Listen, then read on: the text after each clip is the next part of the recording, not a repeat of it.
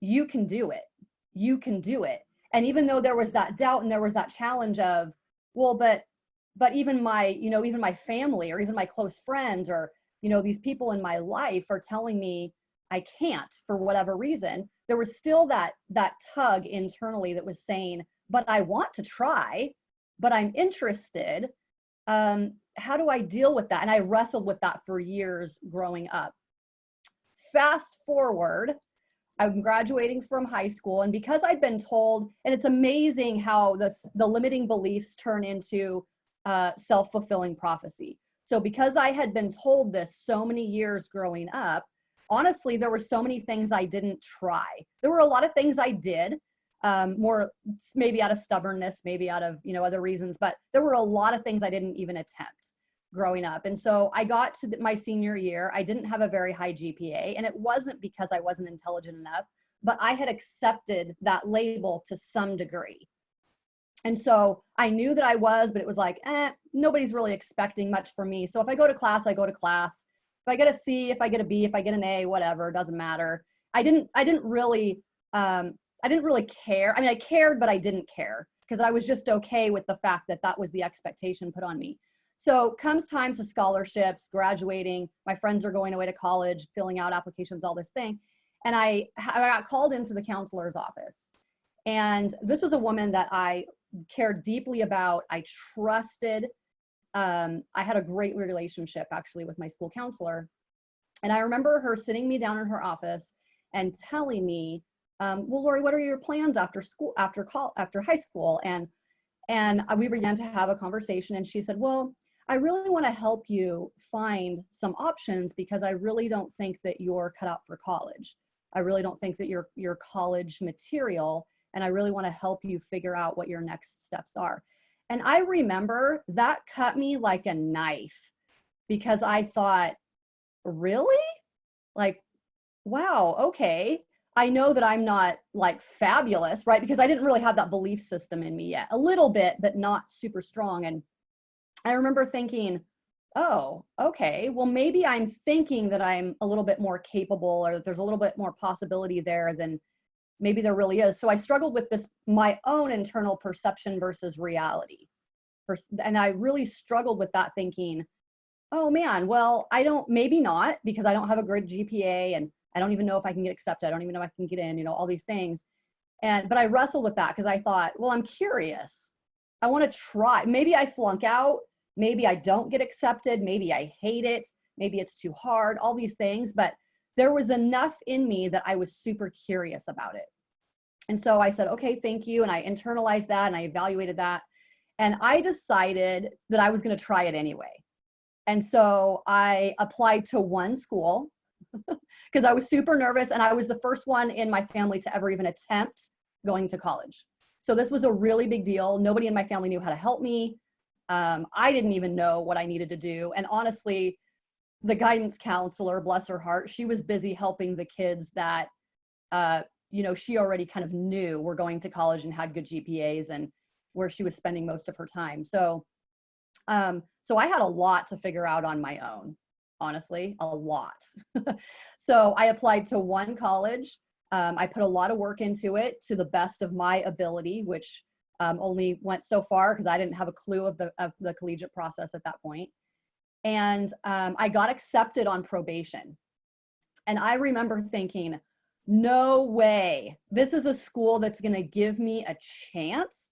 And I can tell you that in the areas that I was the most strong helped my overall application. So I was a cheerleader and I was involved in school activities and I was involved in my community volunteering and I was involved in a lot of other things, but my academics, you guys, it was like, I needed a prayer because I just didn't, that wasn't even on my radar really at all. But I was involved in a lot of other cool things. And so that helped balance out my application enough that they were willing to give me a chance with one semester on probation to get in there and kind of prove myself. So you guys, that really, really boosted the possibility. That boosted my ego, my self-confidence in a positive way to where I thought, man, I don't know how this is going to go, but I'm going to dive all in and give it all I've got. and at least find out what I'm missing. And so I did. And it was hard. It was really hard. My first semester, I didn't get great grades, but I had a great relationship with my academic advisor at the collegiate level, who then began to understand more about me and my capabilities and my strengths and my weaknesses. So they gave me a second semester chance. And that's when I was able to really get on track. And that started a whole new world, because I was outside of my culture in poverty. When you go to college, there's everybody's starting out more or less on the same playing field in a lot of ways, because they're going to college for the first time. Everybody's experiencing different things for the first time. So that really kind of put me on a little bit of a more even playing field when I first went to college, and saw that everybody had challenges and everybody had struggles too, because I was so used to being in my own little poverty world. So there was a lot that I didn't know, a lot that I didn't see. And so that began, my mind shift began to shift. My mindset began to shift incredibly, to where I began to see the world of possibility, and that I didn't have to be a straight A student to make an impact in the world, and to actually use my God-given talents and gifts and abilities in a variety of different ways. And that my value wasn't rooted in my, if I was a Mensa student or not, or what my GPA was, or what my grade was on a paper or whatever. So I began to really kind of have these pivotal moments as I went along. And I'm so glad that I listened to that little voice and just took action and took whatever that next step was in filling out that application. And then one step at a time began down that path of a whole new world and a whole new possibility. Because in college, I was not surrounded by the same people that I didn't know at the time were keeping me in that poverty mindset. So the power of influence, even among people that I loved and trusted, were my friends and family and people that I cared about, that cared about me, they might not have realized, and I certainly didn't realize, how much I was allowing them to influence me in a negative way and keep me in that negative poverty mindset that was really keeping me from the world of possibility, that then served as a ripple effect in all areas of my life. So it's really exciting. So even though that was a super, super challenging, of course, I'm simplifying it and going through the story pretty quickly, but that was a challenging, pivotal point in my life that completely changed the course of how I would move forward through life from that point forward, because I not only graduated from college, I went on to receive 2 master's degrees, a doctoral degree, and I'm actually in the process of finishing my second PhD.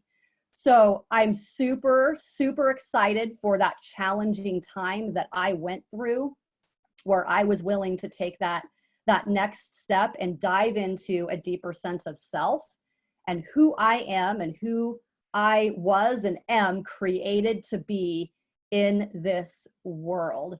So I tell you that story not only so that you know my backstory and a little bit about where I came from, because I didn't just, poof, become a millionaire overnight, right? There's a whole lot of stuff that led to where I am right now.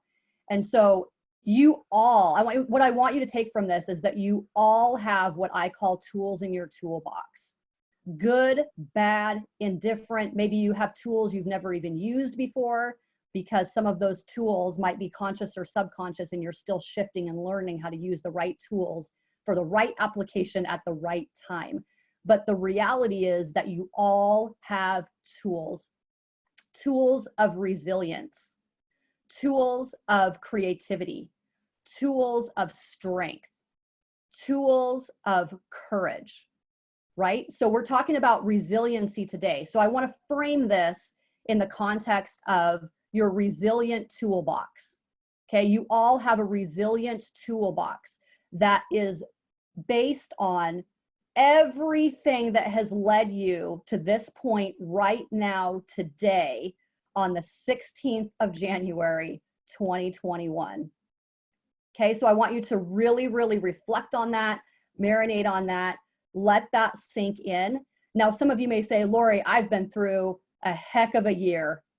The reality is we've all experienced 2020. It may be in different ways, but it's affected the world.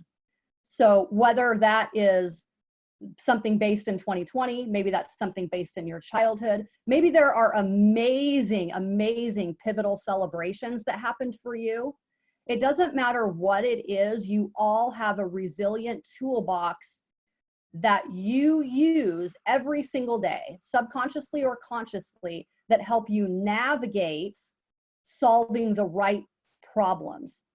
Now, I want you guys to visualize an actual toolbox. So whether or not you're a handy woman and you build your own things and you hang up your own pictures on the wall is irrelevant. I want you to picture a toolbox. Now, every toolbox is filled with different tools based on the strengths or skill sets or interests or needs of the person whom that toolbox belongs to. So if you actually build houses for a living, then you might have certain tools in your toolbox that you know you're going to need more often. If you specifically specialize in drywall or in subfloor, whatever that is, there's specializations within the umbrella of a contractor, right? So I want you guys to think about this in your own text of what are you passionate about? What's your kind of your umbrella, right? So I'm a business strategist, but I have areas of expertise and areas of specialization that I pull very specific tools in my toolbox to solve very specific problems. Okay, so you all have tools in your toolbox. So think about what your umbrella toolbox is, and then begin to plug in the specializations and the tools that you need for each of those specializations. If you were to enter a garage full of toolbox of all different shapes, colors, sizes, you will find an array of very different tools in each of those toolboxes, right? So for some men, they have a dozen different toolboxes. Some of them might be tool chests. Some of them might be smaller toolboxes that they can just grab for smaller jobs. Okay, so I want you to picture a toolbox. You might have a hammer, you might have a wrench, you might have a level. You might have some nails, you might have, screwdrivers, all these things. They are meant for specific applications to solve specific problems. Okay, can I use a wrench to hammer a nail? Maybe, and I actually have done that if I can't find a hammer. You take the head of a wrench and you use what you can. I've even used the heel of a shoe sometimes if it's a little nail that I'm trying to get into a wall. And many of us, I'm sure, have done those kind of things. Are they the ideal tools to solve that problem? No. Do they work sometimes? Yes. Maybe not always, depending on what we're actually trying to accomplish. So in some ways in our life, you are all trying to use the wrong tool to solve the problem. So I want you guys to think about that. So if you have been through incredible trauma, as horrible as that is, there are things that you can draw from in order to work with certain types of clients, or to have the mindset or the frame of mind to have that level of empathy or that level of understanding or the perspective that you had in that learning journey that maybe only you have to help that particular client, or to understand and see and learn things from that very unique perspective because of your own learning journey. So although this may be simplified, it actually is very profound the deeper that you are willing to go with really building your own toolbox with the tools that you need. Now, here's another interesting concept I want you guys to think about. Sometimes when we're building our toolbox, we don't know what tools we need. And sometimes we don't know what tools we have. But that's okay when you're just starting to build your toolbox, or when you're trying to rebuild your toolbox. That's okay, because you start with what you know, you start with what you have, and you begin to refine the tools that are in your toolbox based on what you know that you might need, or what you know that you already are passionate about or skilled in, super strong in. It's okay to have tools in your toolbox or build those tools that you're not quite sure how you're going to use them, but you think that they might come in handy. How many of us buy things at a store and we think, that's kind of cool. I'm not really sure how I'm going to use that, but I think I'm going to go ahead and buy it anyway and keep it, and just in case I might need it, right? A lot of us do that. So when we think about our tools in our toolbox, it's okay to take a class. It's okay to read a book that maybe is a little bit different, a little bit out of our zone of genius. You know, that's okay. If it's interesting enough to grab your attention, then it's okay to give yourself a little bit of time to figure out what that means and how you might use it. So what you don't want to do is what we probably have all heard of as the shiny object syndrome. So when you equate that to your toolbox, is it smart to go into Home Depot and just buy a bunch of stuff in case you might need it someday? No. Because, oh, I might need this, and I might need this, and I might need this. That's too much, right? That's tool overload.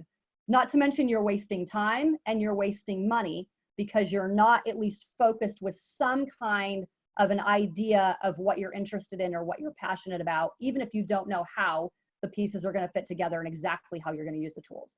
So that's okay. So you equate that to shiny object syndrome in a lot of times in a lot of business. So are you going to go to the library and read a whole bunch of random books just in case? No, but it's okay if you read one book that might be different, right, at a time, and might open your mind and open your perspective and give you that different set of tools that you're beginning to build in your toolbox. Okay, so as you're building your toolbox of resiliency, you're building it and then you're also maintaining it. You're maintaining the right tools and you're beginning to understand the right tools that you're going to need. And you're building that stronger and stronger and stronger as you go, fully aware of the decisions that you are making and how sometimes you need to get rid of tools. Sometimes those tools no longer serve you. Sometimes they're not the main tools that you use. And that's okay. A lot of us have usually a half a dozen main tools that are our strengths that we use in a lot of different scenarios to solve a lot of different types of problems each and every day. But there might be a few tools that we kind of have just in case. What you don't want is a huge tool chest full of all kinds of random tools that you never use or that you don't even really know how to use because you haven't done the deeper dive to figure out which tools you need and which ones are just part of your story and a part of who you are, but that they don't really serve you on a regular basis, okay? So you might have all kinds of experiences in your past, for instance, that are very challenging, very traumatic, very negative. You might currently have people in your life that are keeping you in that negative mindset, that are keeping you from reaching your highest level of resilience in life and in business. So I want you guys to think about, when you think about your toolbox, I'm not just talking about the skills, right?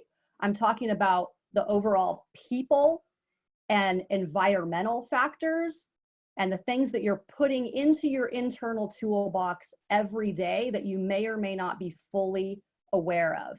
So for some of you, you need to have healthier boundaries in your life with your family, with your friends, with your coworkers, with people online that are throwing out ridiculous comments, and they're trying to stir crap in the pot, so to speak. There's all these factors that get put into your soul, your heart, your spirit, your mind essentially affecting how you're building resiliency in your toolbox. Whether you realize it or not, they absolutely are affecting how you're building that resiliency. So I want you guys to do that deeper dive. It's the beginning of a new year. There's never a better time than right now. And I can say that every single day, meaning that yes, we are at the beginning of the year, but you don't necessarily have to wait till January 1st or the beginning of the year. It just happens to be the beginning of a new year, right? So whether you believe in New Year's resolutions or you don't believe in New Year's resolutions, the idea is that whatever you've gone through that's led you to this point right here today, you absolutely can start right now in doing a deeper dive into your internal toolbox and getting rid of the tools that no longer serve you and beginning to understand the tools that you already have and then the gaps of the tools that need to be added. So you might be somebody here that says, well, I have a passion, I want to help people, but I don't even really know what I want to do. Or I've been doing X for 10 years and I'm not sure if that's the thing that I should be doing, right? I don't know. I'm pivoting and I'm stuck and I'm not super clear. So in that case, don't be afraid to take action and reach out to people. So Della and Marianne have both communicated that you have to be willing to reach out to people and ask and say, you know what? I'm not an expert in all things. I need help. I need some ideas. I need some fresh perspective. Because one thing that I've learned in business all along the way is that you might be a superstar in your industry, but you can't do it all. It actually takes more of a tribe than maybe your ego or your self-limiting beliefs are allowing you to believe, right? So when you actually knock down some of those barriers and maybe in some cases eat a little bit of humble pie, you will experience a whole other level of success, collaboration, ideas, perspective, gold that comes out of your internal toolbox. And all these aha moments will start to happen with the tools that you didn't even realize that you had, right? Because you haven't been focused on them, you've been focused on some of this other stuff. So I want you guys to really, really let this marinate. And as a simple way to start, use it as more or less an umbrella where you build your toolbox with what your overall name of your resiliency toolbox is going to be at the very top.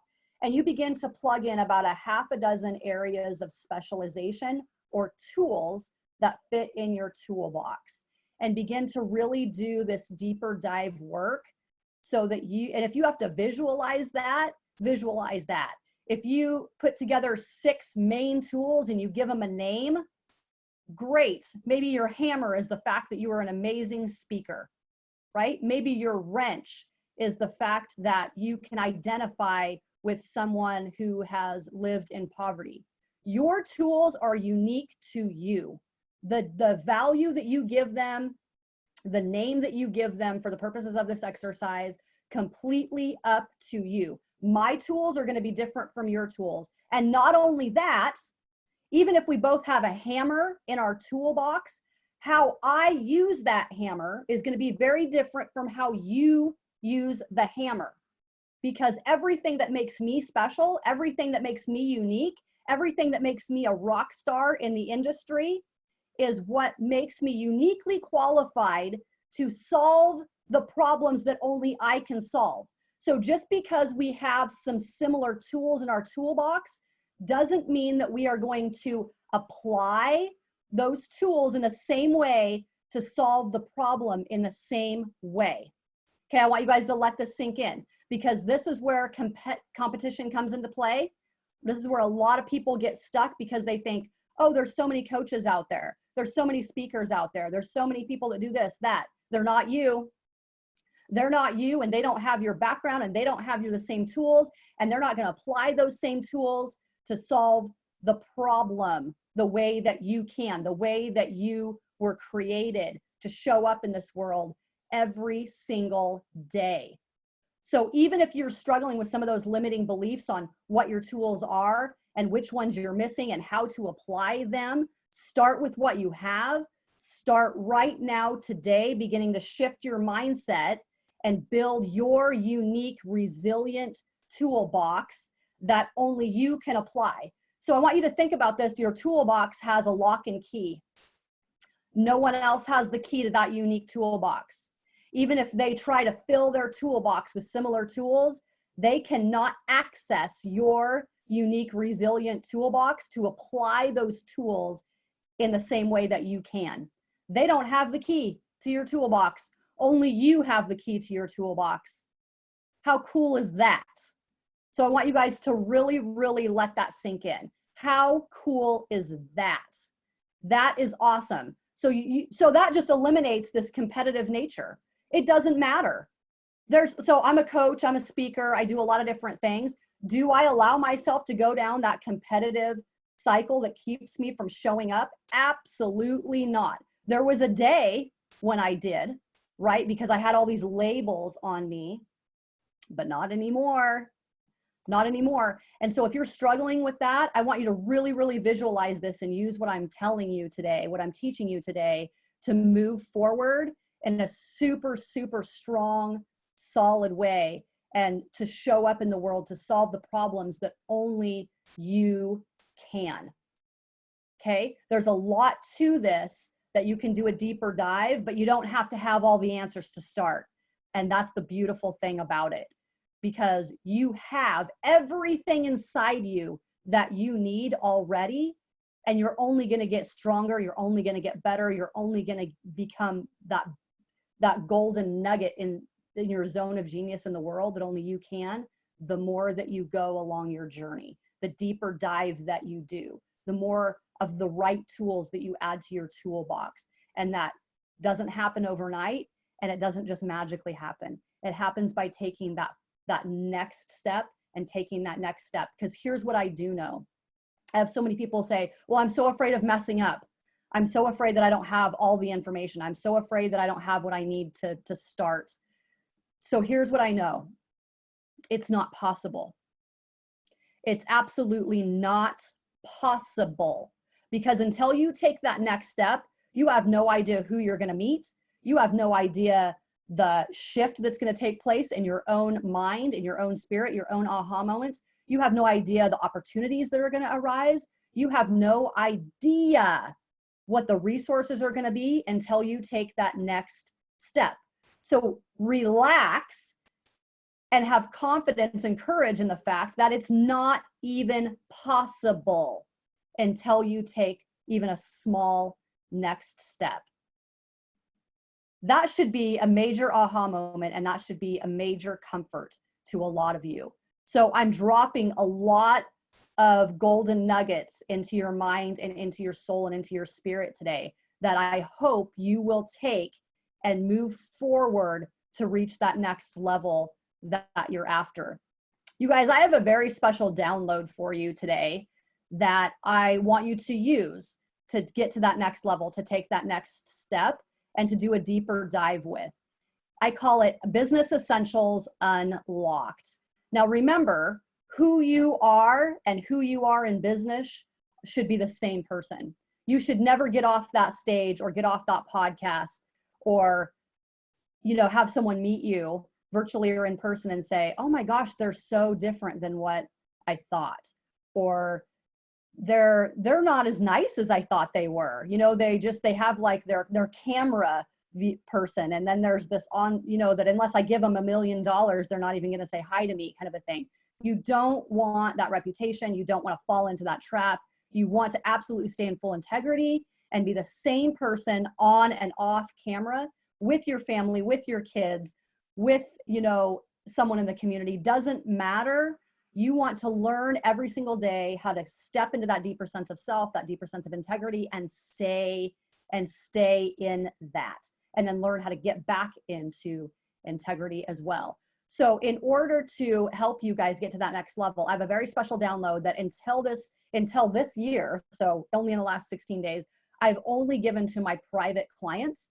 And for the very first time, I'm opening it up to anybody, and it's called Business Essentials Unlocked. If you go to my brand new website that I just launched 2 days ago, I've been working on it for the last several months behind the scenes. It's a brand new site. So if you go to LoriMcNeil.com, www.LoriMcNeil.com, it's my brand new site I just launched that I included as a brand new download available to the public for the first time. That is my Business Essentials Unlocked. I want you guys to do a deep dive into that entire list. I have 12 things on that list, and they cover a ton of stuff in both personal and professional development, all levels. They're what I call the umbrella topics. And then of course, there's a whole bunch of stuff under each of those 12, but those 12 will give you a solid starting point for moving forward and thinking into other areas of your life that maybe you haven't thought about in a while, or maybe you haven't even been on your radar at all. So I want you to focus on those 12 things and download that. You just have to type in your email, of course, and then you get instant access to the Business Essentials Unlocked guide that I have for you on my website at LoriMcNeil.com. All right, you guys, I don't want to take up any more of this amazing summit. I know we have other speakers waiting in the wings. Thank you so much for allowing me to kick off this event. Thank you so much for spending the last 40 or so minutes with me. I love this stuff. I live it, breathe it every single day, and I can talk for hours and hours and hours, and Marianne and Della know that about me. And if you follow me on social media at all, you probably also know that about me. I am super, super passionate about helping people get from wherever they are to where they want to be, and what that definition of success means to you. Because your zone of genius is unique to you to solve problems in the world that only you can solve. And it's unique to you and what you want to accomplish in the world and what your definition of success is for you. All right, you guys, that's what I have for you. Download my guide. And I also have a free gift that we're going to be talking about a little bit throughout. So the free gift that I am giving away specifically for this summit, and it's not a gift I give away very often. So it's a very, very special, unique gift that that you have to, I'm going to be reaching out to the winner, and we're going to be doing it individually. So you don't schedule it on a Calendly link or anything like that. This is a private scheduled 30-minute call. And this is not something that I give away very often, maybe only a couple times a year. So it's a special gift that I am doing specifically for this special event in January to help you kick off this amazing year of 2021 and help you get to that next level. So a free 30-minute deep dive strategy call, private VIP mastermind session with me to the lucky winner today. But anyone can go to LoriMcNeil.com right now and download my guide for free. Thank you so much for having me. Have a great day. Oh my gosh. Thank you so much, Lori. You can talk and talk and talk, and we could just listen and listen and learn and learn. I want to go over some comments that people have left for you. First of all, there were a lot of yes, amen to that. You know, people are really, really enjoying your talk. We have a message here from Janina who says, Lori's amazing and inspiring story of overcoming the challenges of poverty to create a resiliency is outstanding. Going from a negative power of mindset in earlier days around her to a new, more fulfilling life around her from college days provides a plan for others. Her recommendations to build a resilient toolbox and build, maintain, and get the right tools is good advice. Reaching for healthier boundaries. Ooh, I lost it. Sorry. Just a second. I'm going to get it back here. Reaching for healthier boundaries, especially at the beginning of this new year, like never a better time. Dropping golden nuggets, to quote her own words, is what Lori did for us today. Great comment. Thank you. Thank you. Thank you. Thank you so much. I'm honored to be here. Thank you so much. one of the things I want to leave you with really quickly is, as you're building your toolbox, it's important to maintain your toolbox and to keep that toolbox resilient. And self-care is a huge, huge part of that. We hear a lot in this space about hustle, hustle, hustle, no sleep, no sleep, no sleep. But the reality is that although, yes, you need to be willing to have a strong work ethic and hustle and work hard, you have to be able to pour into your own cup if you want it to overflow, you know, to other people, if you're going to have anything to help other people. So one of the things that I've done, actually two things that I use on a regular basis, is I do a lot of walks. I go outdoors a lot, and I get myself physically in a different space, right? So you don't just you're not just behind your computer for 12 hours a day and you don't even leave that space. So you've got to remove yourself sometimes and get in a different space, which will put you in a different, you know, mindset a lot of times. So I go for a lot of walks, and then music. I actually used to be a music teacher way back in my day, for those of you who don't know that. So music is a huge part of my life, and I use it to recenter myself, put myself in a different mindset, pour into my heart soul, because music is so powerful in so many ways with keeping you kind of filled up and centered and calm and all that kind of stuff. So I use outdoor walking and I use music as far as maintaining that strength, maintaining that focus, maintaining that resilience. And I want to encourage all of you to have a couple of go-tos. You know, when you're feeling super stressed out, when you're feeling drained, when you're feeling empty, what are your go-tos? And then have the discipline and the integrity with yourself to actually hold yourself accountable, to just get up from your computer and just go and do it. Put yourself in a different state of mind, put yourself in a different environment, and just have a couple of go-tos. And I have a lot of different things, but those are my go-tos to maintain that resiliency that I need. Thank you, Lori. There were certainly a lot of aha moments for a lot of people, as they have put it in the comments. There's people watching on Facebook and on here on Zoom. So we want to thank you very much. Marianne, back to you. I'm so blown away. Thank you so much, Lori. Gosh, to be honored with 40 minutes of Lori is like spending a day at someone's seminar, like at least a day, if not more. So thank you so much for that, Lori. That was great. Thank you. Did you want to do prizes? Yes. So actually, I was going to display Lori's info card, if you don't mind, for a minute, so that people who need to take that, that they can take that down. We've got her information on there, and here's Lori's card. Can you see that? Mm-hmm. Yes. Yes. Hang on one second. That's me and you. That's not Lori. Lori. We forgot to display ourselves. Here's Lori's information. You can find her download at www.lorimcneil.com.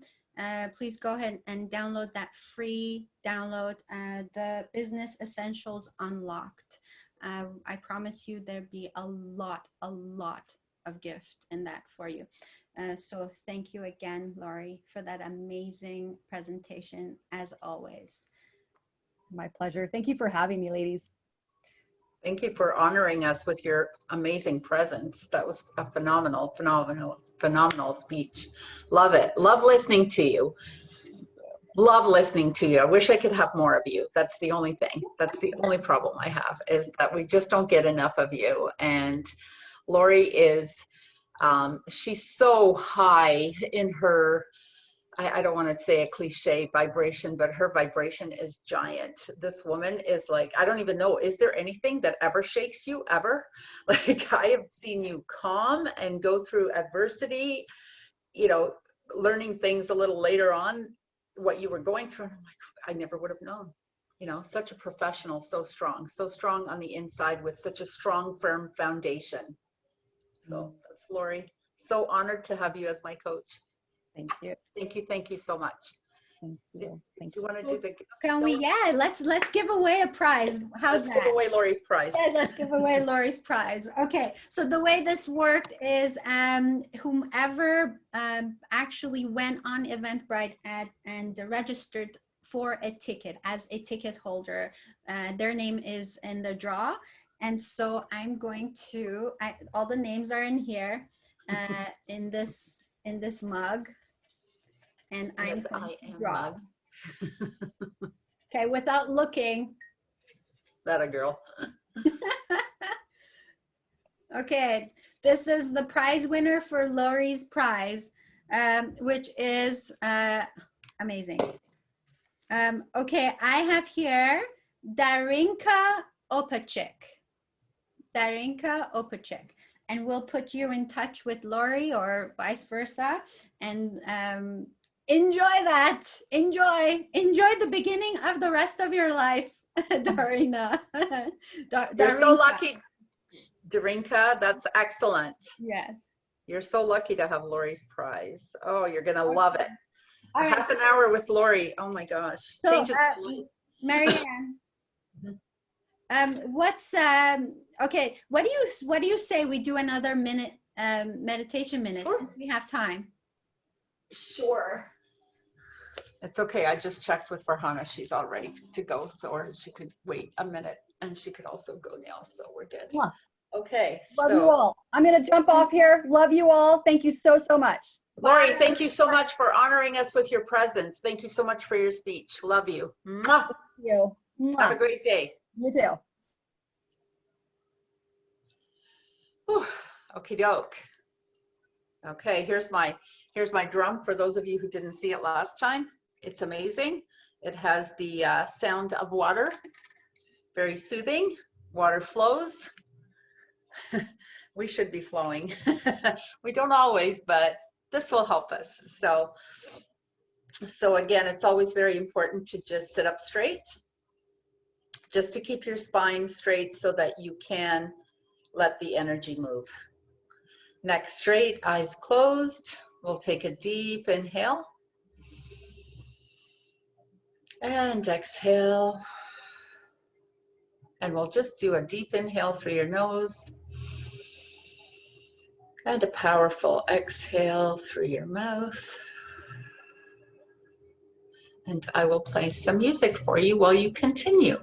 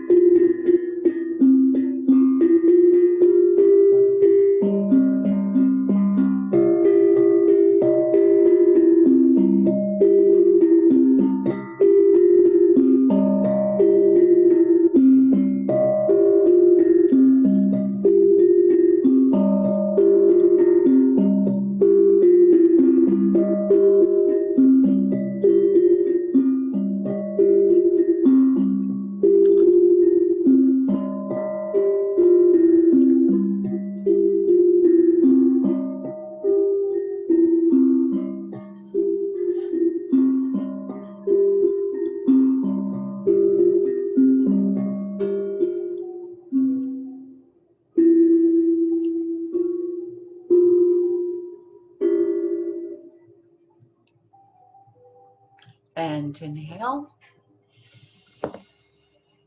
And exhale.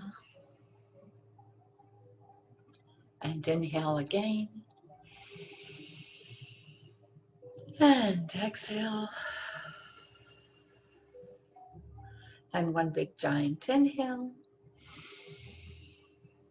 And exhale. And shake it off.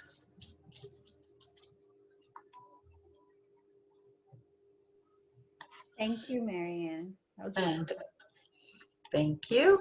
Namaste. Thank you. Hope you enjoyed that. And I think we're ready for our next speaker. So Farhana Jobanputra is not only my friend, but she is also my neighbor. So she is 2 floors down from me, and she is a powerhouse.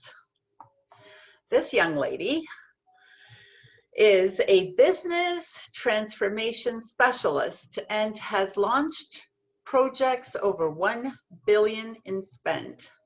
Working primarily with financial institutions, Farhana applies her specialization in law, cyber governance, project and change management to help client institutions be more agile, adopt digital practices, and be more compliant with regulation. In her spare time, which I don't really know her to have any spare time, but okay, if she says so, Farhana is a diversity champion as a board member of a nonprofit which encourages underprivileged and underrepresented youth to explore STEAM careers. She is also fascinated by issues relating to technology. She is definitely my go-to girl here in the building. Privacy and personal security. Farhana holds a Master of Law from U of T and an MBA, multiple certifications in project and change management and in cyber security, forensics, and governance. Did I not say powerhouse? And she may very well, I don't know about between her and Olga, she may very well be the youngest member on this board. So all of this at a very young age, I welcome you to Farhana Jobanputra. And I said your name right, yay. You did indeed. Thank you so much. That's a very kind introduction, and thank you for having me. This has been an absolutely amazing experience, seeing all of the work that's being put behind the scenes. Thank you so much for doing this to both you and Della. So we are off to a fabulous day. I hope everyone's doing well. For those of you who may be wondering what business transformation is, it's basically the practice of implementing large-scale change.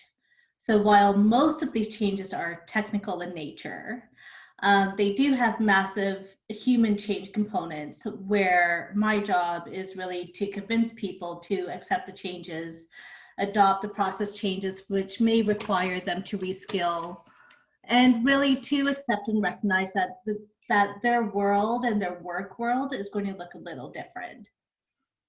Working with financial institutions, a lot of my work also is primarily around asset management and wealth management, which are really 2 of the oldest institutions within any financial world, really.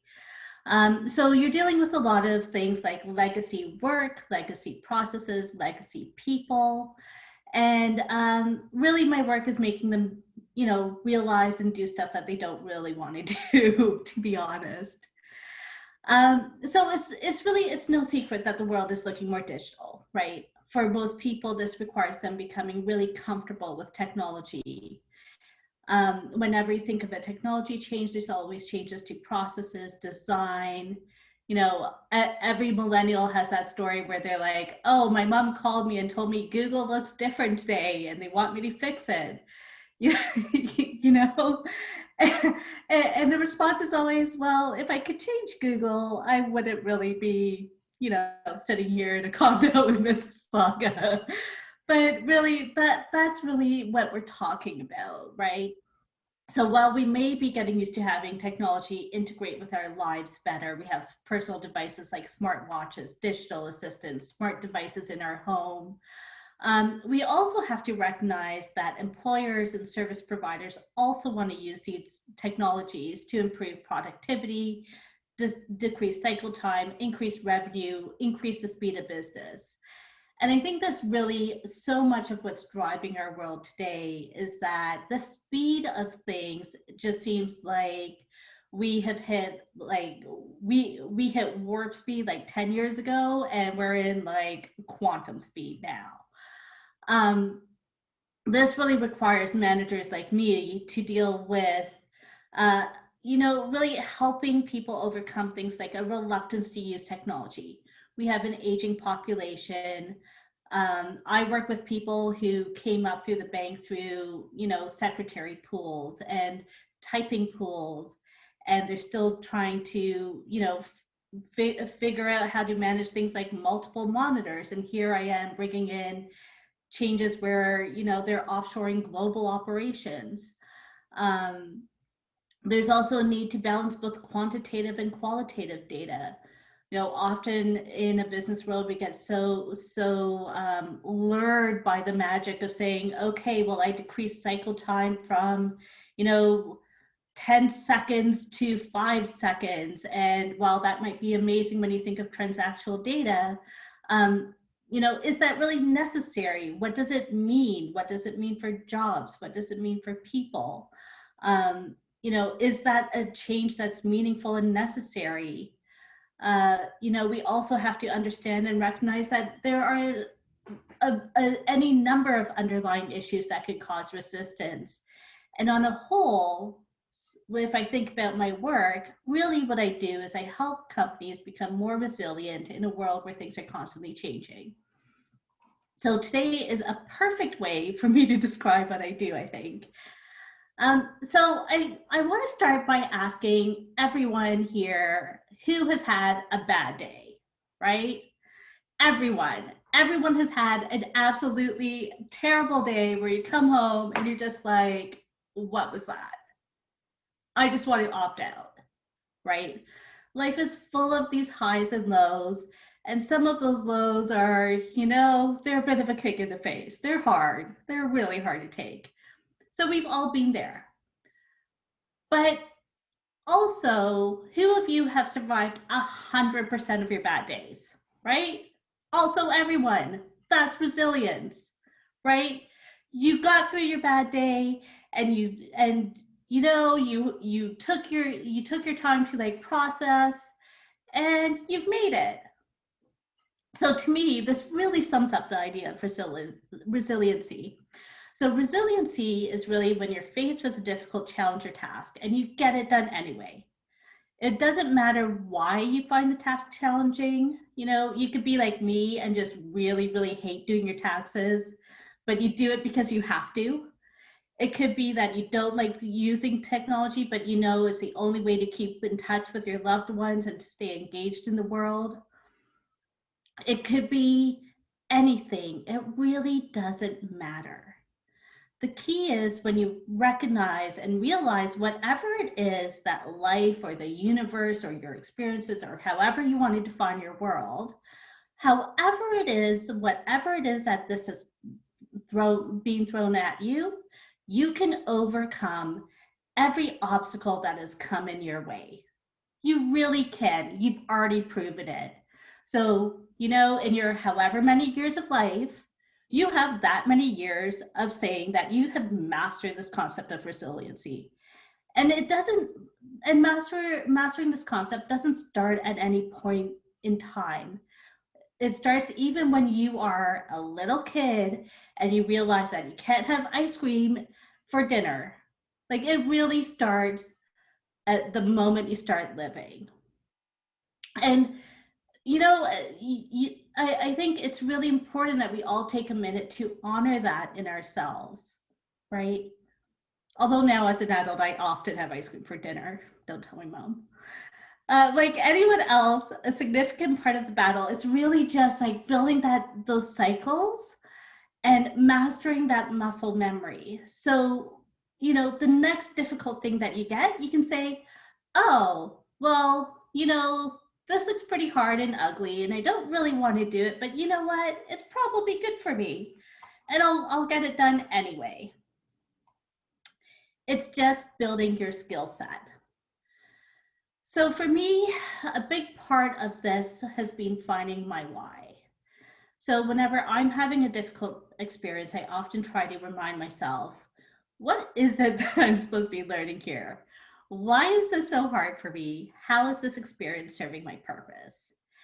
And I realized that for me, doing things like my taxes every year just really sucked because it forces me to confront some uncomfortable truths. And that makes me brush up against some old programming that really, truly doesn't serve me anymore. So every year I have this wonderful gift that's a reminder that I need to let go of old programming. And the magic is you can do this whenever you want, right? You can embrace a more graceful and a more grateful mindset and realize that these difficult lessons are really here to help you get to the next level and help you open your mind and open your heart really to realizing that there's so much out there and there's so much good in the world, and really all of these experiences just become another thing into your toolbox where you can say, okay, you know, I've sat here and I've been doing paperwork every year. I know it doesn't get any easier, but maybe there are things I can do to help me make that better for me. So I've migrated from keeping all of my invoices and all of my receipts in a shoebox to, you know, a nicer electronic version of that. So resilience is really a key to helping you grow and learn and embrace change. And there is no bigger, more important thing that you need in your life today. The world is simply moving far too quickly.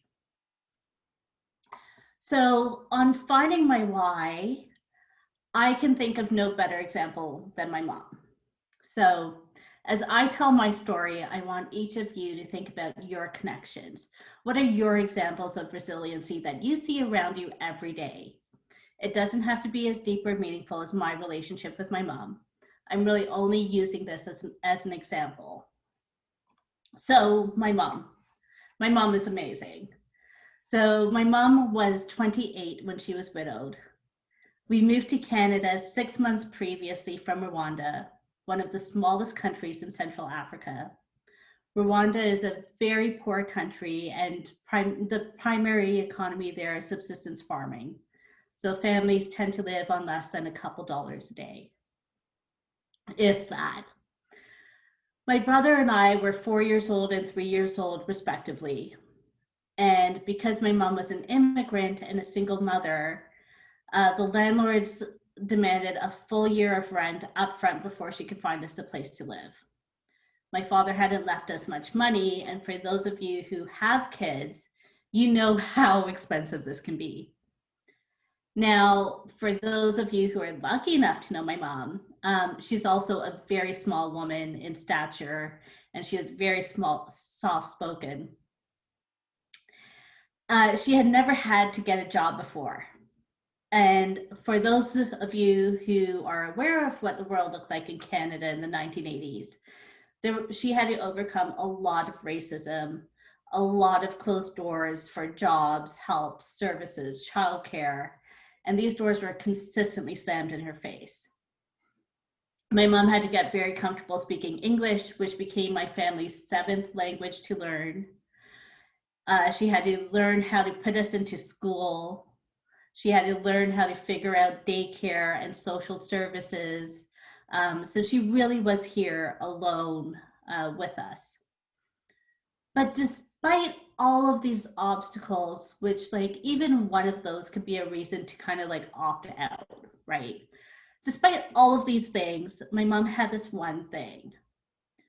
She had such a drive to succeed and a desire to prove everyone who told her that she couldn't do it, to prove them wrong.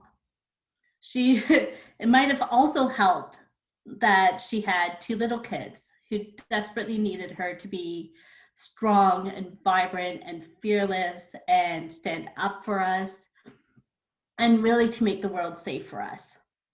So her why was embedded in her need to be successful, provide a great life for her kids, and really to realize that life could just be so much better than what she had experienced so far. And I encourage each of you, I think everyone has these types of stories where, you know, you come at it and you say, I had these, what could have been insurmountable odds, right? I have like the Lifetime series of movies as my life. And I think the key here is really finding that nugget that really motivates you, the thing that makes you you, the thing that drives you to say, you know, we can do anything as long as I put my mind to it. And it really doesn't matter what it is, as long as you're doing it with integrity and you're doing it from a place of, you know, this is who I am. So you might not have as dramatic a why as my mom. Granted, she had a bit of a crazy life. But you need to tap into this as it's the key to discovering the key to your resiliency. I hear having kids can be a great motivator. So now when we think about your individual world, your businesses, the things that hold a lot of women back is dealing with imposter syndrome. Imposter syndrome is when you let those disturbing voices in your head start chatting too loudly. They're the voices that tell you that you can't. You can't go out and get that promotion. You can't go out and get that job because you don't have all the skills listed in the posting. You can't speak up. You can't share your ideas in a meeting because then someone might ask you a follow-up question where you don't have the answer. You can't be a speaker because you don't have degrees. You can't be a leader because you don't have education. Nobody's interested in what you have to say. Nobody wants to buy your product. What you do is invaluable. And really, it's just noise, right? So imposter syndrome is where you let your brain give you narratives for why you can't. But here's the thing, and here's the real like magic in this, is what if you can? What if you can sit there and be like, I am completely terrified. This is a huge and scary and terrifying thing, but you know what?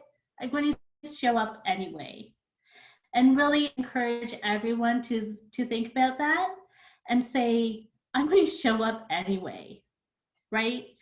And you can, like, what if it is that you start to speak up and maybe you have the nugget of truth or the little like factoid that unlocks a massive problem, right? Like I walk into my world and my business life and I say, despite all of my degrees and all of my knowledge and my skill sets, I am not the smartest person in the room. I don't know how any of my clients, I don't know how their world works. I don't know the systems or processes. But I do ask why a lot. And I find that when I speak to, you know, it might be a super low level analyst that has been doing this one process for like 20 years, and we might be trying to automate it. But it's in talking to that analyst that we realize, oh, well, that isn't going to work as designed because we might have this regulatory reason why we have to do it this way. Or we might have like a processing reason why we have to do it this way. Or, you know, there might be someone that uses that report and it has to be presented in this format. And we've just completely overlooked that in design because we haven't asked the question why. And really, that analyst might be the person who's dealing with imposter syndrome and is really sitting there to say, oh, well, there's all these other people in the room, you know, there's all these executives, there's all these like people that are way more educated than me. You know, there's all these people that are like younger or smarter or understand technology better. But like they have that nugget that will be the key to everyone being successful, right? That little nugget might be the thing that helps a company save money so that more people can stay employed. It's so critical in this environment right now. You know, for women especially, if we sit back and we realize and we recognize that men typically on average apply to job postings having only 60% of the requirements listed in their skill set. Most women apply to job postings where they have 100% of the requirements for the skill set listed. And you realize that maybe if men can apply and get the job doing 60% of the, knowing 60% of the work that they need to, and they can go out and get that job and get that promotion, so can you. So what you have to do is start changing the conversation, right? What if all you have to do is to go to your leaders and say, I recognize my worth. I want to get paid X, or I want to grow in my career, and I would like to get a promotion. I would like to see the next role. I would like to do work that looks more like X. How can we work together to achieve this? Is the key to getting you the job, the money, the life you want. You can overcome anything. When I look to the entrepreneurs around me, imposter syndrome also comes up when you hear the voice saying, why would they want to invest in me? Why would people want to buy my product? Why would anyone want to care about what I have to say? And really, here's the trick. It's when you tap into your why, when you tap into, you know, really internalizing the perception of what your best life is, and you overcome that fear, like that magical universe with the rainbows and the unicorns and the lollipops just looks like so amazing, and you've visualized it so hard it feels tangible to you, then you get to that point where you can overcome it anyway, and you're willing to have these difficult conversations. And in many cases, with many of the people that I work with, you know, they really struggle with going to their managers and saying, I want a promotion. I want to see what the next level of my career looks like. In so many cases, those managers turned around and said, I really had no idea you had any interest in this. And it has to come from you. So as much as, you know, I encourage people to look at summits like this, read books about developing resiliency, overcoming imposter syndrome, overcoming whatever challenges and programming that you have, it really has to come from you. It really comes from you internalizing that belief and becoming fearless and completely unashamed about saying, you know, this is who I am, like it or not. This is what I'm here for. This is what I want to achieve. This is what really like gets me jazzed and excited about engaging with the world. Until you get to that point, you can't get to the point where you have mastered resiliency, where, you know, you're overcoming all of these little voices. So since we're being vulnerable and since we're sharing stories here, I'd like to share my story on how I've overcome imposter syndrome, which is still something I struggle with whenever I have to do something scary and new. So I've spoken a bit about my professional career doing business transformation. For those of you who haven't thought about this, banking and financial institutions is a primarily Caucasian male-dominated industry. It's very much of an old boys club.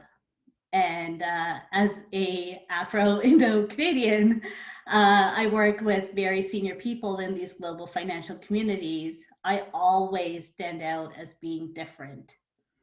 In the teams I work with, I recognize that I constantly have to prove myself because I know I don't fit into their mindset of, you know, what they expect walking in the door. Now, if I didn't have that resilient mindset or the ability to recognize this as a manifestation of imposter syndrome, I could easily use all of these things as a reason why I should not show up. And you know, you've heard me talk about my mom. She's a super tough act to follow.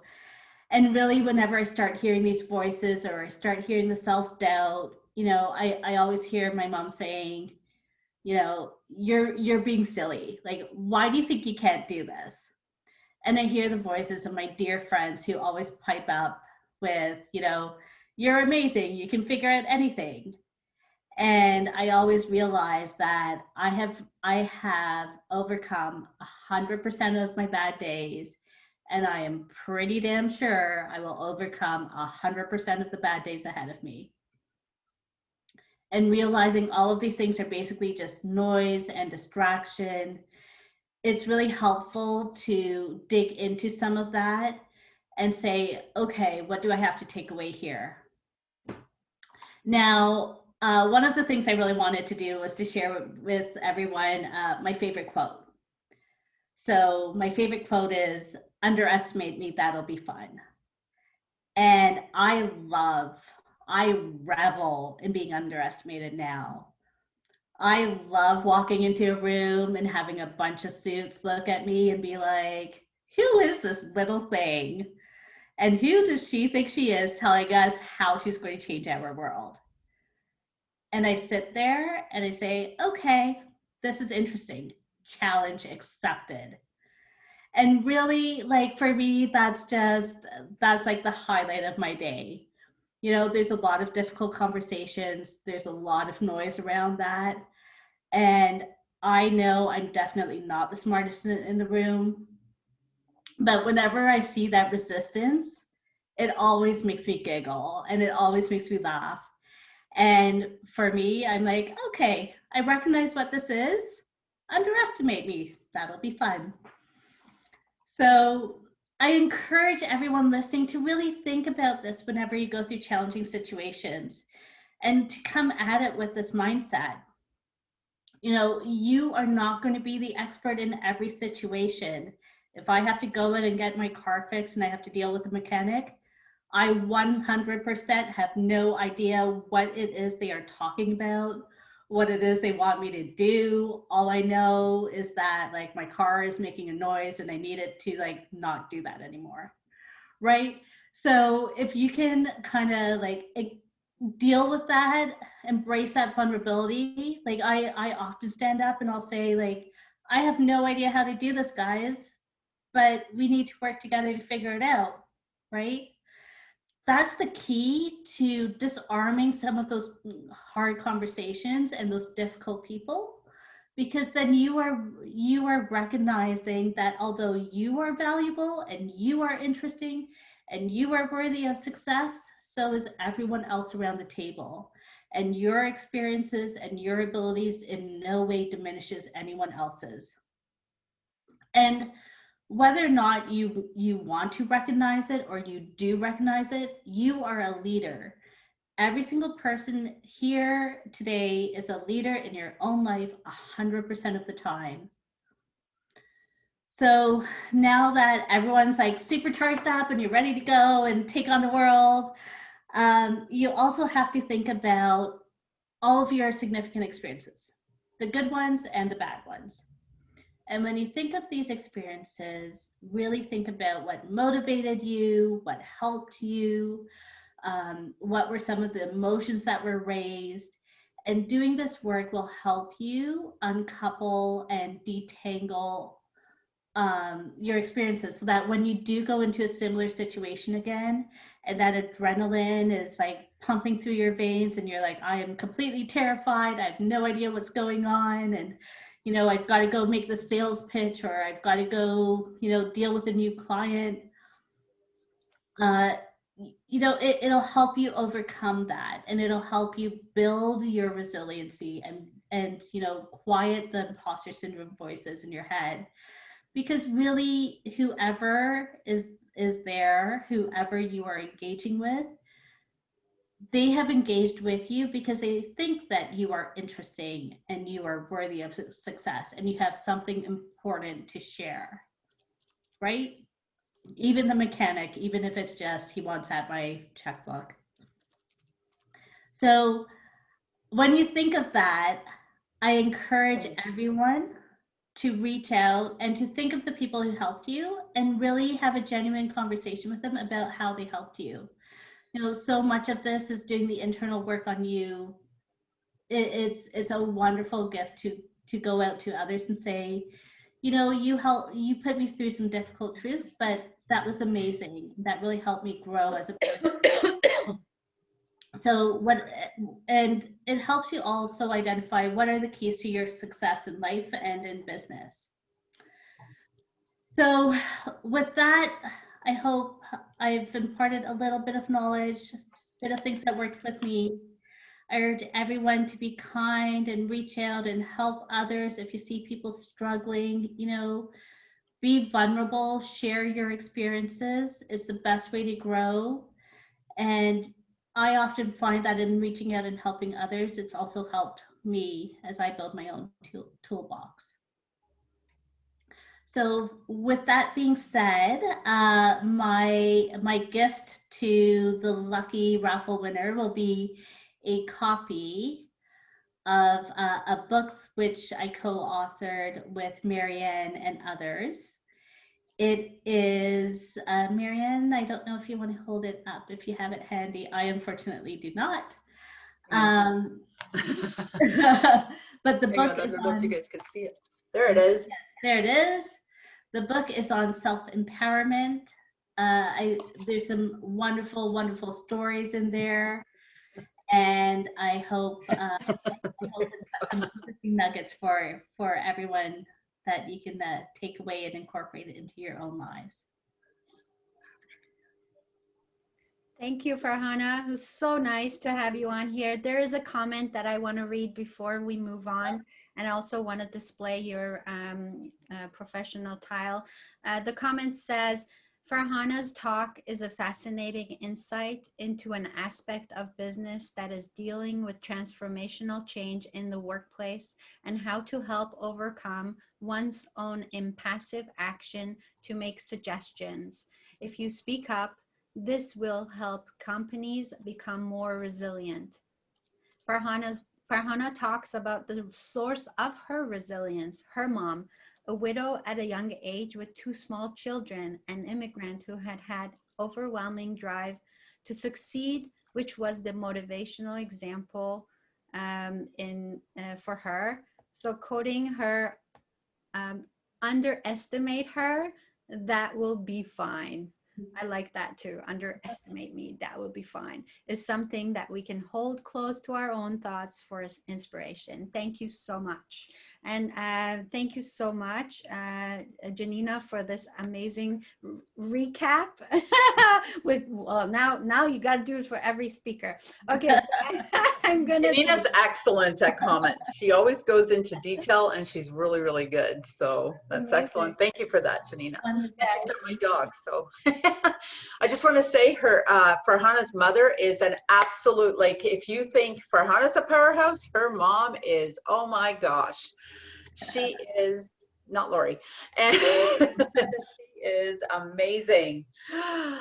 She's teeny tiny, petite, and just, you know what? She just knows what she wants. This woman has got it together. And of course, look at this beautiful daughter that she has. Absolutely amazing. Thank you so much for that. Thank you. And thank you for having me. I'm just trying to change a few things. Okay, are you going to do the draw for the book? And then we're just let's do that. Why don't we do that? Behind. Okay, here we go. The draw for Farhana's book. Jill Wright. Amazing. Well, Jill, I hope you're able to take away some nuggets from that book. All right. Okay. So I guess you'll send it to her probably from Amazon directly. So we'll put you in touch. We'll put all the winners in touch with the speaker who gave the gift. So.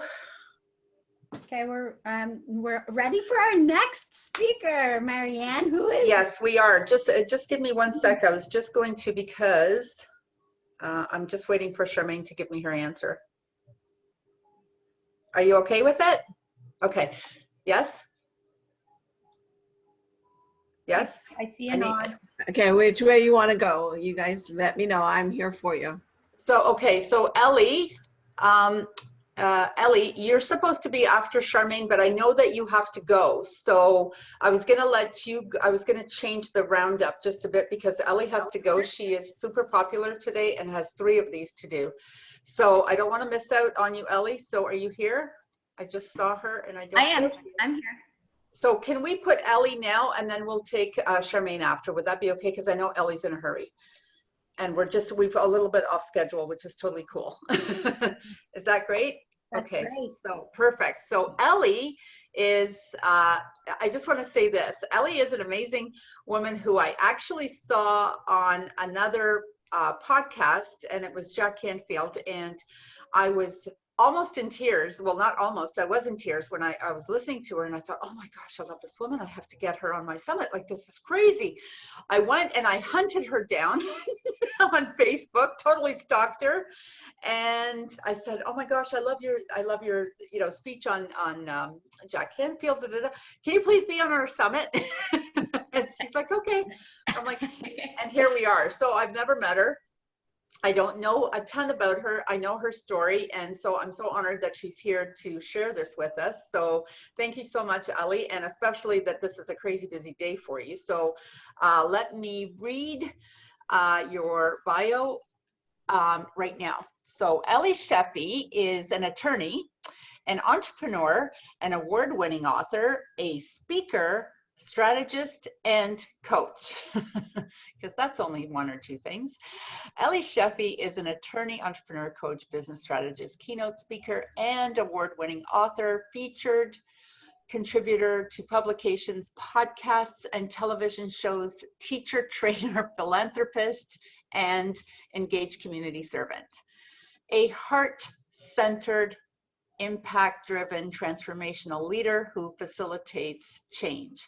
Ellie's mission is to impact lives, a master problem solver and opportunity creator who is determined to change the world. Ellie delivers practical, easy to implement, results-driven tools and strategies that equip and empower you to take control and create the authentic, abundant life of your dreams. I present to you Ellie Sheffy. Hello, hello. Thank you so much for having me. So first, I want to say congratulations for taking this time to invest in yourself, for recognizing that you are worth it, and for recognizing that developing and maintaining a resilient mindset in business and in life is absolutely essential. So I celebrate you for taking your Saturday to be here today. Now, I know that the most valuable asset you have is your time.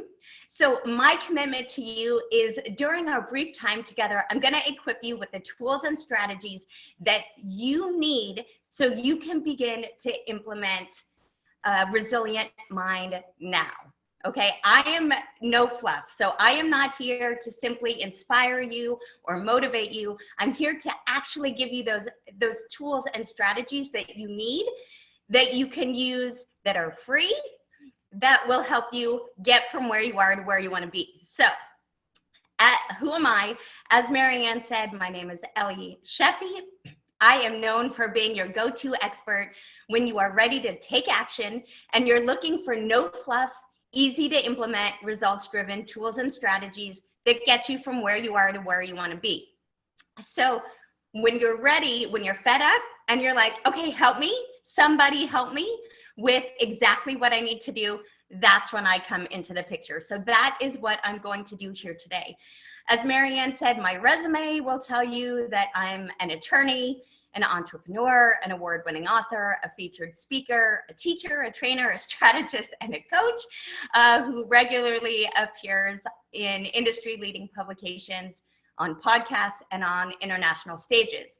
And while all of that is true, the accolades and accomplishments don't actually speak to my journey. They're not the core of who I am or how I got here. So, as Marianne alluded to, you'll see I'm also an abuse survivor, a rape survivor, and a domestic violence survivor. I'm someone who's lived in my car and eaten the food that restaurants were throwing away at the end of the night. I'm a cancer survivor and a medical miracle who's been defying doctors' death deadlines for over 2 decades. I've thrived through 13 major surgeries in the last 13 years alone. So I have clawed, crawled, and scratched my way through fire after fire. And through it all, I have emerged a limitless thriver with an absolutely unstoppable mindset. So how did I do it? Grab your notepad and a pen. I know you have one because you're all in business, because I'm about to share with you my most powerful tools and strategies for creating a resilient mind. Let's dive in. Now, words and the meanings you assign to them are incredibly powerful. In fact, the words you attach to your experiences actually become your experiences. Have you ever noticed that the more you tell somebody you're tired, the more tired you feel? Or the more you tell somebody how stressed or overwhelmed you are, the more stressed and overwhelmed you actually start to feel. Your body tenses, your breathing gets more shallow. You start to feel out of control. The words you use and the stories you create about a situation are actually more powerful than the situation itself. So your words, your thoughts, and your stories either empower you or imprison you. What stories are you telling yourself about circumstances in your life or your business? Now, I know you can't control external situations and circumstances. Believe me, I do. COVID is a perfect example of that, right? No one can wave a magic wand and erase last year. It happened and it's still happening. But what I am saying though, is that when you change your perspective, everything shifts. So when you reframe the situation and change the words you use to describe the circumstances or events to reflect an empowering narrative, you take control of your mindset and can shift from feeling overwhelmed or hopeless or unsuccessful or quote unquote behind to being in a state where you can create opportunity and see possibility and effectively problem solve and create that path forward. So, okay, this sounds great, but how does it work in real life? So as Marianne mentioned, and as I mentioned, I'm a domestic violence survivor. And things got bad. So bad that my health deteriorated and my life literally depended on the help of others to get me out. My removal from the situation took 4 police officers and my dad driving the getaway car. So 2 police officers literally pulled me out of my apartment. 2 police officers held my ex-husband back. And my dad hit the gas the second the police officers put me in his car. He drove 38 hours across the country to get me to safety. I was given a new identity and I was put into hiding. I was placed into a home with a man I didn't know, and I was terrified. I barely left my room and had lost all ability to make a decision. Every single day for the rest of the year, I ate the exact same thing for breakfast, lunch, and dinner because no one told me what to eat, and I simply was not capable of making my own decisions or functioning independently. Then one day something shifted in me. And I finally understood that if things were going to get better, I had to make a choice and I had to make a change. So I began changing my story. Instead of seeing myself as the girl whose future had been snatched from her, whose very identity had been snatched from her, I decided to see my situation as an opportunity. I thought, I'm complete ashes. This is ground zero for my life. And what an incredible opportunity I have to start over from scratch and rebuild myself into exactly who I want to be. What an amazing gift that in starting over, I get to define for myself who I will be, what I will stand for, and how I will live my life from that moment forward. What freedom. I recognized right then and there that my experiences were an amazing blessing, and I finally understood that I was powerful beyond measure, that I actually had control over all aspects of my life, even those that I had thus far felt powerless to control. You see, in every moment of every day, you have the opportunity to choose empowering meanings. Every moment of every day, you have the opportunity to reclaim your power, recalibrate your compass, and put yourself in the driver's seat of your business and your life. It's a daily decision, a daily practice. Now, of course, sometimes finding the empowering meaning and perspective in events and circumstances takes more work than others, but it's always worth it. So the first step is to take control of your narrative. By choosing to do this every single day, the external circumstances no longer control you. You will never again operate from the external. Instead, you'll operate from the internal, and from that space, you're unstoppable. So being able to control your perspective and your meaning is a major key to creating that resilient mindset. Your words control your meanings. Your meanings control your thoughts and stories. Your thoughts and stories control your emotions. Your emotions control your actions. And your actions control your results. So when you can change your story, you can change your life. And when you can shift your perspective, you can claim your power.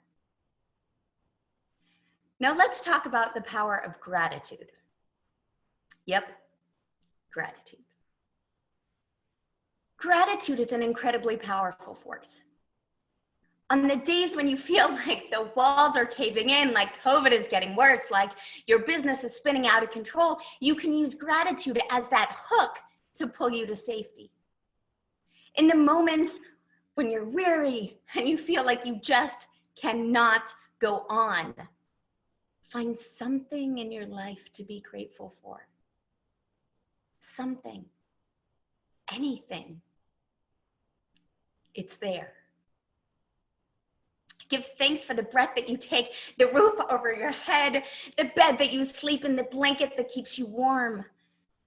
Give thanks for the senses you have, for the electricity that lights up your space, for the running water you have, for the food you eat. Seek your blessings and feel grateful. Feeling grateful interrupts whatever negative emotion you're experiencing long enough to help you shift your perspective and fuel your strength to persevere. So I've spent the better part of 2 decades living in and out of hospitals, fighting for my life. And at one point, I grew tired of the pain, tired of the struggle, and tired of the constant fight to survive. I was giving up. I'd had enough. I was done fighting the doctor's death deadlines. And then one day, everything changed. It was a day I had to have another excruciating test. And when it was time for me to go for testing, the porter came to get me from my room, and he wheeled my wheelchair down the hallways of Vanderbilt Medical Center that he had never taken me through before.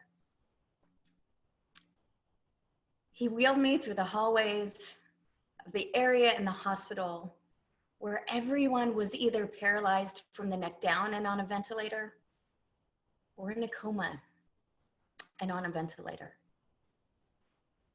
And as I looked into room after room after room, I realized that any one of those patients would give anything to feel the pain that I was feeling.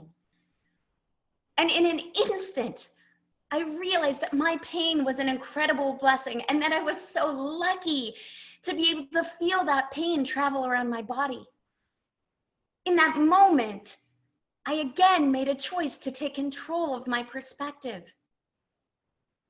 I thanked God that I still had nerves that were connected and synapses that were firing as they should. What a gift. I turned my pity party into gratitude, and my weariness became resolve. The ability to find and feel true gratitude in the midst of chaos and pain and despair and darkness is the ultimate mind hack. It is a powerful tool and one that each and every one of you can learn. Just as you can train your mind to assign empowering meanings to life's events, and you can train your mind to reframe things into a positive perspective, you can also train your mind to operate from a place of gratitude. It's like any other skill you've honed in your life. And the more you practice it, the more natural and habitual it becomes. Now, as powerful as meaning and perspective and gratitude are in your journey to create and maintain a resilient mind, the ultimate driving force you have is your why. Your why is bigger than yourself. It's your mission. Your why is both your fuel and your anchor. It propels you forward and it keeps you centered. So understanding and connecting to your core why gives you an inexhaustible, replenishable, on-demand source of strength, resolve, drive, and focus. Your why is the absolute most fundamental knowledge you need to create resiliency in your mind. So knowing your core why provides guidance in times of uncertainty, and it allows you to consciously align your beliefs and your actions with every choice you make. Your choices become intentional. When your why is at the root of your dreams and your desires and your goals and your choices and your actions, you take control and you don't let anything derail you. So what drives you? What's your core why? Do you know? If you haven't yet done so, I invite you to take that time for introspection. Dig deep. I don't mean the first why that comes to mind. Dig and dig. Search for your core why. You'll know it when you hit it because it's undeniable. It's powerful. It's emotional. And it's freedom. Your why will get you out of bed on the days when you think you can't. It'll give you the strength to persevere when you're weary, when you're tired, when you're exasperated. It will give you the drive to push through all obstacles. So when you're driven by a clear core why, never again will you allow yourself to be controlled by COVID or any other external situation or circumstances. Your setbacks become your slingshot.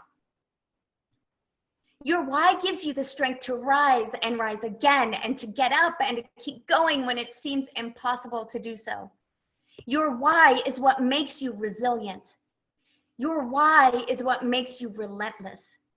And your why drives you to reach the heights of your limitless potential. Now, everything I've talked about so far leads to this. So write this down. It is the ultimate key to creating and keeping that resilient, unstoppable mindset. So what is it, you ask? embracing a life happens for me, not to me mentality. Yes, I see the props. Yes. So what exactly does that mean?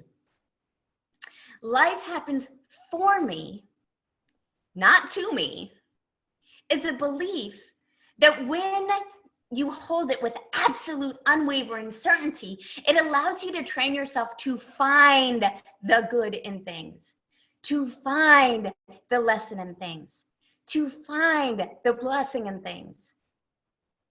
It's easy to find the negative, right? It's easy to find what's wrong in situations or events. It's not so easy to always find the good. So the key is to train yourself to find the good, because what you focus on, you feel. And because what you focus on, you'll find. So as Tony Robbins likes to say, what's wrong is always available, right? You can easily rattle off. If I ask you, oh, what's wrong? What's been wrong this week? It's so easy for you to rattle off this, that, this, that. But it's not always so easy to rattle off what's right. So Tony says what's wrong is always available, but so is what's right. When you train yourself to focus on the good, you find the good. When you train yourself to focus on your blessings, you see how incredibly blessed you are.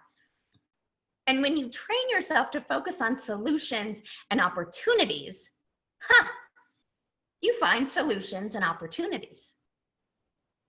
When no matter what, you can look at all that's happening in life and know with every fiber of your being that every single thing that is happening for you, not to you. You have truly taken control over your life experience. You will have empowered yourself with the tools that you need to create an impervious mind. Free, empowered, and equipped, you are unstoppable. And you are unbreakable, you are resilient, and you are limitless.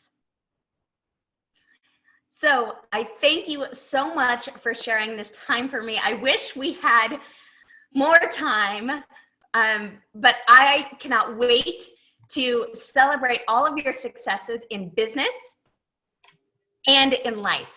So do reach out, keep in touch, let me know, shout out your wins, celebrate with me, because I celebrate you and all of the resiliency that you have, all the resiliency you show, and all the impact and service that you shine out into the world. So thank you. Ellie, I'm almost speechless, and that never happens. So I think you might be one of the few people in the world that, okay, is anyone not crying? Like, did anyone actually not cry? Because here I am again hearing this, you know, not for the first time. And, ooh, girl, that was one heck of a story. Thank you. Thank you so much for being so vulnerable and sharing this with us. I feel so honored, and I think I speak for all of us when I say, wow. So thank you so much. Della, did you want to say anything before we let Oh my gosh, yes. we let her Oh go? my I don't want to, but Ellie, thank you so much. So, oh my gosh, you just pierced through our souls and our hearts with that presentation. There's a lot of comments, people shared on Facebook about their struggle with rape and challenges. And so you touched a lot of lives today. Okay, so I have a recap from Janina, which is beautiful. I'm going to read it. Thank you, Janina. You're awesome. I don't want to take credit. It's her. Ellie leads us to practical wisdom. As a survivor of many challenges, defying medical experts for 2 decades of hospitalization and pain, which she overcame by encouraging herself to have a resilient mind. We can't control everything, but we can change our thinking by changing the words, thoughts, and emotions, and thus take control. See your situation as an opportunity to rebuild a new person. Gratitude is the key to using a powerful tool to retrain your mind to think positively. Hang on, I'm gonna move down here. Her challenge to us: embrace a life for me, not to me. Life happens for me, not to me. Thank you so much for that, Ellie Sheffy. And I'm going to display Ellie's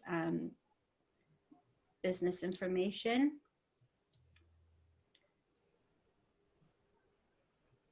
Can you see that? Is that okay?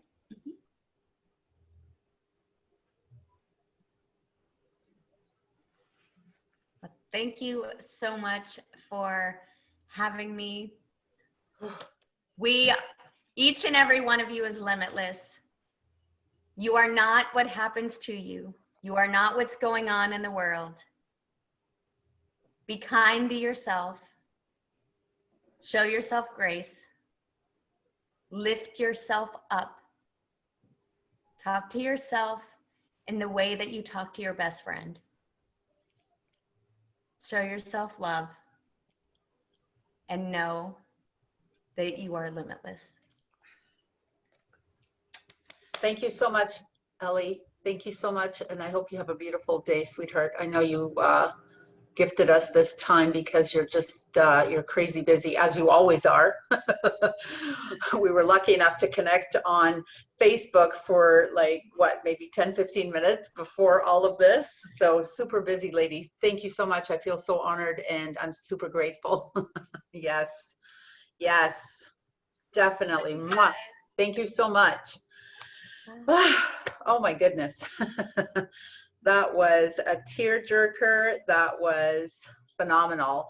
And we're going to go straight to our next speaker. So Charmaine, thank you so much for waiting. I apologize for that. It's just that Ellie had actually sent me a note and she was in and out, and she's all over the world. So I think England is her next summit. So thank you for being so understanding. I put these two speakers together because this is going to be another crazy powerful story. I know too much about these people, so I was actually able to put them all together. So this is going to be another tearjerker probably. And so with this, I'm going to talk about my beautiful friend, Charmaine. We've been friends, what now, is it coming up to 20 years old? I don't even want to say those big numbers out loud. We had the pleasure of meeting in Hawaii at a course. It was the most amazing 2 weeks I may have ever spent, and it was a lifelong friendship. So Charmaine comes to us. I should have mentioned Ellie was from California. Lori is from Oregon. Farhana's here from Mississauga. Charmaine comes to us from Las Vegas, Nevada. And she was born in Hawaii, though. So she is my Hawaiian beautiful sister. Mwah! I love you so much. So let me read your bio here. Hopefully I won't mess it up. Oh, and there goes technology playing a trick on me. Okay, Charmaine Lee is a communication specialist, life coach, author, and inspirational speaker. I actually happen to know that she is a best-selling author, international best-selling author, because we were in the same book that went international. Bestseller, so I happen to know that that's true. She is certified as an integrative NLP neuro-linguistic master practitioner and a metaphysician as part of her expertise. Okay. In 2013, Charmaine's first book was released, Gardenias Bruise Easily, Giving Silence a Voice from Abuse to Love. Oh, here we go. about how she overcame adversities and took control of her life. Her next book is in production and has been a contributing author for self-help and personal growth books. This one. And Charmaine's journey began in search of truth, how the mind works, and its impact on human behavior to find one's personal power. As soon as I pull myself together, I have a question for her. Charmaine, if you could please just tell us a little bit about what an actual metaphysician is. A Please. metaphysician is basically a philosopher who deals with the realities of nature between our mind, body, and spirit. So the two worlds coming together is so important. And this all began because of my journey when I started as a young child. So a metaphysician deals with how everything works together in the universe and how we are part of it and how we work with it. Thank you. That's a really great explanation. Thank you so much for your presence and your time. And I've got my Kleenex box a little bit closer to me, so I'm ready. I'm ready. Yeah. I'm ready. I don't know about anyone else, but I'm ready. Go. Oh my God. So my story has been a long journey, and many of us, of course, we have our journeys so that we could share with others and let them know just exactly we can all could be in control of our own lives. My life began in my mother's womb. My mother had me, she was about 8 months pregnant. My father decided that he did not want me.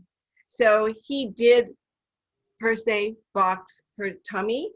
So when we talk about abuse or any type of negative feelings, mine began when I was a baby. I was just a fetus. I was part of my mom. And so all these different feelings and how I believed about myself began at such a young age because I came out that way. I believed that I was not enough. I believed that I did not exist.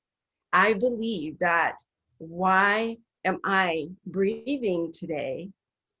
In that moment as a child, when I realized at 6 years old, I wanted to kill myself. I stood in front of a train because I felt that nobody would even miss me. Why? These feelings were so overwhelming in my body that it just didn't matter.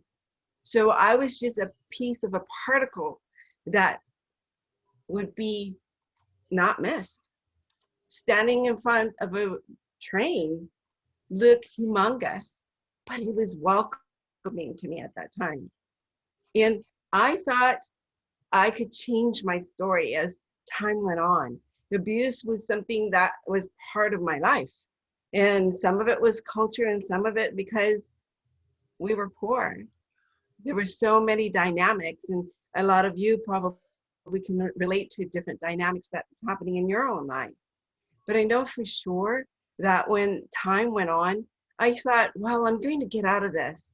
I'm going to be strong. And even though as a young child, as a teen, I was gang raped, I was, manipulated by babysitters and fathers of boyfriends, I kept going. Was it resilience? Do you think that was resilience? I don't really know, except I kept focused on, somewhere out there, I am enough. Somewhere out there, I know I need to share that no one goes through this. How do I do that? So I kept focusing, and even though I kept fighting. I was a fighter. But even though there was times of hope where I would say, what's the point? There's nobody out there for me. There's nobody out there who's going to guide me. And everybody I talked to would say, an adult would say, well, it's your fault. That's why there was violence or domestic violence or abuse that happened to me. And so even though for some reason I was like a magnet towards all this violence, and I had to do something, and I kept running into having relationships, which is, if you look in psychology, there is a reason why sometimes you end up in that same thread until you really look deep inside. And even though I felt lost and there wasn't anyone there for me, I ended up having kids at a young age, and the conflict and everything that I could ever imagine started to happen.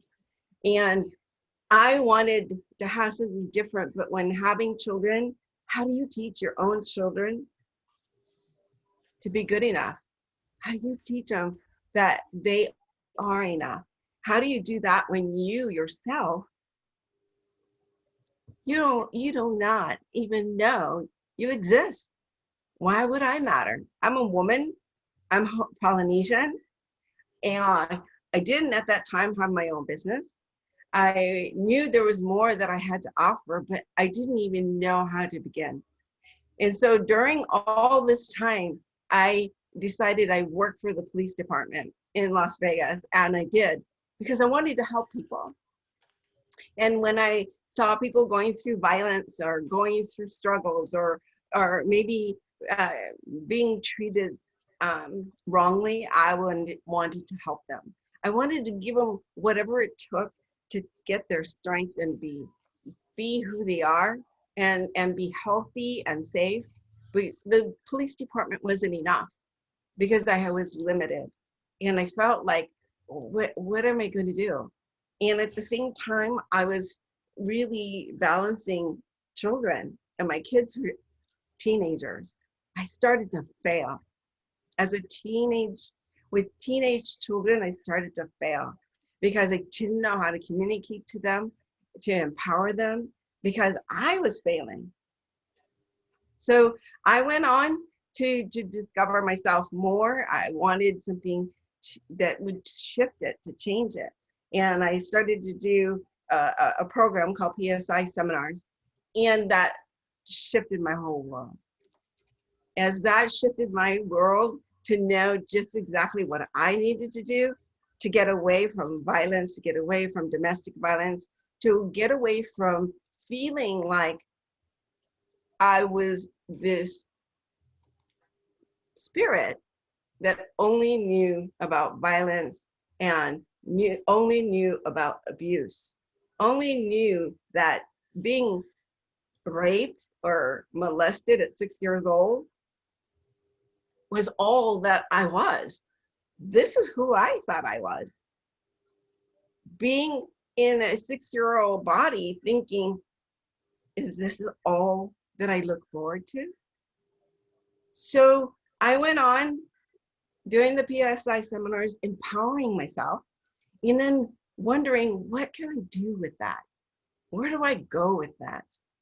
Because I wanted more. How do I teach other women? How do I teach other teens? And then at the same time, there was a lot of bullying, and a lot of that was really affecting me. And like I said earlier, my children were teenagers. I failed miserably.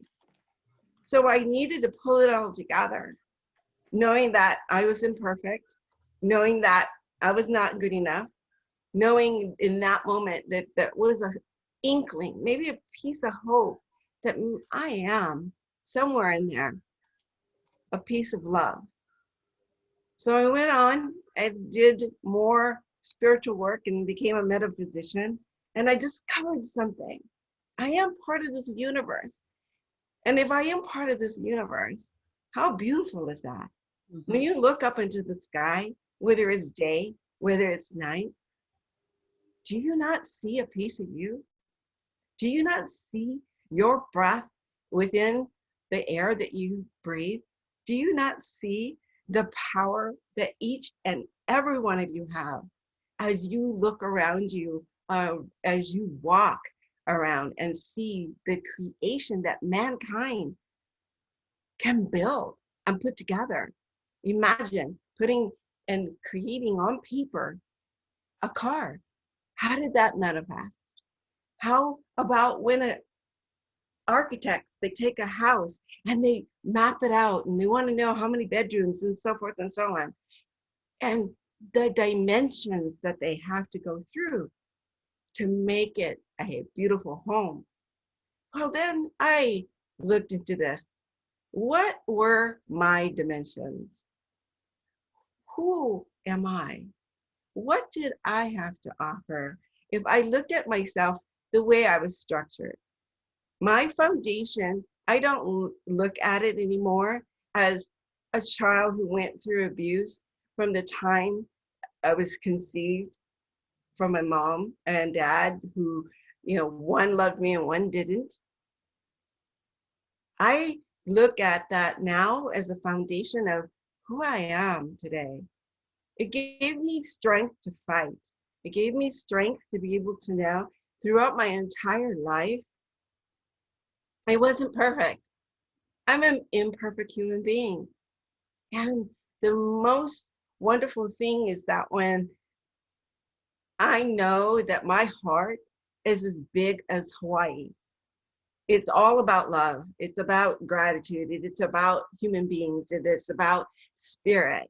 And every time that I used to dance, in which Marianne can relate, and I would just be so transformed, or maybe even channeling the spirit that was within me, that was connected to the universe.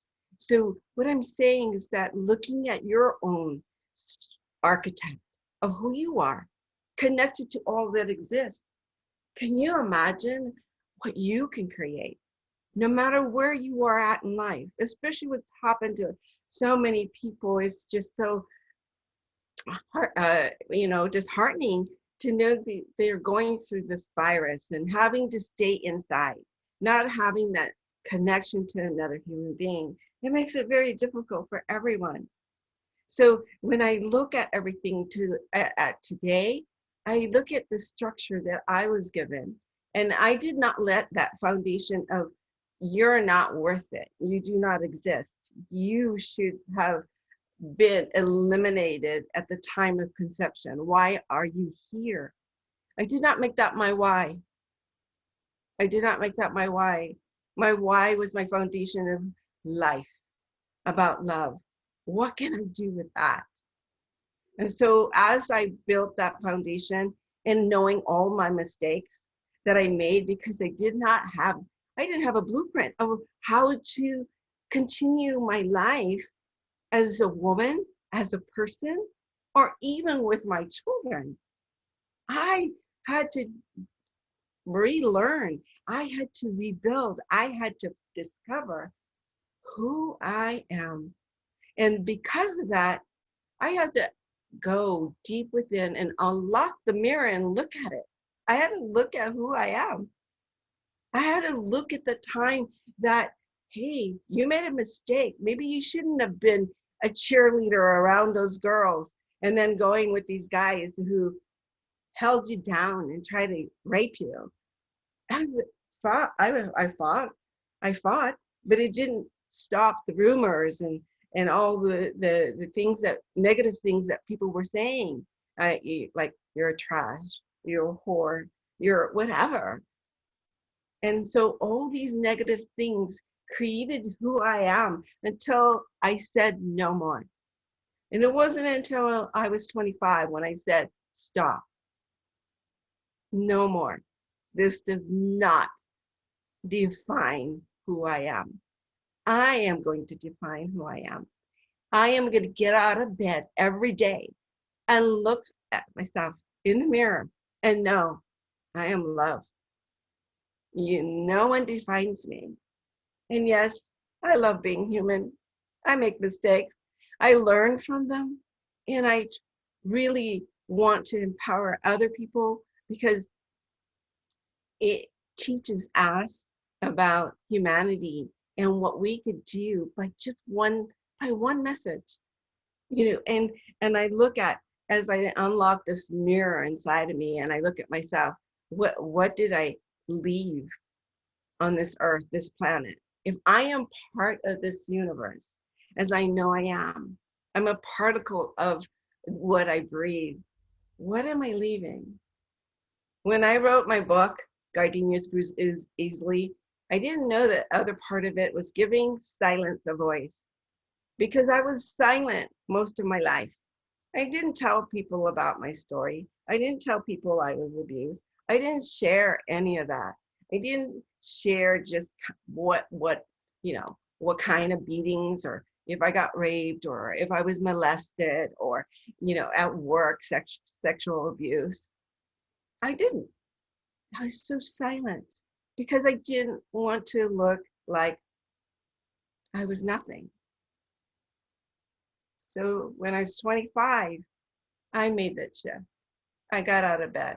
I made the decision to be resilient in my own life. I started to create my own business. And that was the most empowering part of my life, to create that business, because I knew that what I had to offer was about you, or that person, being able to change their life.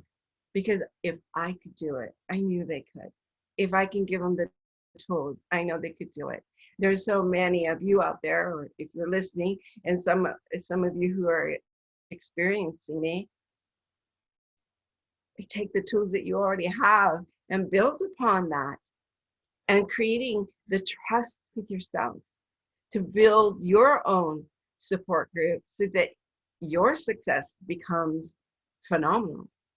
There is so many ways that we look at how we take what we thought and we reframe it, because we know it's there. How many times you talk to yourself, right? I bet a lot of you talk to yourself, like, why am I doing this program? Or why did I say it that way? Or oh my gosh, I'm going to be in front of other women. Can I really deliver what I want to deliver? Or will I hold back? So when we talk to ourselves, we are putting different messages in our mindset to say, okay, we can't do it. Or do we switch it, reframe it, make it cognitive to where we're powerful beings, knowing that we create our own reality. Can you imagine that? Create your own reality so that you exist in any business. You can do multiple business. I know one beautiful lady called Marianne. She has multiple businesses, and that is what we are led to be, is that we are co-creators of our own life. And because of that, we continue to keep going. And because of that drive, we can manifest anything. Can you imagine that? Manifest anything. I like that, because Las Vegas is known for that. They build, rebuild, and they create. That's what we do. When we come to an obstacle, okay, it's a negative obstacle, but we rebuild. If we come across a bad relationship, okay, we take and look at it and rebuild. Rebuild everything in our lives to be the strong people, or strong woman, or strong mentor, a strong coach, a business person. We decide ourselves as we go deep inside, because the challenges is not a reflection of who we are. The challenges come because it gives us an opportunity to do something different. And as we look at everything, the challenges today, wow. I listened to my granddaughter, who's 13. And it's very sad because of the fact that here she is, vibrant, ready to be an actress, singer, and then the COVID occurred. And during this time, I have seen her spirit kind of diminish, her positive attitude kind of low, because we don't have social interaction, because we are not looking at what we can do next, because we're so secluded right now. We're in a box. So if you look at that metaphor, if you're in a box, how do you get out of it? Because all it does is suppresses you. All it does is depress you. All it does is remind you of what you can't do. So climb out of your box and start discovering what you can do. What we're all going to have to create something. And I know for me, losing my business partner who passed away 2016, I've had to recreate myself again. The COVID, recreating myself again. What is it that I want to do for myself, that I will leave a legacy for my grandchild, my granddaughters, I should say, because they're powerful human beings ready to change the world, as all of us are on here to do that, right? So there is so much that I look at, and I look at all the people that when they're going through their stuff, or something negative, I don't see anything but love inside their heart. Thank you, Della. But I it's like, if you take that love that they have, and even if they don't believe that, you believe, you're the one who believes. If I had had that hand, that one hand at that time when I was 6 years old, that would have said, I love you. We can take this journey together. You matter. Let's go. I don't know who I could have been today, but I'm thankful, and I am grateful, as Ella had said, that I'm so grateful that I am able to be who I am, and to help others, and to inspire them through their own inspiration within their own soul, and then within their own hearts. That's the inspiration that I get from other individuals that I work with, or people that I meet, or people that I get to talk to. That's my drive, the inspiration within everyone's soul, that it's something that feeds me all the time. And because of that, I do this in my coaching practice, but I love to share words in my book. And I co-authored with Marianne. I co-authored with other people who are all about self-help in their desire to not change the world, but to change one heart, one soul, one person. Because if you do one by one by one by one, we will touch many, many lives.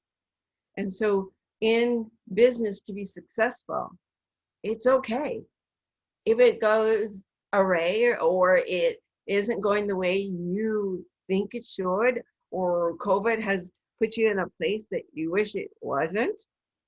Guess what? You get to rebuild. If you're an entrepreneur right now, this is the opportunity. Create what it is that you want to have in your own life. Because I know this one quote that I love: my past doesn't define me. My past will never define me. Because what I get to do is to define myself in this moment, and then tomorrow, and then in the future, I get to define who I am. And the beautiful part of all this is that as each one of you take a look at how you are resilient, imagine that when you get out of bed knowing, oh, I got to do something different. I got to go look for a job, or I have to do something because I need to feed my children. That is your power, because you got up to be able to say, that's what I want to do. This is something that I am driven to do. I know a mother who has 3 children, and during this time, she has given up on herself. And in speaking to her through through her thoughts, but mostly what she felt about herself, she was able to just get up and go find a job. In a job that she didn't think that she would ever do, but she's working and she's feeding her kids, and knowing that the children are learning from her. They're learning from her to be able to know they can be resilient. And that's what it's all about, right? To be successful within ourselves so that we can share that with many others, and that way they can keep going and growing. I'm always learning. I always am looking for tidbits or more education, and more and more is the best for me. My life has been about in search of what can I learn to give. And many children out there, is their thoughts are, is there hope? Do I exist? And so we have to look and say, I exist because I am. And because I am here, present, to show you that you can accomplish anything, you can do anything. Can you imagine that? Can you imagine what we could do coming out of COVID? Can you imagine the children that we will have so empowered that the violence and the personal attacks or bullying and all that, it won't go away, but at least they know how to be resilient because they know what action steps they'll have to take, right?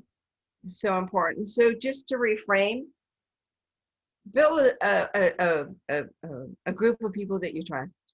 Yeah, that's why coaches are wonderful, as well as finding a community or a tribe, if you call it, to support you.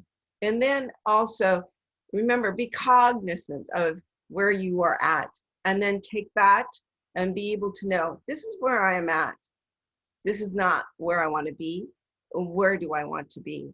And then take action. Whatever action it is, it could be just getting up in the morning and then looking at your dream board. It could be just getting up in the morning and looking in the mirror and say, I love you. I am enough. So as you're doing this, it creates a positive attitude, an attitude for yourself. There is no one to compete with except the internal dialogue that you may have within yourself, within your soul. So if you can switch that, that'll give you infinity of so much wealth, health, as well as knowing you can do anything. You can be the creator of all. To think is to create is a very good quote, right? To think is to create. You are the creators. So my gift will be a 1-hour session where we interact and get to know one another and be in relationship to communicate so that you can keep moving in your life. And it also is something that you can use in anything you do. And whether it's with your personal life, with your business, or if you're going to share it with other people that you may coach, or maybe other people that is in business with you, or maybe you have business partners, but it all works together, right? So I am so privileged to be here with Marianne and Della. Thank you. You didn't even know me. So I feel so privileged to be part of this empowerment of leaders so that we can have something positive in the world right now. Thank you so much, Charmaine. Oh my gosh, you made me cry again and again, every time. You know, I knew this woman for somewhere close to, I think it was around 9 years or 10 years before I read the book. And she said nothing to me. She just sent me a book. And I'm like, oh, that's nice. As I cry and cry and cry, and I'm trying to talk to her on the phone, I'm going, oh my God, I had no idea. It's like, oh, and here, every time I hear this story, I'm just like, wow, these are powerful words. Charmaine, thank you so much. I'm dying to hear the comment that Janina made, and thank you so much, Charmaine. You're so beautiful inside and out. And can I just say, Charmaine is one of the most powerful healers I've ever had the pleasure of someone working on me.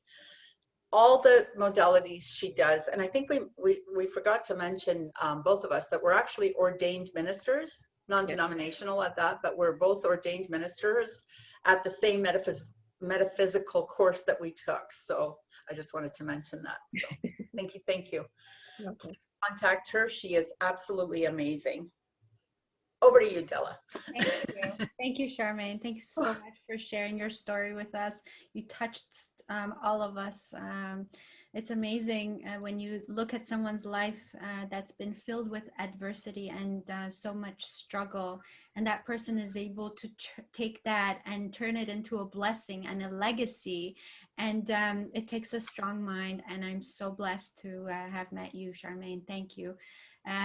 So there is a commentary from Janina, and it says, sharing her journey away from abuse and violence, Charmaine's story is compelling in far how she has traveled. I guess is compelling how far she has traveled, I think, as a metaphysician, philosopher of mind, body, and universe. She's focused on helping others to escape from violence and abuse. Her experience in police work only expanded her desires to learn more to get away from the world of abuse and violence. From thinking she was not good enough, now she's a part of the universe. And how beautiful is that? Her book, Gardenias Bruise Easily, lays out a path to recovery, to resilience. Her story touches the soul. Her message is, you matter, believe it. For business, if things don't work out, rebuild, create what you want, build a group or tribe to support you, and be aware of where you are at the end, and take where you are and take action to do what you want. Amazing. Amazing. Janina, thank you so much for the recap. Thank you. And let me see if there are any other comments. Charmaine, you have a beautiful smile that radiates from inside out. And also, thank you, Charmaine. I find your story and your words of wisdom very inspirational. And there's a lot of thank yous from Facebook viewers as well. Tons. So thank Tons. And a hi and a thank you from Natasha, only because I know she knows her. Awesome. So I'm going to share Charmaine's card for people who would like to take down some information to reach her. There it is. Just going to take a 30-second pause. I love you, Charmaine. I love you too. Love you more. Okay. Do you want to do the draw? Yes, ma'am. Okay. Gosh. This is an hour coaching with Charmaine. Here, I'll pluck a name on. Did you pluck it? Did you pluck it? Did you pluck it? I did. Here it is. I've got Susan Levine. Susan Levine, congratulations. Susan Levine, you are the luckiest girl ever. Wait, just wait. Just wait until this comes to fruition. Oh my gosh, I don't know if I can handle this anymore. Whew. Okay, I need more Kleenex. Breathe, my friend. Breathe, my friend. I need more water and I need more Kleenex. I think- Oh my goodness. I think we are ready Oh, for our next next. speaker. Hannah. Okay, my goodness. As I recover from Charmaine. Okay, Hannah, beautiful Hannah. Hannah is an osteopath practitioner, integrative medicine practitioner, and registered nutritional therapist specializing in integrative medicine, epigenetic nutritional therapy approach, and advocating for its normalization in the broader medical theater. She's one of the few practitioners who offer these methods of treatment and she takes pride in her ability to tailor make a solution to the many challenges posed by her clients. Anything from weight management to leaky gut. And that's the title of her international best-selling book, actually. Conspiracy of Leaky Gut, and amazing book. So her dietary solutions are made to tackle the modern diet's challenges with care taken to meet the individual needs and preferences of her patient, with a climbing success rate of 86%. She offers all of her library. Thank you. She offers all of her services in person and online for anyone who needs her help. I met Hannah a few months ago, and I have gotten to know her a little bit on a personal level, and I can tell you that she has a story also filled with adversity and challenges. And in my book, she is one of the most powerful, successful women entrepreneurs I have ever met. So here's Hannah Armonchik. And here's her book. And that's her book. I'm just a regular library over here in case anybody cares. And I'm just going to put this one up again because Hannah's in there too. Oh my gosh. Thank you so much, Della. Thank you so much, Marianne, to do what you guys did is amazing. And I'm listening to every of the speaker, and I'm just thinking more and more into my chair. And I came to realizing each of us have a story, and there is not a person in front of the computer, phone, laptop, whatever, or walking on a street which will say, my life is just pure joy. And I think what is happening, and for people like you ladies, Della, Marianne, to make this kind of summit possible is a reason behind for each of us to realize we are unbelievable creatures. And I'm not going to talk about any medicine, any medical speeches about our health and stuff like that, but just to share my story, to make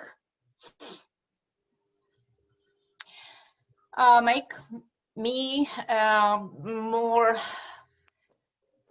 with you guys, with each of the story you guys sharing, to align with this. I came to Canada about 30 years ago, and I came from a communist country. My journey was through Germany, then Greece, then I ended in Canada.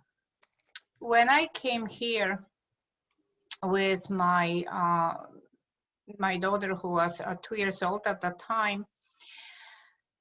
It was the time when you're building one more time. For the third time in my life, I was building a house, a home, a being of trying to be someone, build my life away from my country, but to make it better, because that was the reason why I came. So when that happened, and to try to figure out what do I do to give, to provide to my family, to find the happiness I was looking for, I opened a business who was giving me, how we're saying, a bread on a table and some kind of living. But I had my dreams continuously in my pocket to be the health provider, to be the person who is gonna help others on the level when it comes to the health and journey and the recovery, healing, you name it.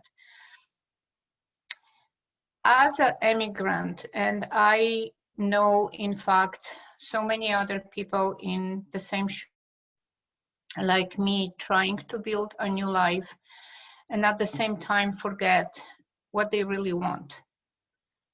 And what was the dream? Why, what they want to do, what they really want to do, but they choose to provide first for their families, children, and loved ones. At the same time is how often we're forgetting about who we are. What is my dream? What do I really want?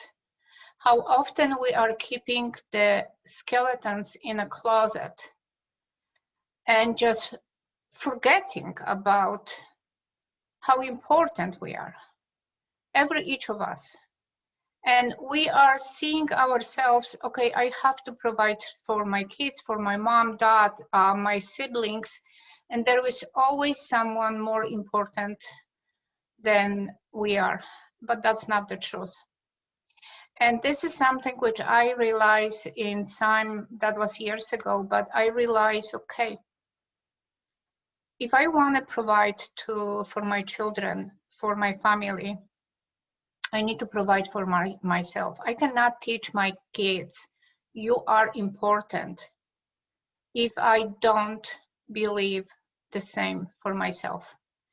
I cannot help them to grow and be who they are in their lives, because that was the reason why I came here, if I don't apply the same thing to me, to myself.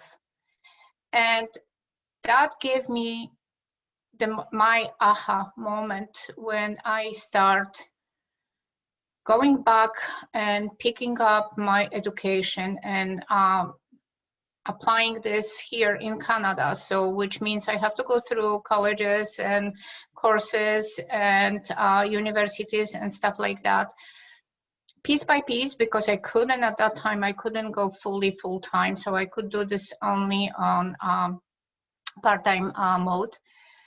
But taking this piece by piece, course by course, credit by credit, giving to myself a chance to do what I'm doing today.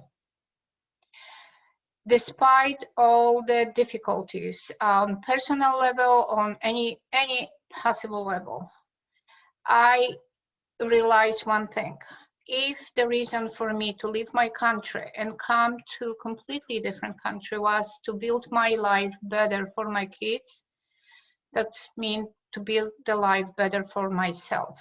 That means to, despite new language, new culture, new everything, I need to be able to not hunt my dreams, but give them life, make them the reality. And I was lucky enough to do this, but that was thanks to people who manifest in my life. And this is that was my why. Because I start question myself why some people are manifesting in my life. What is the reason for it? And when I start paying attention to those people were the people who make me grow, make me find the better me, push me to my limits, just push me out of my every possible comfort zone, allowed me to take from my own closet one by one of the skeletons which hunt me in a way, but at the same time make me who I am. And one of those, the biggest one, as we all know, the challenge when it comes to COVID and everything, the learning of the sides of ourselves we had no clue they exist. The fact of we need to look for other ways, other sources, how to survive, how to make these things happen, how to adjust. One of those is, for me, it is what I'm doing right now. I was always scared of camera, speaking in public. This was my, oh my God, please don't do this to me, don't punish me, I don't want to do it. Yes, that was my first, and I'll never, ever, ever forget this to the end of my life. My first to-go person who grabbed my hand and just walked me through step by step and make me feel I can actually do this. And this is what I can say to each of the person who is here today. I am speechless for how many of us are here to help each other. How many of us actually are sitting probably right now on Facebook and watching this live and thinking, oh my gosh, I want to talk to her, or I want to talk to her, and I want to learn this and I want to learn that. And guess what? When you wake up today morning, you had no clue about this. And that's why I'm saying that my why is why some people are manifesting in my life, why they are here. And I think this is because to make me stronger, to make me better, to make me more than I ever was. And there is never, ever ending story of the growth. In my clinic, I'm always saying to all of my patients, you are what you eat. You are how you eat. And you are definitely are what is eating you. I would like today, especially I would like to add, you are who you think you are. The power of our minds, the power of our beliefs, who I am, not who people think I am, not what people paint who you are or expecting you to be. It's who you are, who you think you are. You building your own strength and everything just by the think of I am important. I am the universe.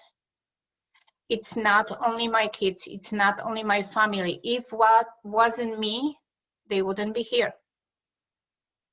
If it wasn't me, they would probably be a different people. So so many times when we're saying I'm doing this for my kids, or I'm doing this for my loved ones, okay? I really want everyone to remember, do it first to yourself, for yourself. Be the example.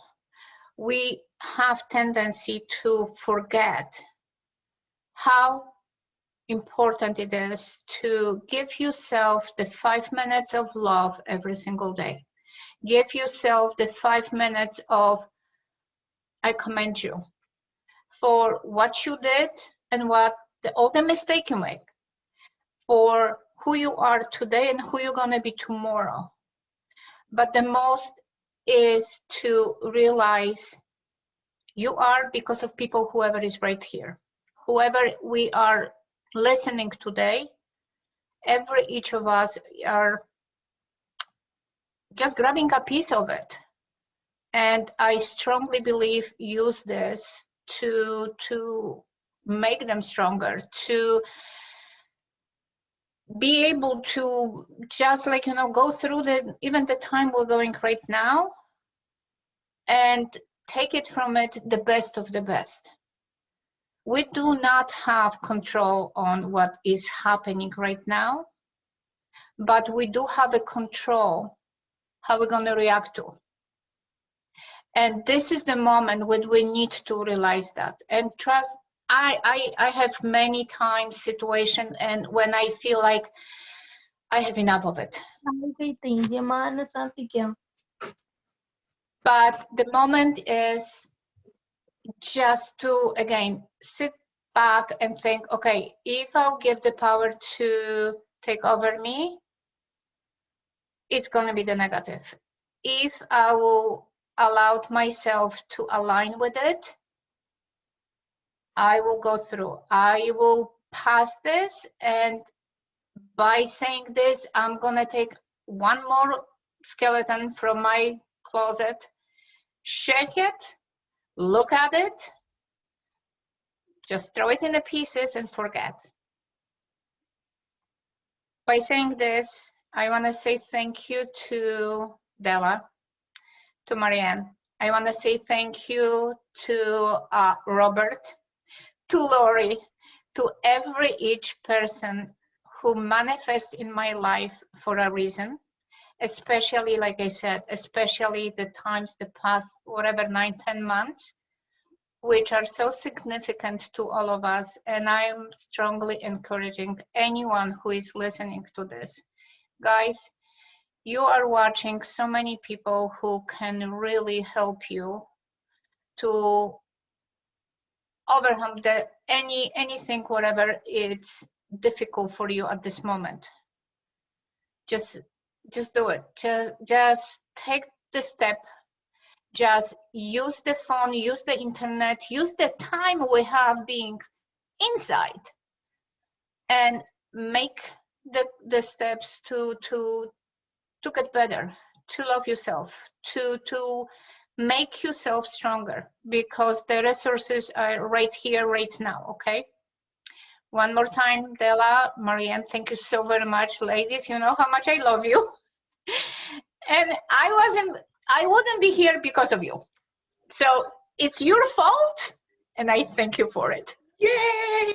It's our fault. We'll take it. We love you so much. It was so much fun being in. We all have the same coaches, so yes, we were in. true. Basic, I don't want to call it a classroom, but I guess it kind of was. So we'd all be together. It was just crazy, and it was at such a great time. So I met Hannah in April of last year, right? I met Hannah and Robert at the same time. So totally meant to be. And then from there on in, it was just so you know, she has 2 amazing clinics. One is in Mississauga, beside Credit Valley Hospital, for those of you who know. And the other one is in Oakville, and I think it's beside, what's it called? Joseph Brand? That's beside the hospital in Oakville, yeah. There you go. And she is an amazing healer. She's probably one of the most intelligent women I may have ever met. Oh my gosh, thank you. And I'm there. And she's lovely. And she's absolutely lovely. Thank and you. We're totally kept communicating this week. So thank you so much for all of your patience and support as well. And I vowed that we were going to try to get together this week, this coming week. So now that this, thank you so much. Thank you so much for sharing and being so vulnerable. And I love you so much. Mwah! Comment time. Commentary. Where's Janina? Okay, so let's read. Charmaine says, "Thanks so much, Hannah. I can't wait to read your book. Let's use this time staying inside and love ourselves and be stronger." It's certainly your message of self-love and self-care. Self-care came through, Hannah, strong and clear. Thank you for that. Also on Facebook, yes, Hannah or Munchik, so true. And we don't have control of what is happening right now, but we do have control of what we do from there. Shake it and throw it into pieces and go. And Janina says, a personal story of Hannah's dream to succeed in doing what she wanted versus being simply a provider unfolded before us. An immigrant from a communist country. Oh my gosh, Janina, you're awesome, girl. She had to start over for the third time and to realize her dream of providing for herself and setting a good example for her children.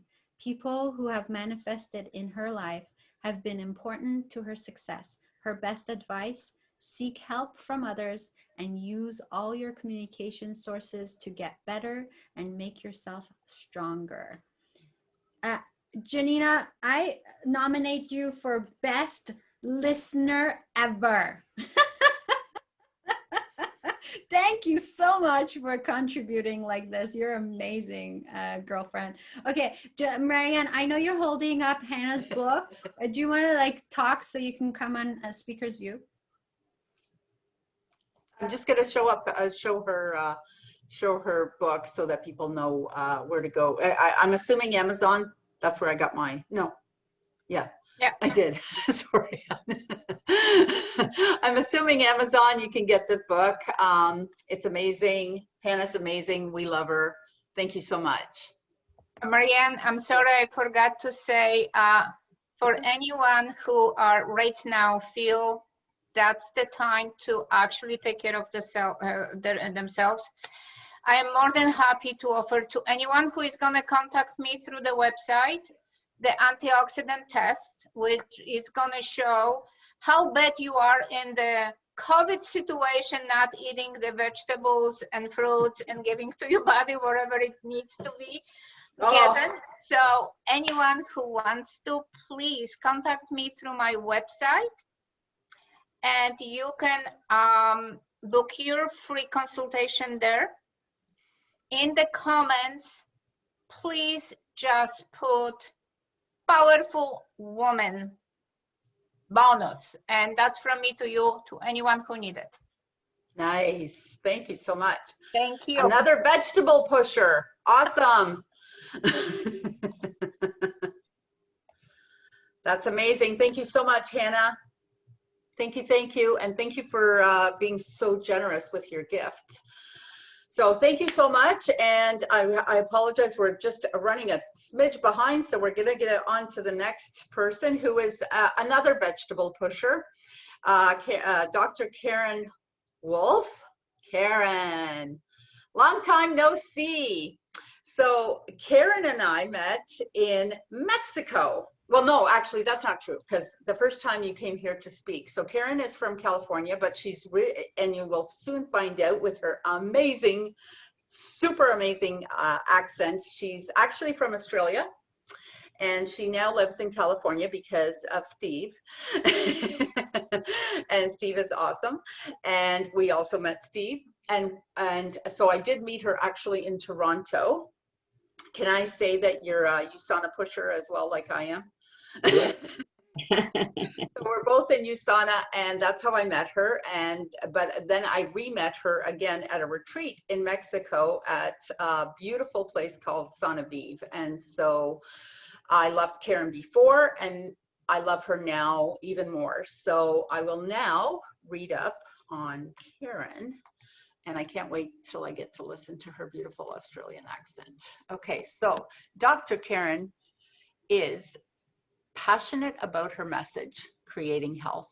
She is trained as a medical doctor in Australia and has dedicated the last 25 years to health promotion and wellness. Dr. Karen is skilled at delivering complex medical, biological, and nutritional information in understandable ways. That is very true. As an entrepreneur, business owner, international speaker, author, and certified holistic health coach, Dr. Karen is an authority on health and wellness from not only a biological medical point of view, but also from a psychological perspective.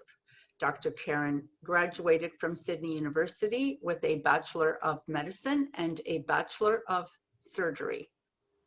That I did not know. She began her career in Australia as a family physician in 1991, obtained a master's degree in psychology from National University in California, and is a graduate of Institute for Integrative Nutrition, Integrative Nutrition. In 2015, Dr. Karen was awarded the Dr. Wentz Vision Award for a contribution to global health, and in 2016 was awarded a Lifetime Achievement Award by the National Wellness Institute. Dr. Karen is an author of 7 books, which include Is Your Lifestyle Killing You? The 8 Simple Steps for Lasting Weight Loss and Optimal Health, From Stress to Strength, Medicine from the Inside Out, and Create the Body Your Soul Desires. She is the founder of WellPro International, which is an inspirational and collaborative team environment that uses a peer mentoring system to learn and apply the principles of creating a wellness business and a wellness lifestyle that your soul desires. Her website is www.drkarenwolf.com. .org. I totally messed that one up, Karen. And I now present to you the beautiful Dr. Karen Wolf, straight coming to us from what you might think would be Australia, but it isn't. It's California. Where in California you are, Karen, though? Yeah. Thanks, Marianne. You can hear me okay? Yes, yes. Good, good, good, good. Got my speaker here. It's good to see you again. It's been a long time. Yes, yes, because we I'm can't go anywhere. I'm in Southern California, so Right. for anyone who knows, it's halfway between LA and San Diego. Yes. That's where I live, and I have always lived for the 30 years I've lived in the United States. So bringing in Aussie to California is a smart idea because I'm more likely to stay here. I can't do that cold weather, even though I love Canada, but I can't do that cold weather. I love Canada and I'd rather be down there. Yeah, it's like 80 degrees today, so. Oh, rub it in. So I just send blessings to all the beautiful speakers and their stories. It's nothing more powerful than hearing truth and vulnerability and honesty and sharing that with each other. I wish they taught that in medical school. They don't. So I think it's be helpful for people to know, yes, I am an Aussie. I will always be Australian. I will always call Australia home. And I went to medical school way, way back. And it's interesting, in Australia, you get into medical school straight from high school. Well, in my day, it might have changed. But can you imagine finishing high school and going straight into medical school? No pre-med. So it was such an intense process.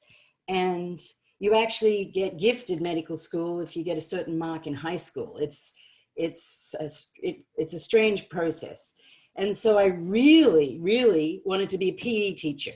That's what I really wanted to do, physical education teacher.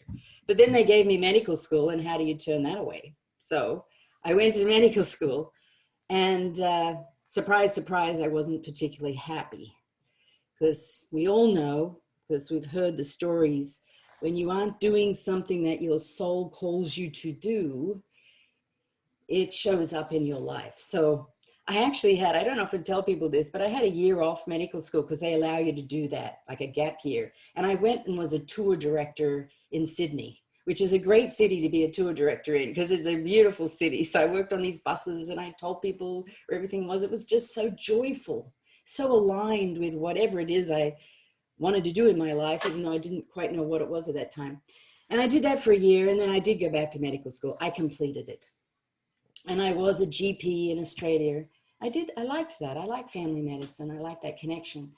And as Marianne said, I was visiting California. This is like 31 years ago, was at a conference, and I was really interested in mind-body medicine. So I came to a conference in California where Viktor Frankl was the keynote speaker. Can you believe? That was back in 1990. The man, the Search for Meaning guy that wrote that amazing book. And so now that's interesting, because I came here because I was really called to this conference, and that's where I met my now husband. By accident. Of course, none of us believe that. But the truth is, actually, I came first to visit a friend in Cold Lake, Alberta, just to bring the Canada piece in. I cleaned hotel rooms in Sydney when I was in university to make money, and I met this amazing Canadian gal whose husband actually was a Mountie. And I went to Cold Lake, Alberta for Christmas, and then I came to Anaheim. So if it wasn't for that Canadian, I wouldn't be here right now, is what I realized.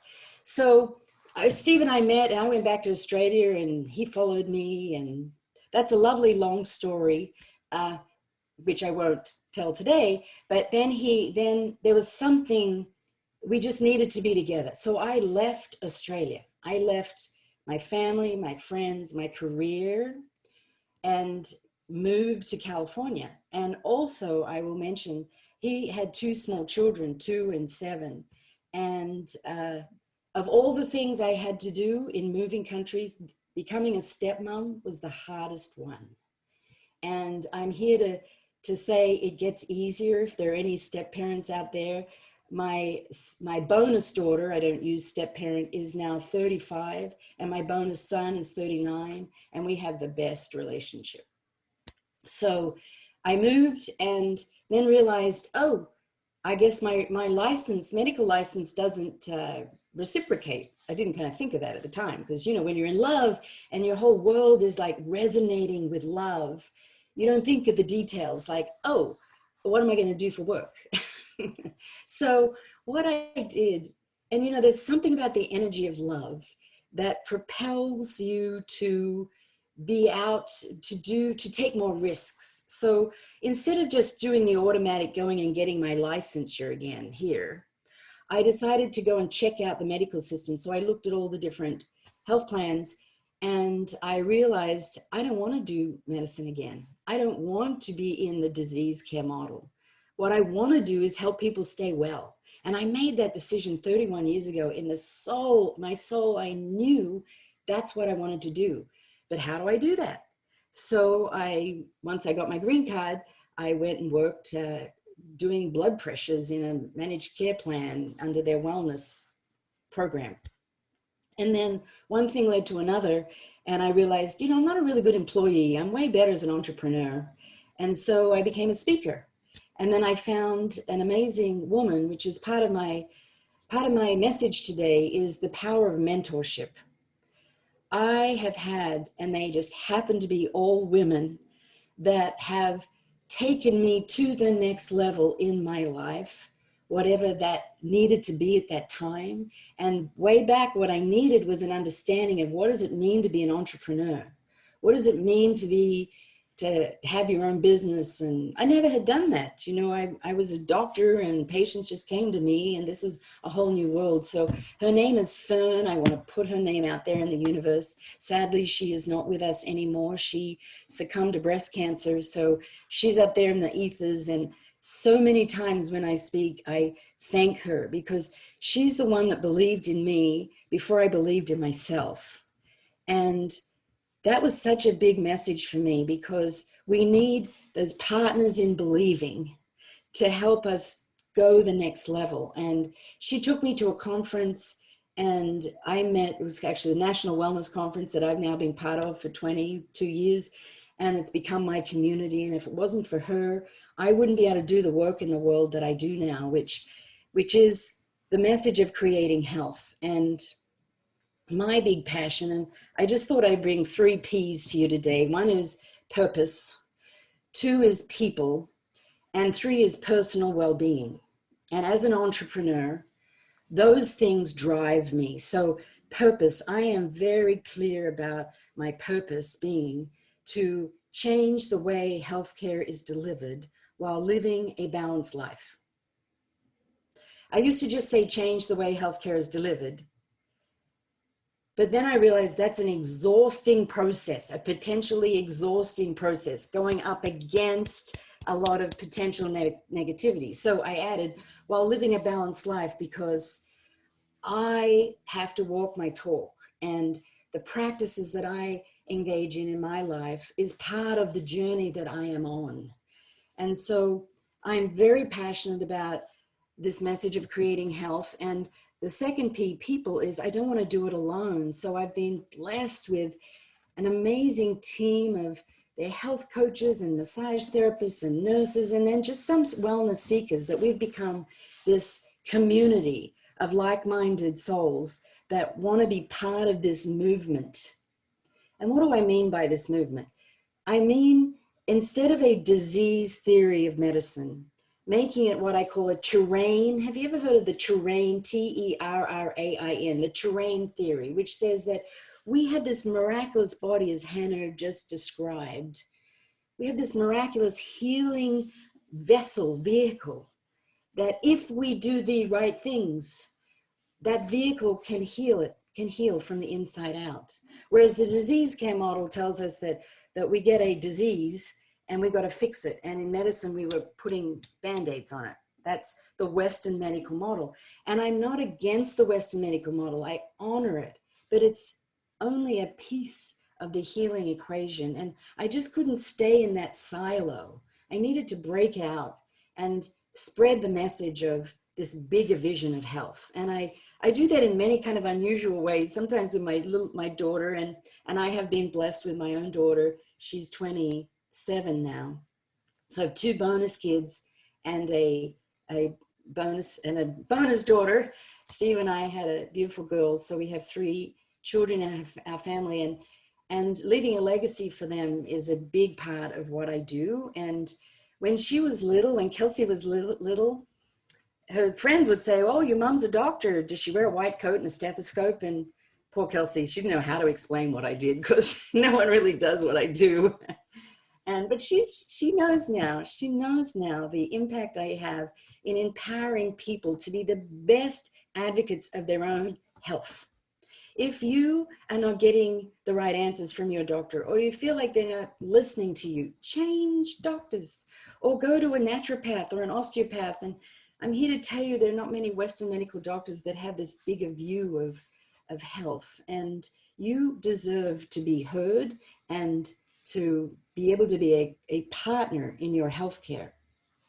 Which brings me to kind of last year with the pandemic, another purpose that I found. And I'm sure as I'm speaking, many of you realize that our purpose often shifts in our life, in just depending on who we are, where the world is. And I've found it important to just keep checking in and saying, okay, where is my purpose now? And during the pandemic, I got this big hit that my role was to teach about creating health.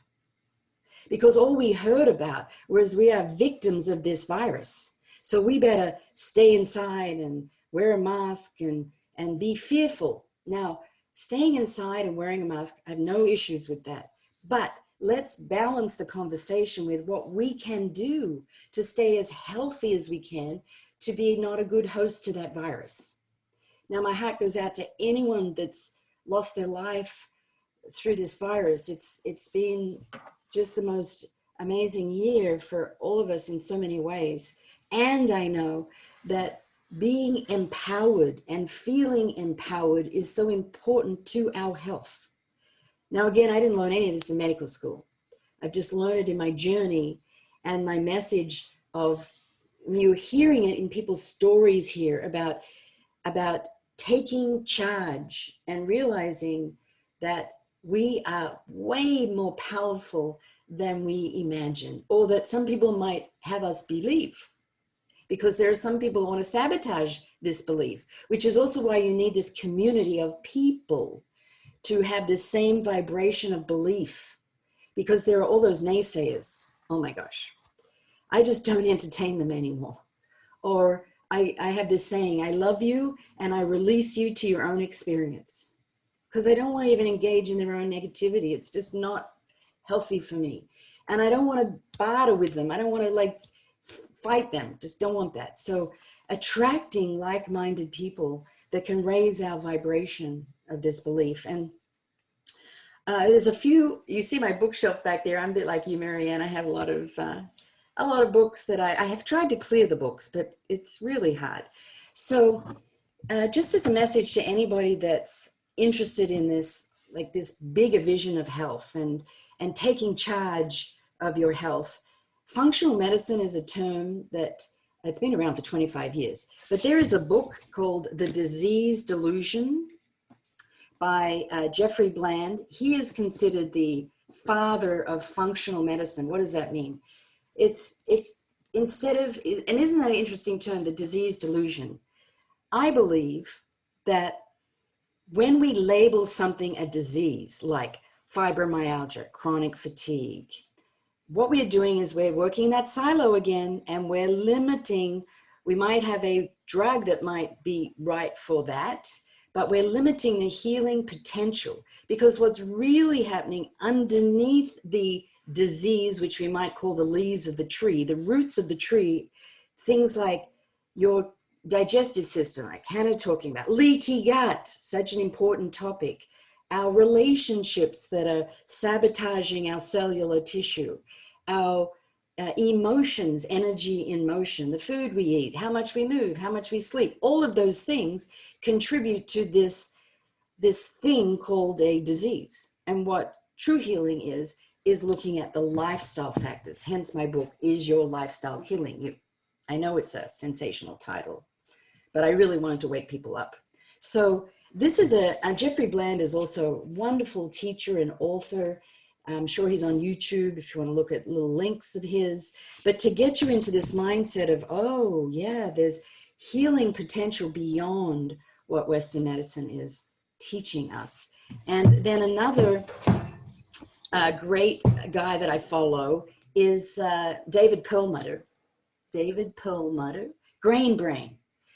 Grain Brain. Now, the two things that I work on most in my coaching work, because it's one thing to kind of know all this, but it's another thing, well, what can I do? So what I did is I created these very specific programs, one with sugar and one with the gut, because those two areas are the most powerful areas of impacting our cellular biology and creating dis-ease in the body. So this book I use a lot in my sugar program, because David Perlmutter, he's a functional neurologist, and he talks about a fasting blood sugar in a what we call a pre-diabetic range between 100 and 125 that is affecting our brain every day. But Western doctors will say, oh, don't worry, just reduce your sugar. But no, it's affecting our brain. So really educating about functional biomarkers too, different blood tests that you have based on what we're really looking for, which is inflammation. And the same guy, David Perlmutter, these are just some of my favorite books. David Perlmutter, he followed up that with Brain Maker, which is all about the microbiome and the effect of the microbiome on our brain. Microbiome is like the hottest subject in medicine right now in every field. So I just love being able to educate and empower and help people really feel not victims, but empowered beings. And often the first thing to do is to be honest with your stories, which I've just enjoyed hearing different people's stories today, and how, I mean, I can literally visualize the cells just opening up and healing in you as you tell your story, but everybody that's listening as well, when you can say, yeah, that happened to me. And so I believe every cell holds on to that grief and that pain, and it can be released through this shared experience. And that grief and pain has physical repercussions, hence the word emotions, energy in motion that's shifting our biochemistry. And that's where the mind, body, spirit in medicine really comes in. So yes, it's important to work on food and movement and sleep, but also in allowing our stories to unfold, to release and to begin the healing process. Because isn't it just a journey? It has really, the only end is when we go and join the wherever that is that we go from this planet. So it is a healing journey, and I am committed to it in my own life. And in terms of leadership, I feel it's really a leadership from the inside out. I never ask people to do something that I'm not willing to do myself, and being able to have people share the message bigger than just me. I don't want it to be about me anymore. I want it I want this message to shine in many different places. So I have one more book that I know a lot of people struggle with autoimmune conditions. So there is a physician that is in Texas, a medical doctor that actually suffered from an autoimmune condition herself. And so she moved into this realm of functional medicine. Some of you might know about her. And she wrote a book called The Autoimmune Solution. I recommend this book a lot, just because a lot of people are struggling with autoimmune issues. Her name is Amy Myers. She has a really good website too. And so this is like my book, Is Your Lifestyle Killing You, with an autoimmune focus. And as you can see, I love giving people resources, because everyone will kind of connect in a different way to different resources that are being shared. And I'm just committed now to, I guess this year, because as I said, every purpose, people, personal well-being. I was exercising early this morning because it's something that I do every day, is for my mental and emotional balance. And this year for me is going to be a lot about mental health, because we are going to see a big fallout, as we already are. I mean, this is ongoing, the repercussions, and mental health does not get enough voice in the Western medical model. We're so busy. Well, look at us now. We're so busy. We have mass vaccination sites in California here. We're still focused on fighting. And what about all these people that are needing support just to day by day? So, and I know that mental health is very connected to the gut, and mental health is very connected to support networks. So that will be my focus this year, in really getting the word out and speaking about it and honoring that message. So that came to me at the beginning of this year, when I was kind of thinking about, where is my focus going to be this year? So I know my time is up. So, and Marianne, I don't know if you have Delia. Look at that beautiful, beautiful heart. I don't know if you have any specific questions. I'm happy to answer any. I don't see any. Do you see any in the Facebook? I think I don't see questions, but I see comments about lots of comments. Yes, we love comments, don't we? Where's Janina? I'm sure she's working on it. Now she's got to do it. So there were lots of comments coming from Facebook viewers on the comments on the books that you have recommended, the great resources that you have introduced to us. Thank you so much. It's so important to know what resources to go to, because there could be so much information out there. Sometimes it's overwhelming, but coming from a reliable source such as yourself, we know that these books are going to be very powerful. So Natasha says, these are great book recommendations in alignment with what my focus is on these days. So thank you very much. We really like purpose, people, and personal well-being, so thank you for that reminder, also to take care of our mental health. I see our commentator has sent us the message. Health and well-being, health and wellness is a subject we all need to know more about. Dr. Karen Wolf, an Aussie and 30-year citizen of the USA, changed in her career aspirations from strictly medicine to helping people stay well. She focuses on the 3 P's: purpose, changing healthcare, people, community, and personal well-being. She is, by the way, an authority not only on biological medicine, but also psychological health. This year, because of COVID and related issues, she is going to focus on mental health, which is connected to the gut and the body, and both are very important to be healthy. Thank you so much for that. Amazing. Okay, so I'm going to display Dr. Wolf's information card here so that people can benefit from her knowledge and expertise. And I decided for my free gift, I wrote an ebook middle of last year for the pandemic, again, focused on mental health, and it's called Mental Wellbeing and Resilience, a self-care guide, because I do believe in that message of taking care of us. And the self-care guide does talk about mindfulness and food and exercise, as you would imagine, but it also talks about what I recommend in terms of nutrieting yourself to support a healthy immune system, which I wish the public health message was stronger. We've heard a lot about vitamin D, which is a great thing in COVID. That's got a light shone on vitamin D. I know, right? Yeah, it's really good. That's a good thing out of the pandemic, because the higher your level of vitamin D, the higher it's a direct relationship to your supporting your immune system. But there's zinc and quercetin and some other things. So that ebook is just a freebie for anybody. It's drkarenwolf.org/resilience is the link. I did post it in Zoom earlier in case anyone wants to go forward all the way, because I put everything in the front. Yeah, there it is. Let me see if I can't get it again. Here's the card. Karen, that was great as usual. Thank you so much. You're Powerful as always. Love listening to you.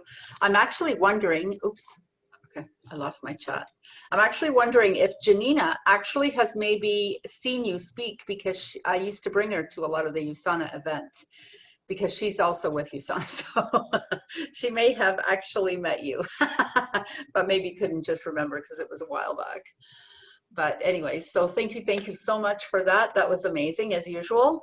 Thank you for your time. And I know you had this big, huge event and your Sugar Busters, and gosh, what, are you still doing the retreats in San Diego, or is all that? Oh, that's where we met, yes.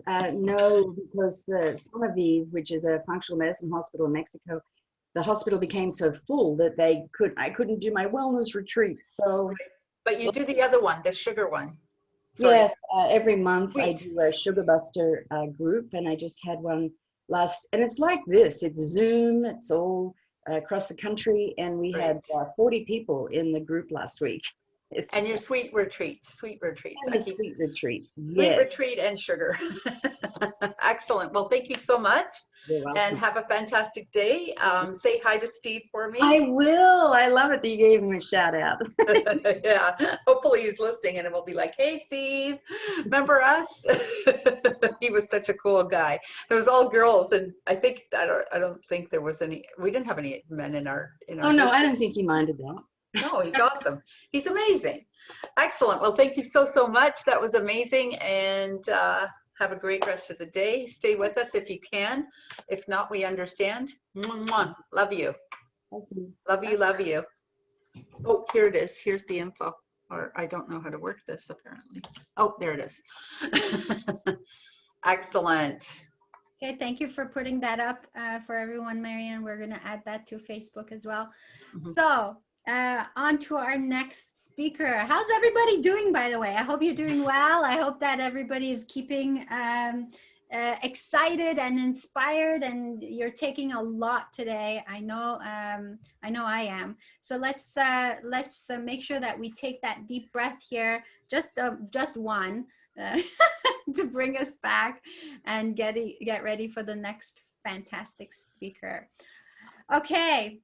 It is my absolute pleasure to bring you our next speaker, Sadhna Sabharwal, known as the No Money Down Queen, single mom millionaire, migrated from India at 14 years old and currently lives in Ontario, Canada.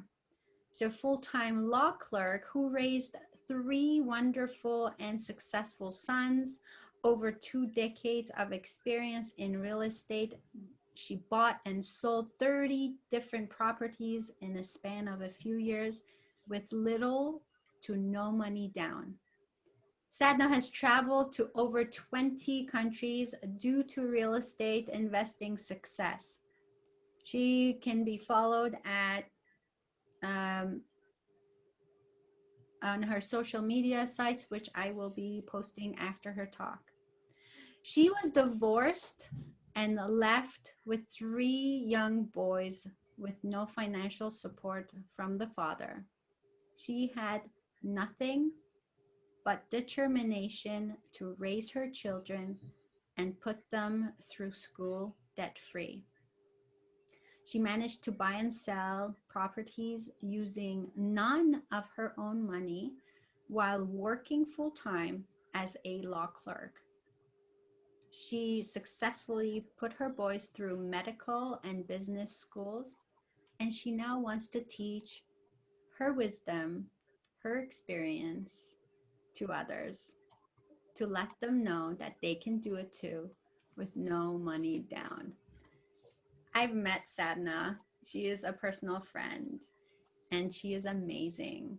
She is so generous with her knowledge and she's so passionate about teaching what she knows. I can't wait for you to hear her.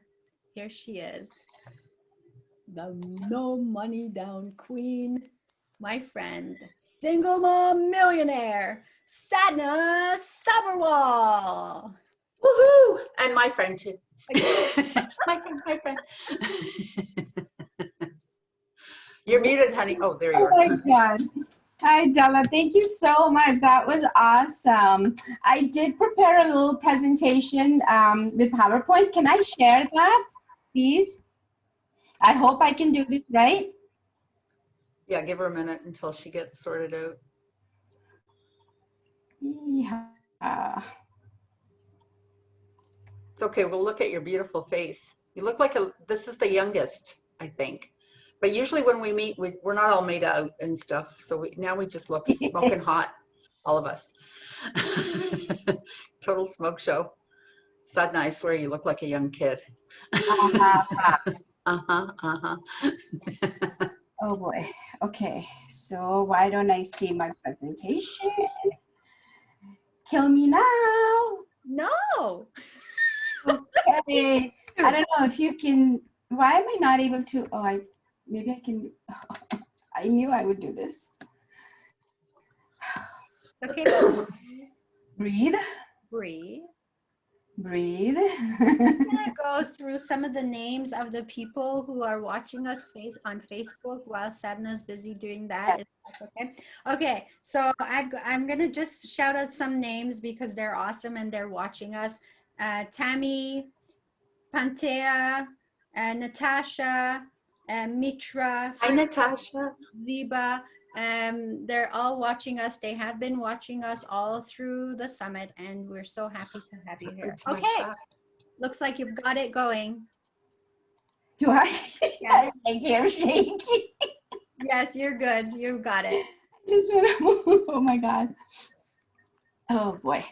Okay, let me move this out of the way. Sorry, guys. It's all good. No worries. I'll be good. Okay. You got normally you got people doing this for you, so that's good.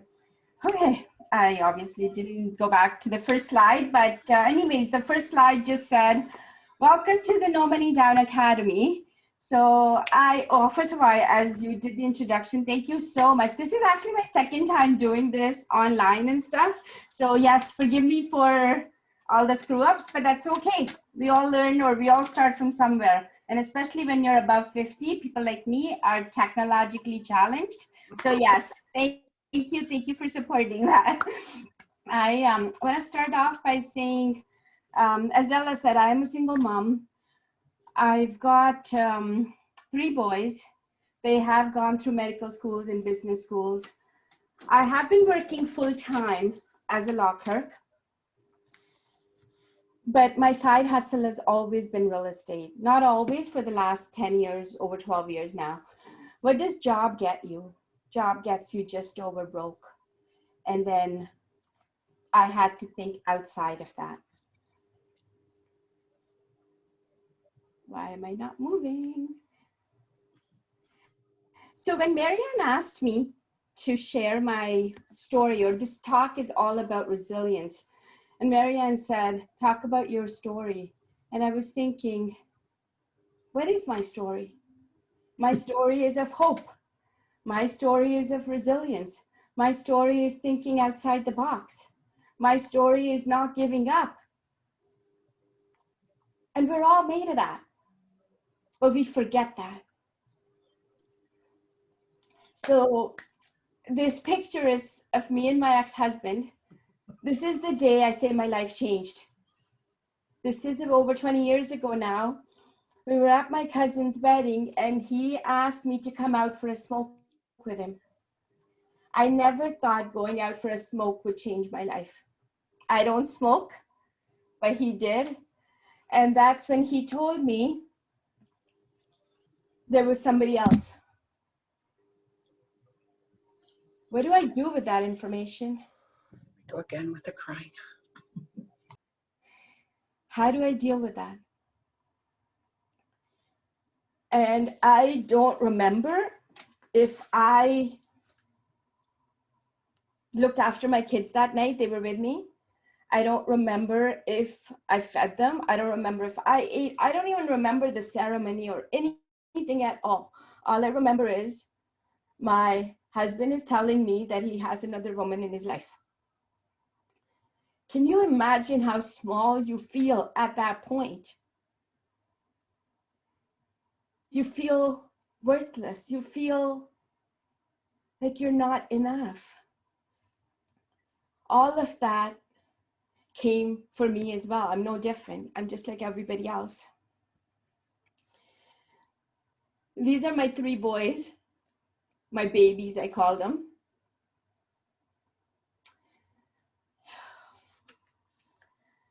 So here I am thinking, what am I going to do? And the best part, the worst part was I couldn't even tell my dad because he was going through his own stuff at the time.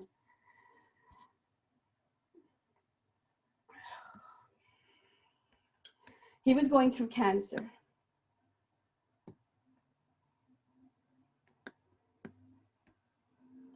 Nine months to the day my ex left, my dad passed away. So now I was married at 19. I had 3 kids by the time I was 26. I was divorced at 34. With no direction home, I want to say, with no clue what to do. And then, like I said, my dad passed away.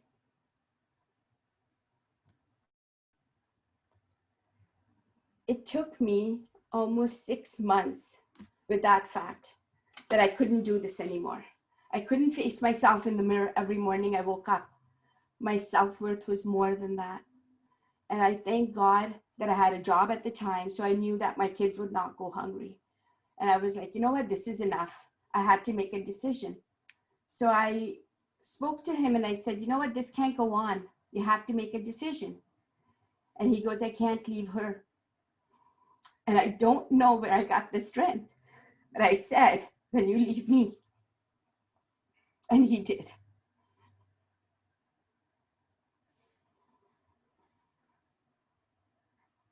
As if that wasn't enough, a couple of months later, he called me to say she's pregnant. And I'm thinking, why are you calling me? And I would think, all I wanted to do was just kill the pain. And I thought about taking my kids and my life. The only thing I knew was putting a hose to the car and leaving it in the house, and just everybody could sleep to sleep and there would be no pain. But I didn't. I'm glad I didn't. But then later on you realize when those things are falling apart is when they're really falling in place.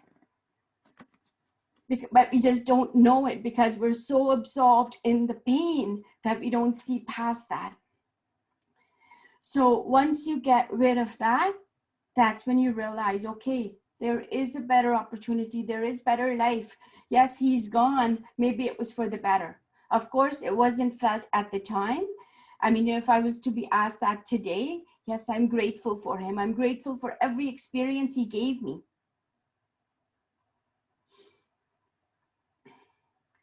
Life goes on after that.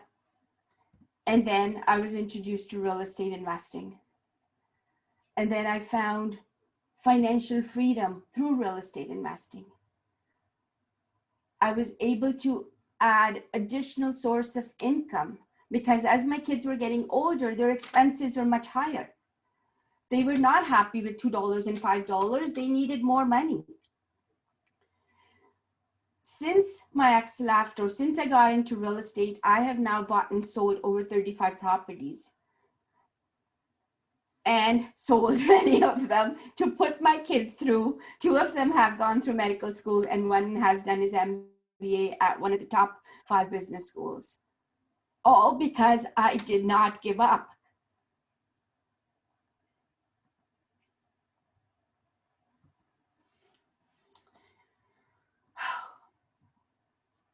So I had to survive. And like I said, now I am financially free. I think there's the story, like, you know, when you go in an airplane and when the pressure drops, they'll sometimes say, you know, the mask will drop, but they always tell you, put the mask on first before you put the mask on somebody else. And that's what I did with real estate investing. I learned everything about real estate investing. I helped myself, I helped my kids. And now that the kids are grown up and they're all gone and I'm an empty nester, now I feel like I need to give this information, give this knowledge out to other people. Because there are people like me who have not received any support from the Father. Yet, we want to make sure that our kids are taken care of. These are 2 of my babies. The one at the top and the bottom right is my youngest one, and the one on the left is my oldest. The middle one will be graduating soon from med school. So I'm so proud of them. So after my divorce, this is what I've accomplished in the last 10 years or so. I have put my kids through university. I have bought and sold many properties with no money down. I have been a best-selling author. I'm a real estate investor. I'm a coach and a mentor. I have spoken at many events, a couple of them where I've screwed up on, like today. I have spoken international as well, same idea, online. And I've been a guest on many radio and podcasts as well. And now I can say I am the founder of the No Money Down Academy.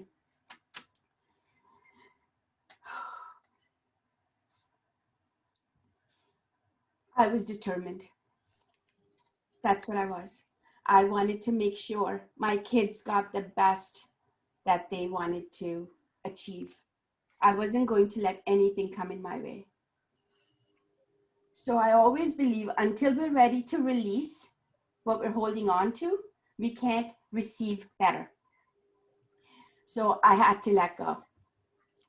So what are you guys ready to let go today? What are you holding on to that is stopping you from succeeding?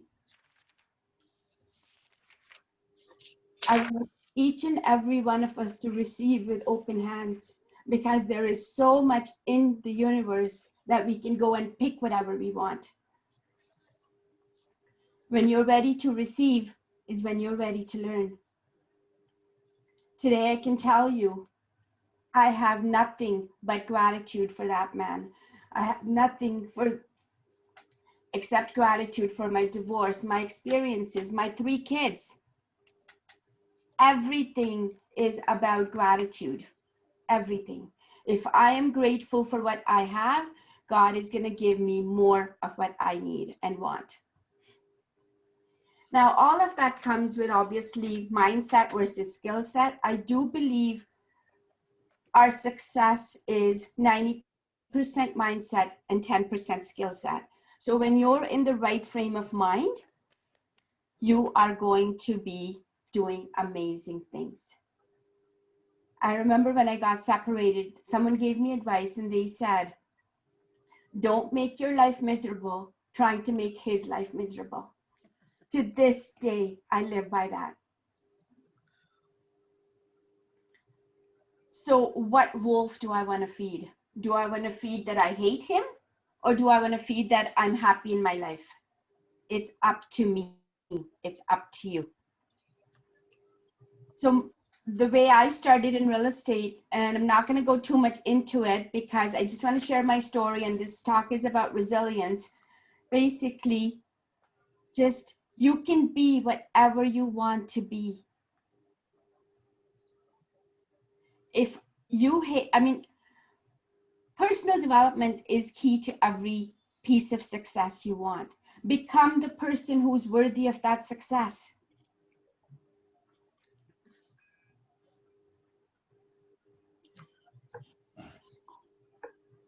Again, about mindset, as I said, mindset is the first line of defense. So before we talk about the skill set, I do want to talk about the mindset. If you guard your mind, nothing negative can go in. Nothing can go in. Challenges are just opportunities. When I went through my divorce, I felt I wasn't enough. But nobody could have given me that permission to feel that far down except me. Gratitude. Our soul has come here for experiences, good and bad. Let's not hate the person that gave us that experience. Every experience that I have gone through was meant to be, and it was perfect for me. Self-love and acceptance. Appreciate yourself. The question you can ask yourself every morning is, what will I do for me today that will make me happy? Happiness, it does not come ready-made. It comes from our own actions. It's a choice we make. Forgive yourself. Don't be so hard on yourself. You did the best you knew how. Just like I tell myself, I did the best I knew how. If that wasn't good enough for somebody, hey, that's your journey, not mine. Universe is like a menu. What do I want to choose? Happiness or sadness? Abundance, lack? Positive thinking or negative? Acceptance or complain? Appreciate or complain? Acceptance or comparison? Forgiveness or hanging on to the past? There's one story I want to share here, and that is, I always feel God's job is to always keep his kids happy. If I complain, God is going to think this child of mine is so happy complaining. Let me give him or her more reasons to complain. So what do I want? If I want to be happy, and if I talk about positive things, and if I always talk about something else that's happening in my life and all that, then God's going to give me all of those exciting things to talk about, because God knows that's what makes me happy.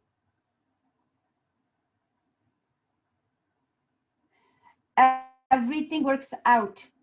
It always does. Whatever is in your best interest, the universe knows. We may not know it at the time, but the universe knows. So in order to move ahead, we must forgive. We must forgive ourselves, and we must forgive everyone else. But it just starts with us. Anytime complaining comes in your head, think about those big red stop buttons. Just stop. Press the stop button. You don't want to let that enter in.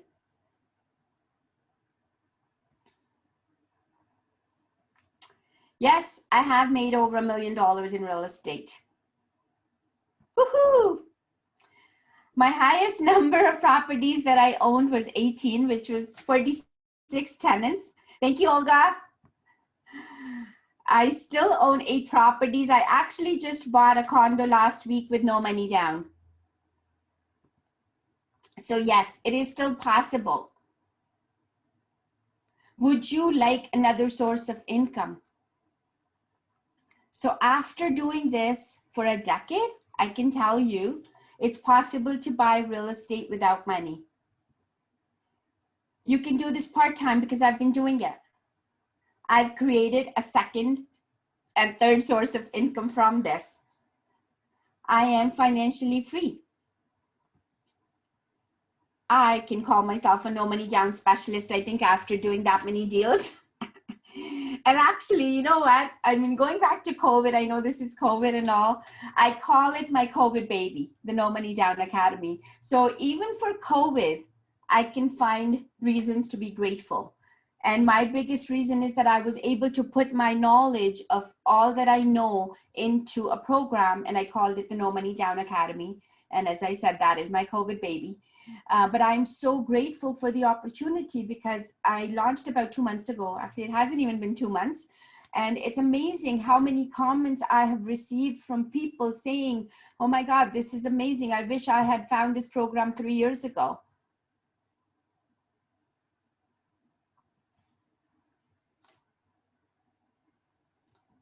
So, imperfect action is better than no action. I know I didn't cover much in the last few minutes about real estate, but it's intertwined with my life story because that's what I'm all about. I've shared with you my story. Would you like to learn how I bought real estate with no money? If yes, I can't see the heads and stuff, so I'll say I'm hoping you're saying yes.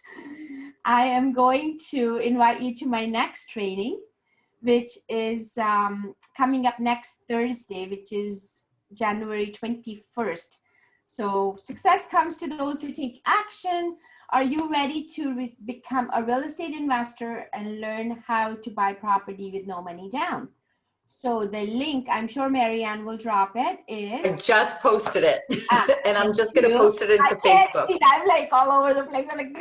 I'm good. I got it in here and I'm just going to put it on Facebook. Don't worry. Okay, thank you. It's www.thenommoneydownacademy.com. And we're having our next training on Thursday. And finally, for being here, this is my free gift to everybody who attends. It is 10 ways to buy real estate with no money down. Same website, www.thenommoneydownacademy.com/guide. It will show you how you can buy real estate with no money down. But I'd love to have you at my training next Thursday at 7 p.m. Eastern Time. And in the end, I just want to start. I went over, sorry guys, by about 4 minutes. In the end, I just wanted to say, start growing from where you are, wherever you are. That little plant doesn't know it's surrounded by cement, but it found that little dirt and it grew from there. And I just want to say thank you. Thank you, thank you. Thank you for allowing me to come, Della. Thank you, Marianne. I love it. Thank you so much. Thank you, Sonia. Let me stop share. I did it.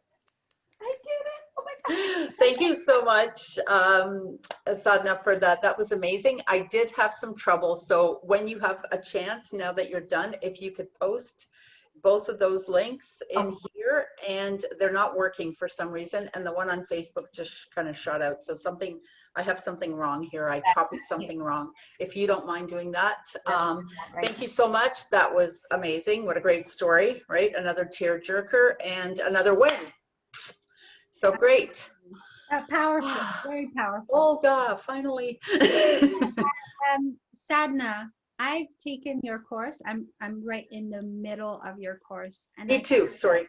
Yeah, I gotta tell you, this is just my testimonial, and I'm not through yet. So, but I do want to say this.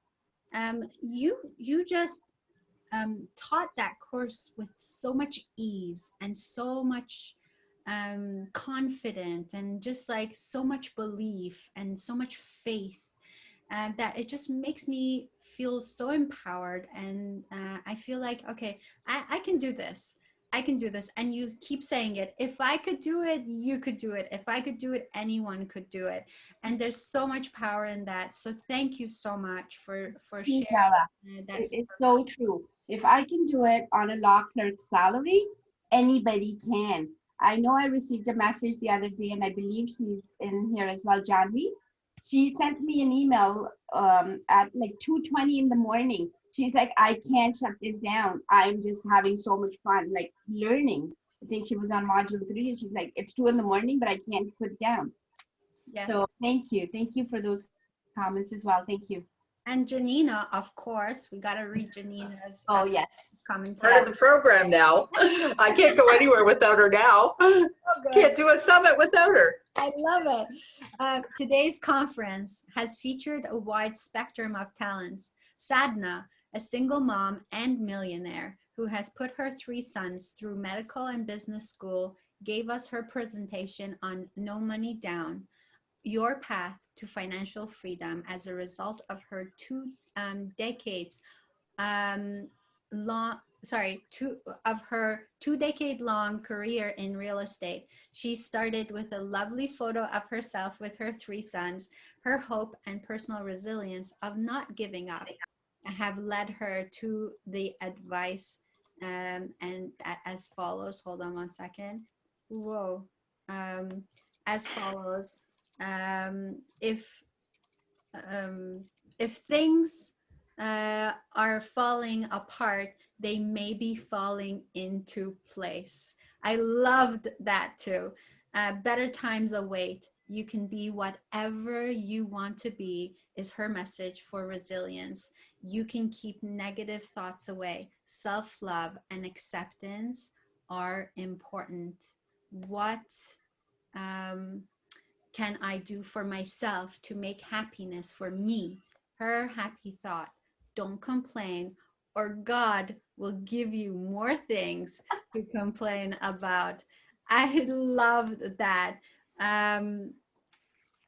Forgive all. Press the stop button on complaints. Her success in real estate with no money down is knowledge she likes to share to help others do the same. Her final advice: imperfect action is better than no action. Wow, she did a great job. Isn't she? I don't think I said all of that. Isn't she amazing? It's so good. And so there's also, so John V says, I'm loving the course and excited to start my journey with you, lovely lady. And Marianne says, her course is fabulous. I second that. Your course is amazing. I'm in the middle too, so I don't want to, Yes, you know. yes. And Super so enjoying we're it. all going. Okay, so I, as a result we're of taking your course, I have made it my one of my goals to have my very first investment property in 2021. In 2021, so I'm super excited. So thank you, Sadhna, for that. Thank you. Thank you. And can I just say what a great cook she is? Because we've both had the pleasure. Yes. Thank you so much. And here's Going to Sadhna's house is amazing. And we're doing a bit of an exchange because she's coaching me, I'm helping her, and we're awesome. So I just want to say she's awesome. Thank you for that awesome story. And thank you for being so vulnerable and sharing. You know, this is what makes this event so powerful, is because everyone's so willing to share. And everyone needs to know that life is just not perfect, but we can still be perfect with it, right? And everything can move and flow easily and effortless. Well, I don't know about effortlessly, but here's Sadhna's information for everyone who'd like to take that down. And so I'll just give you 30 more seconds, or a few more seconds to get this down. And then we can move on to our next fantastic speaker. Oh my gosh, this has been just such a fantastic summit, Marianne. Right? Love you. I don't want it to end. I love you so much. Thank you so much for asking me to co-host this fun day with you. Thank you. And thank you again, ladies. Like, I can't, you know, we can only do so much. Like, we have no idea what the rest of your story is going to be like. Like, I know a lot of us discussed, you know, what do you want? So I'm trying to make sure everyone's got, you know, different themes. But really, I don't really know what you're going to say. And we do, you know, we're not going to go into detail, but I think some of you have volunteered a lot more information than maybe you had planned. And so I want to thank you for that. I think it's important to share our grievances and you know, our obstacles that we've had to go through, and what we've had to battle, because that's what makes us who we are. And I love that all of you are from all over the world.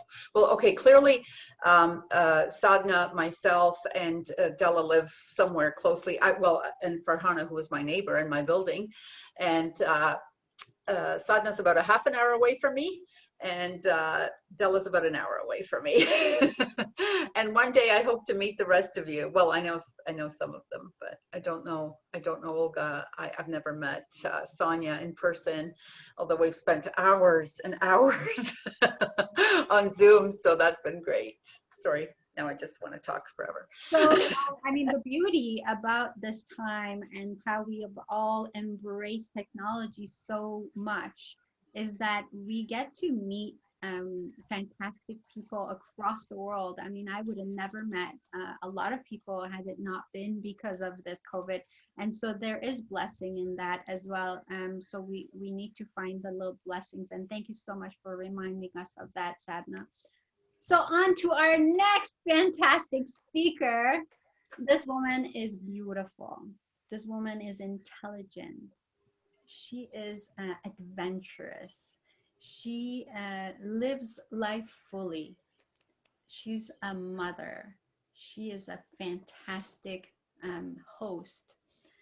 Olga Gedan is a mindset coach and a speaker, and is very passionate about helping people to transform their personal lives, relationships, and businesses simultaneously, with one step at a time, in order to have fulfilling 100% happy life.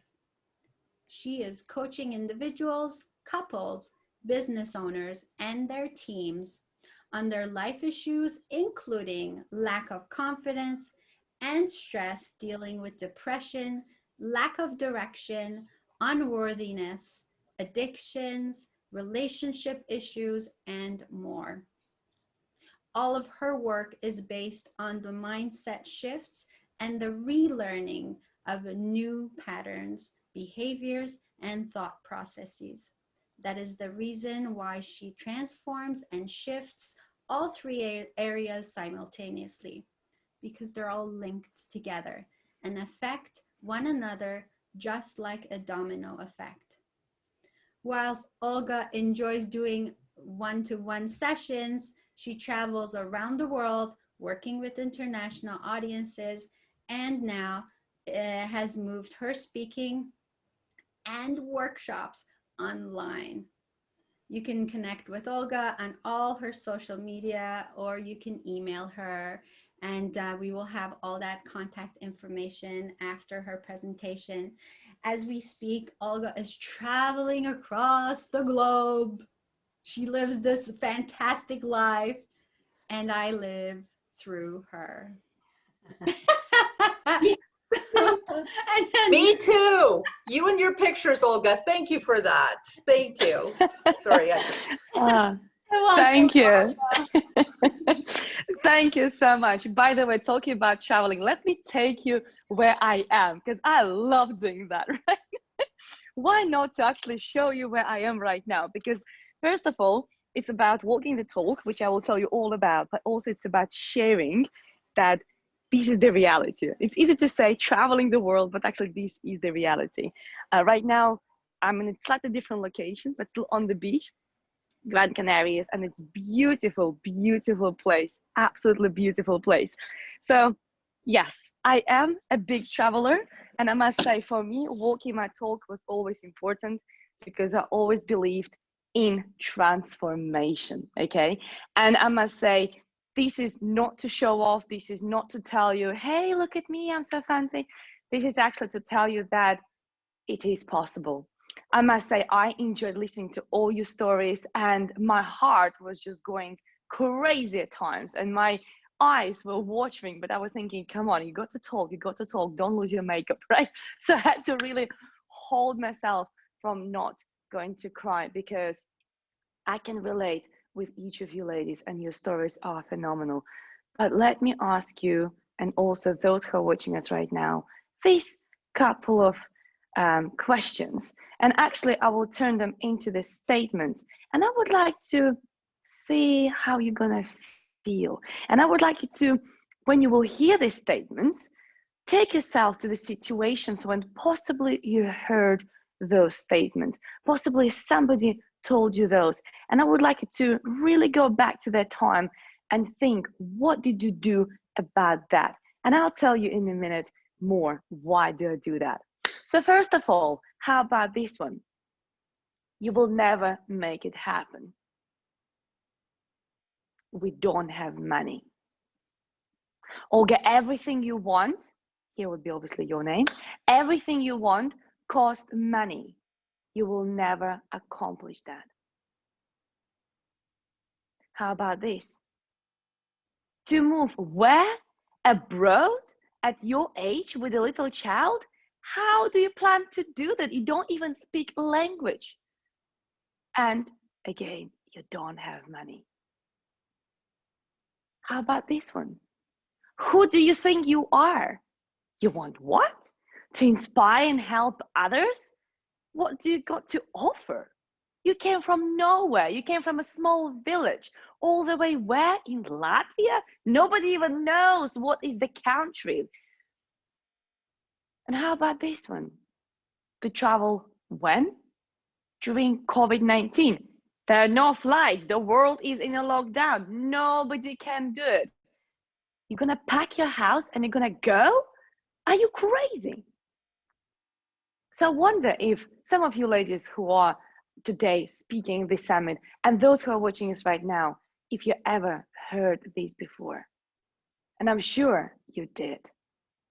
At some point in your lifetime, somebody very supportive, member of family, or very supportive friend comes on board and tells you, no, that this is not safe. No, this is crazy idea. You should never do that because you can't. And the truth is, they can't. I know we speak a lot today about resilience, but let me tell you one thing. What I learned through moving to UK with no money and no English, through leaving my ex-fiance who told me I'm worthless and I have nothing to pass on to the world. I have no inspiration, no motivation to pass on. Through moving the entire house into the storage, or should I say probably half, because I got rid of the half of the stuff because I realized I don't need that much. Life is a lot happier when you have less. Less is more. And traveling during the COVID-19 time, I realized that actually everything is right here. I loved listening to your stories because they reminded me of my own. And I must say that one thing I learned in life, that when you have vision, it's gonna beat any resilience. As a mother, and let's put it this way, we have here lots of ladies who have children, right?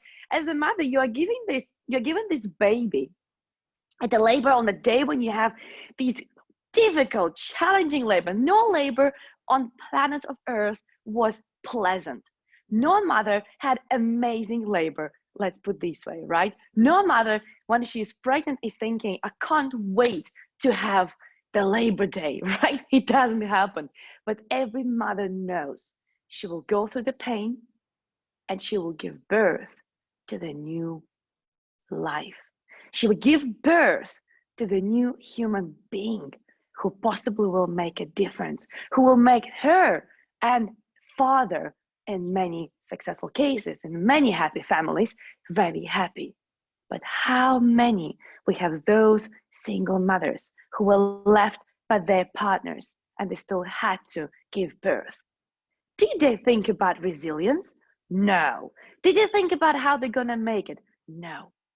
None of them ever thought about, I need to probably go on a course and learn about resilience before I raise my child. None of them. All of them knew, now I have this baby in front of me and I need to make it work. Every mother of earth has a vision to make it work.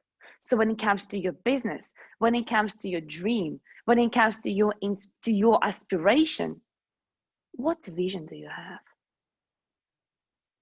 What vision do you have when you want to make next step? When I was moving to UK with no English and no money, I had the vision to establish myself, and I bought one-way ticket with 2.5-year-old child. And I knew I will do whatever it takes for me to make it work. I didn't really care about how much resilience do I have. I didn't really care how much money I have now, because I knew I will make it work. And I realized that if I will only change my mindset from the poverty which I grew up in into abundance, and if I will finally allow myself to ask for more, then I will receive more. I'm not sure if you noticed, but those people who have less, they usually ask for less. Let me repeat it again. Those who have less, they ask for less in their lives because they're not brave enough to step up for themselves and claim the right for the abundance and claim the rights for deservedness and for the worthiness of what they want. But let me take it back to the age when I was 13. And when, for the first time in my life, I just came up with this idea of traveling the world. I remember in my room, I was putting beautiful pictures from magazines onto my walls. And that was my thing. I just enjoyed looking at the mountains, at the ocean views, at the beautiful locations. And I just dreamt one day to travel, until one day when my mom came into my room and she said, Olga, we don't have money. How are you going to plan to do it? And I realized maybe she's right. And I started studying. Luckily, I started studying because I realized, for some reason, Mom, you tell me your truth, but I see so many people who live different truth. And I started studying. I started learning what exactly brings people from where they are to where they want to be. You might say I was blessed. You might say I was lucky to do it at the age of 13. But that's exactly what brought me to where I am now. That vision of me back then at the age of 13, wanting to travel and the willingness to learn. And through years of my life, I learned that the more you learn, the more you earn. The more you learn about yourself, the more you learn from other people how to succeed, the more you learn about what not to do. These three things will actually always help you to go forward. And now let me fast forward you from the age of 13, and let's keep the time when I moved to UK, because I told you about this already. And then let's go to a situation when actually my ex-fiance told me that I have nothing to share with this world. And I will never be inspirational. I will never be motivational. That was on a Christmas day. We were just about to have a Christmas meal. And we were preparing everything. And we were discussing plans for next year. He told me his. And by the time we finished discussing his plans, we sat down by the table and we started discussing my plans. And I was already a mindset coach because I realized my passion from the age of 13 to learn developed into this big vision to actually help many more people. And I was doing it already. I was so passionate about this. I loved, and I still love, doing my one-to-ones. Seeing when people come to me, them crying about not being authentic, not being themselves, not really achieving in life, not feeling fulfilled, not feeling confident, not having great relationships. And then looking at them flying like butterflies, having their journeys, them crying again, but out of happiness. I loved that, and I still do. But on that day, I shared with him, I said, you know, I love what I do now. One-to-ones are amazing. But if I really want to make impact in the world, if I really want to make more changes, more transformations in other people's lives, I need to level up my game. And I looked at these people like Tony Robbins, like Dean Graziosi, like so many awesome people who do amazing work. They do one too many. So how about this? I think next year, I will start going more into speaking. I will start organizing my own events. I will go speaking at other people's events, and I will start inspiring other people with not only my own story, but also with stories of my clients. And that's exactly when I heard this statement. Who do you think you are? You came from a small village. You have nothing to offer. What's new do you think you're going to offer to people? What do you think Tony Robbins haven't told you? What do you think Dean Graziosi haven't told you? Olga, everything what was supposed to be told was already told. You have nothing to offer. But if you remember, I had a vision. And I realized, well, I guess you don't believe in me. And that's okay. Some people will not believe in you, but let me remind you, when they say you these statements, it's not about you, it's about them. Right now, if you put your finger and if you point at me, and if you tell me, who do you think you are, you will see that 3 fingers will point backwards to you. So whatever they say to you, they are afraid of that.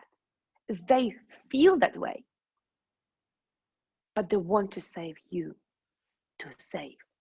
That's what we have to remember, that our network is always our net worth. And we have to be really brutal to when it comes to cutting off people like that from our lives.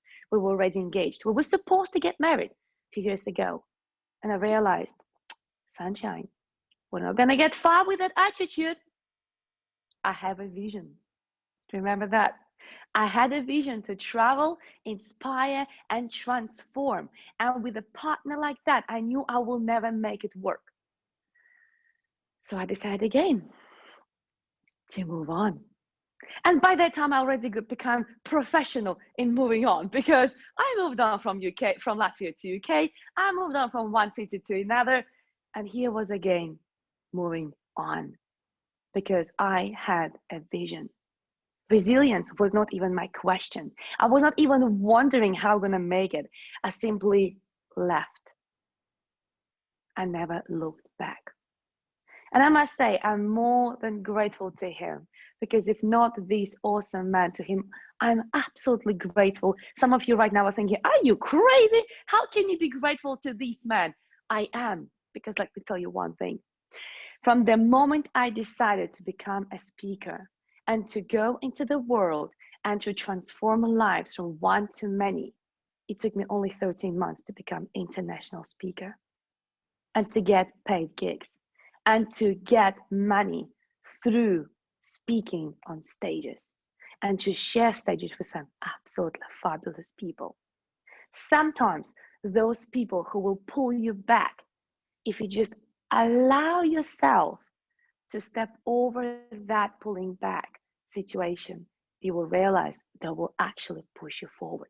So he actually excelled my journey. He helped me to overcome all of that. He helped me to understand that all what I have here is what matters.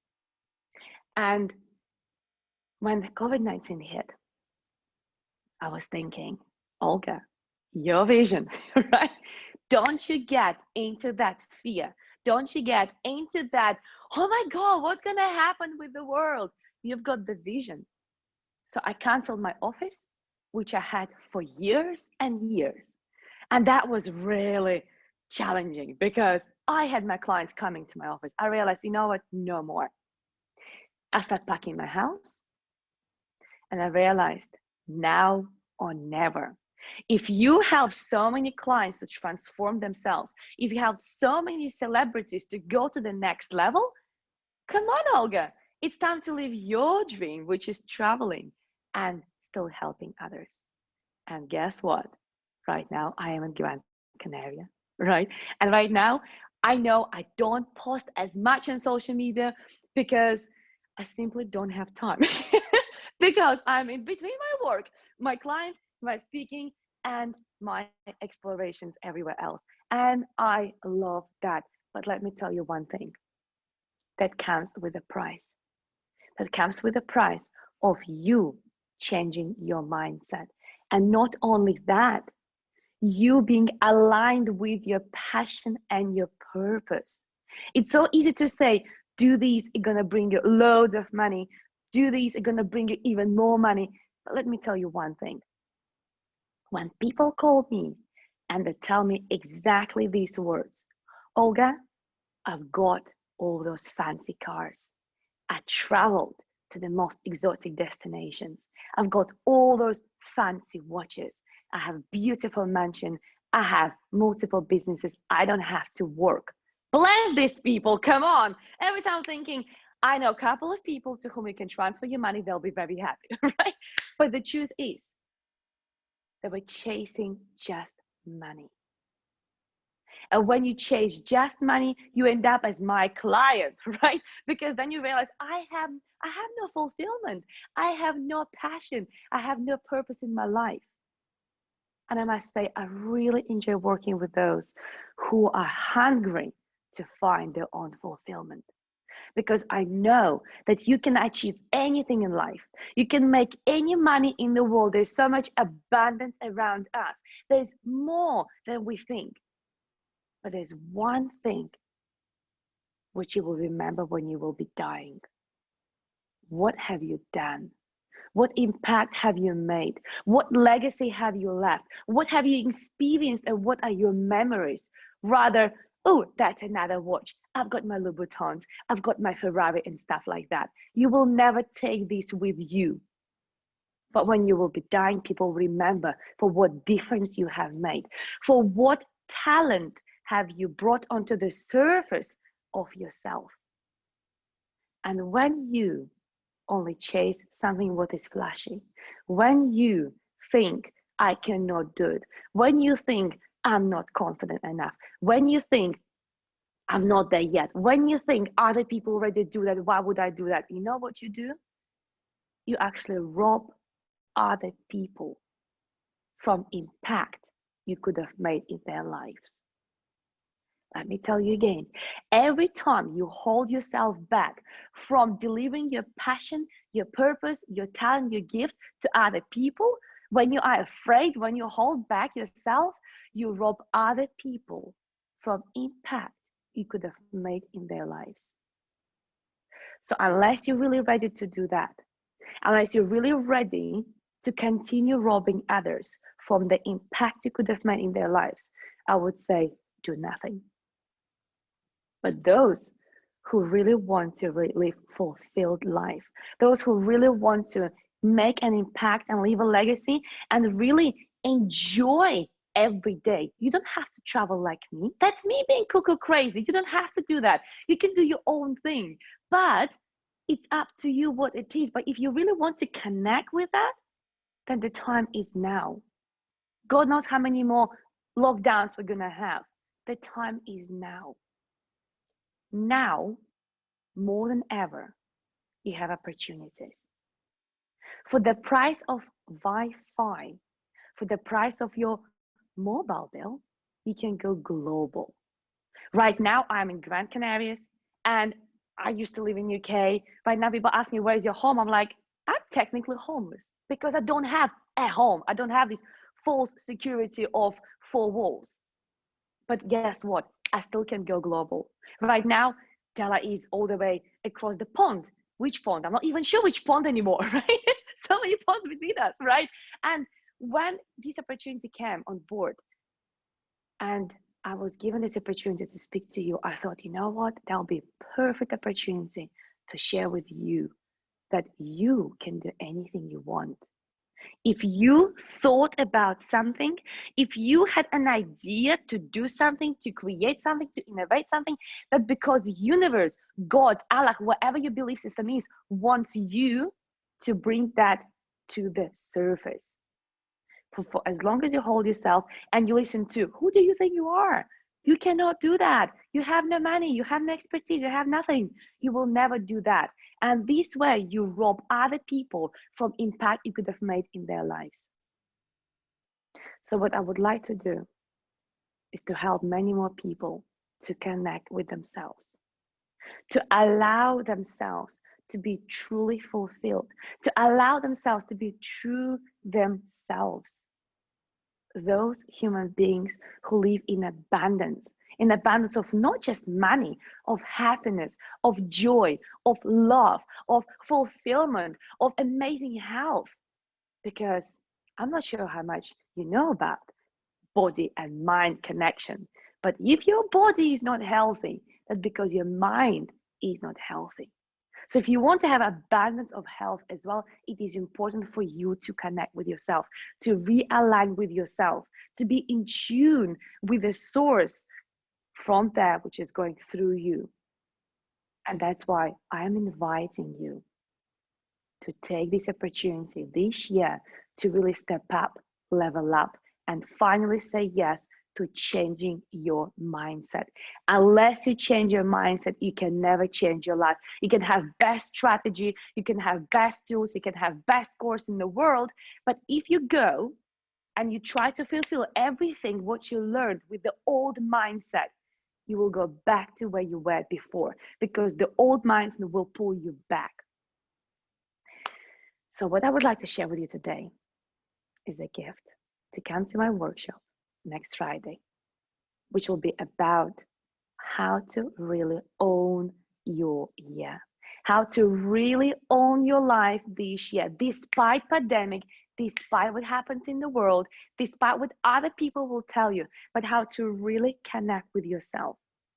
And this workshop is not only for this year, this workshop is for life, because it is about how to connect with your purpose, with your alignment, how to really learn how to transform your mindset.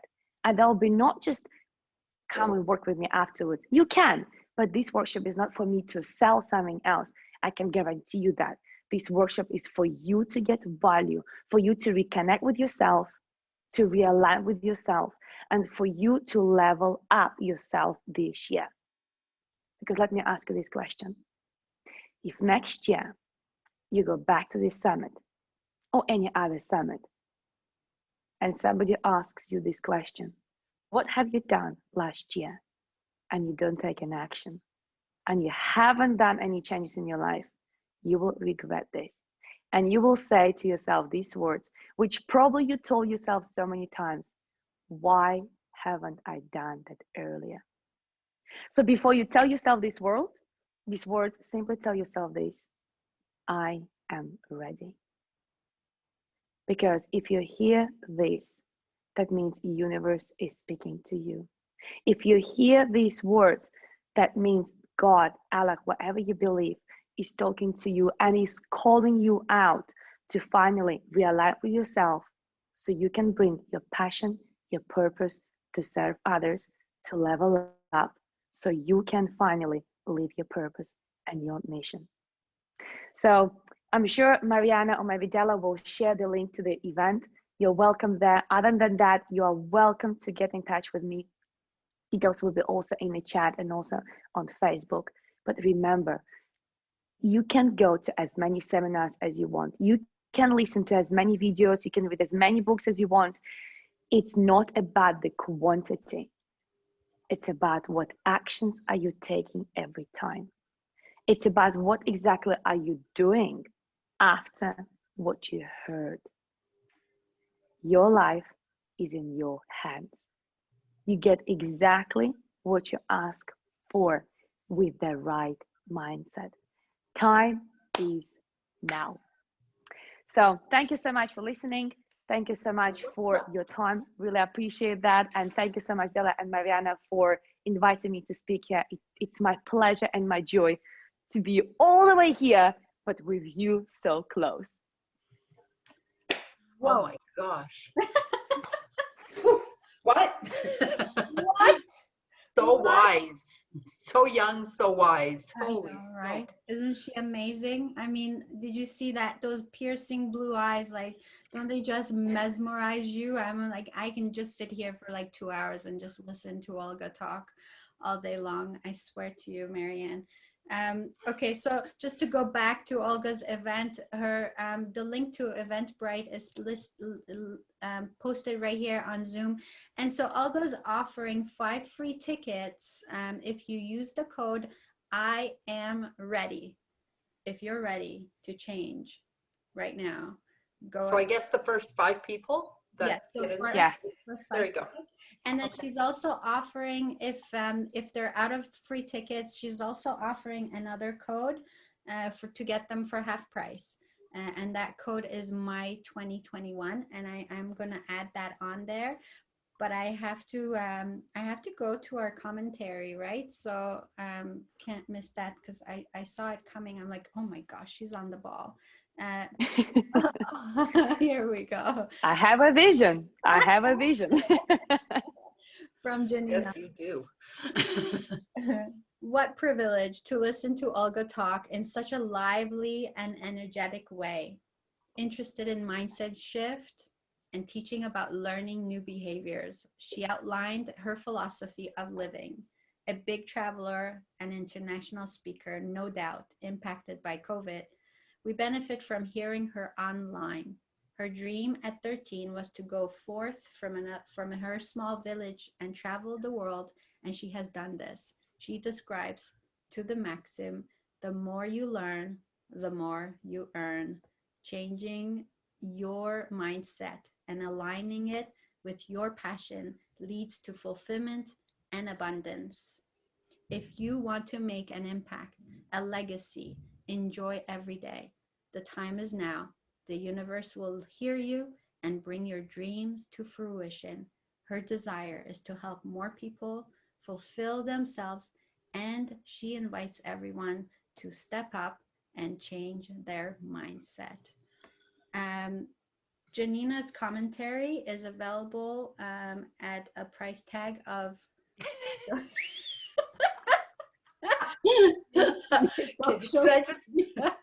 Could I just say, Janina is Ukrainian background, and I'm Croatian. So Janina and I used to live on the same floor together, and she's my old neighbor, and she takes care of my dogs. So just so everyone knows who she is, and she's absolutely amazing.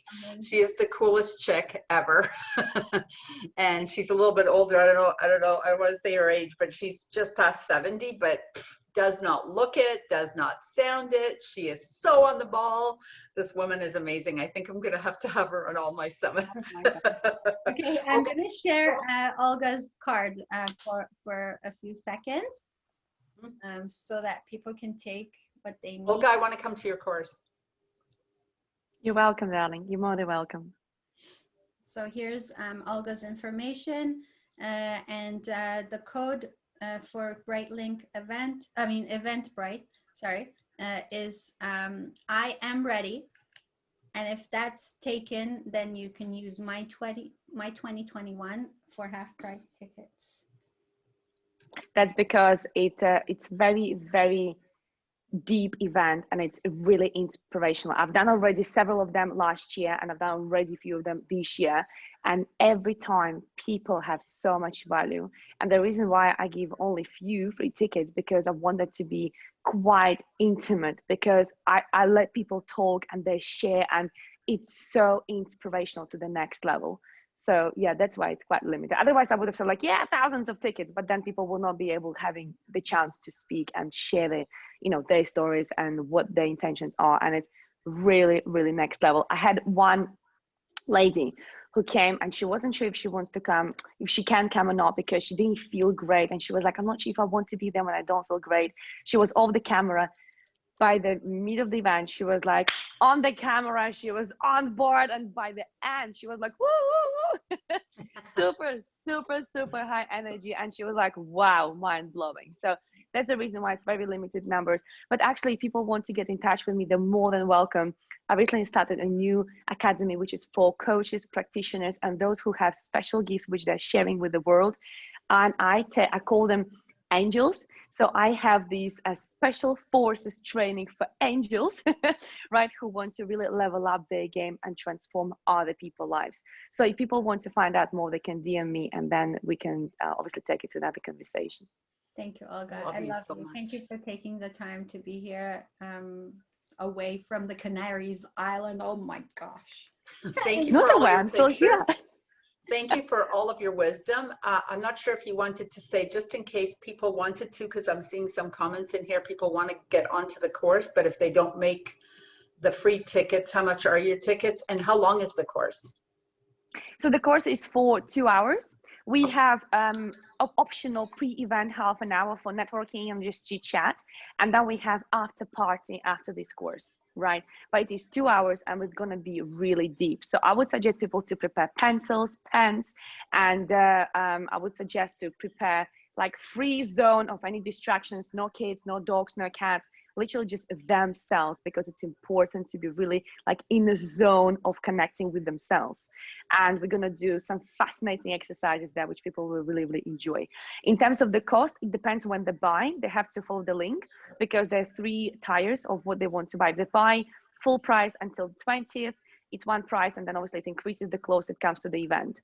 But yeah, if it is half price, I think it will be about only $12. I'm not sure what people Oh, wow. in dollars. I think about $12. So yeah, Very half price will reasonable. be also very reasonable. Yes, because my aim is to help, and I do them on a regular basis. But my aim is to help because I want to take many more people on the journeys of really fulfilling themselves. Because if I can help them, they will help many more others. That's my mission. That's my purpose. Because love I you get so lots of much. one-to-ones. Thank you. But you see, because I get loads of speaking engagements and I get loads of other clients as well. So my aim here is not to make money from these people, but I know when you don't commit by paying, you don't show up. That's right. So that's why I charge at least something, because I know people commit more to themselves when they pay something. Excellent. Thank you so much for that. And I also want to just add on to what Adela had said, that she could listen to you for hours. I actually have. I've stalked you on Facebook. I'm sorry, sort of. And I have actually listened to your podcasts Oh, for thank hours. you. Thank you. And I'm like, oh, Oh, and I like this, and I like this. Oh my God, what about this one? Look, she has this, and I'm like, I'm never going to get anything done today. And this is the way my day's gone. And then I'm watching your videos with your son, and then I'm like, oh, she's in Canaries. Oh, look at this. I want to be on that beach. I want to be on that cliff. You love cliffs, don't you? I love Love cliffs. So right cliffs. now it's dark. It's such a pity it's dark, you can't see. But right now, I literally, my window is coming out to the place where you can see the ocean and the mountains like meeting each other. And then you see the mountains go, and I'm like, oh my God, this is the heaven. I'm in the paradise. But guess what? I know some people say like, oh God, you're so lucky. I'm like, really? Hello, sunshine. If you had been what I've been at the age of 13, you wouldn't think so, okay? Yeah. But this all is the result of me working on my mindset. I kid you not. The more you learn, the more you earn. The more you learn, the more, and I cannot stop saying this phrase, because the more you learn, the more you earn. It just goes hand in hand. If you change your mindset, you can change your life. Thank you. They're just having, sorry, did you read the comments? Yeah, I was just gonna Go ahead. read that. Apparently the link is out of UK and we can't register on that. Payment declines on the UK link, and it's not giving options to use promo code. May I address that, Olga? That's interesting, because last week I had actually ladies from Florida and also Ontario, so I'm not really sure why this particular link doesn't work. What I would suggest to do in that case, if you send me private message via email or my phone number, I'm not sure, Della, if you have my phone number, via WhatsApp. I'll put your email address. How's that? Yeah, email's best. Yeah, that would be wonderful. Yeah, send me an email, because I know that last Friday I had people from abroad and they were absolutely having no issues. Maybe refreshing the page will help, unless maybe Eventbrite was making some changes to the way how everything gets processed. But at the minute, as I said, I had international people at every event, and last week also, I refer to last week because this is the most recent thing, it was also working. It is definitely, just checking the page, it is definitely I am ready, all capitals, all together, no gaps. for free ticket, and for 50% off, it is my 2021 altogether as well. Oh, there's the email. So I think we're good for now. Yeah, so if those people who struggle, maybe they can send me email, then I will get in touch directly with them straight away. There But you go. yeah, maybe refresh the page. Maybe that will work. Yeah. Okay, thank you so much. Olga, thank you so much. You're the best. I love you. And if you stay in the It's a Canaries pleasure. long enough, maybe I can do a retreat out there and we can all go, eh? Come over, As soon as absolutely. COVID's over, international retreats start up again. Absolutely. Thank you so much. Thank you so much. Bye. Thank you for this opportunity. I really love you. I really appreciate Thank you so and it's much a for your pleasure to be time here. and wisdom. So young and so wise and so amazing. Good Lord. Thank you. I'm not that young, but thank you. Yes, yeah, you are. I'm old. I have a 14-year-old child. Come on. I have a 14-year-old child. I'm not that young. But thank you. Okay, so Thank it's you. 4 o'clock. We're supposed to end. Okay, see you later. Bye. No, we're totally behind. I figured we were going to be behind by 1 hour. So I thought, okay, we're good. So 5 hours ended up being 6. So we did really good. But I wouldn't trade any of this for anything. And thank you to everyone who's still here. Thank you so much for listening to us. I will now take the opportunity to, oh, you want to do a thing? Okay, for what? For what? Well, let's do a prize that for someone's prize that we haven't given away. But we have given, I think, everyone, because I'm writing them down. Are we okay? Yeah. So Denise, and then Denise will be next because she does have a prize for the AO scan. Oh, actually, you know what? If you want, you can pick me because I'm giving away, because I'm not really speaking, so to speak. I've already said my piece. Yeah, pick one. Here, let me pick one. I'm giving away a 1 hour session, a 1 hour coaching session with myself on Zoom, of course. Okay, got it. Thank you. Okay, Marianne's gift to Janvi Dadeja. Can you spell that? Oh, I think it's Jaanby. Yes. Is that right? Jaanvy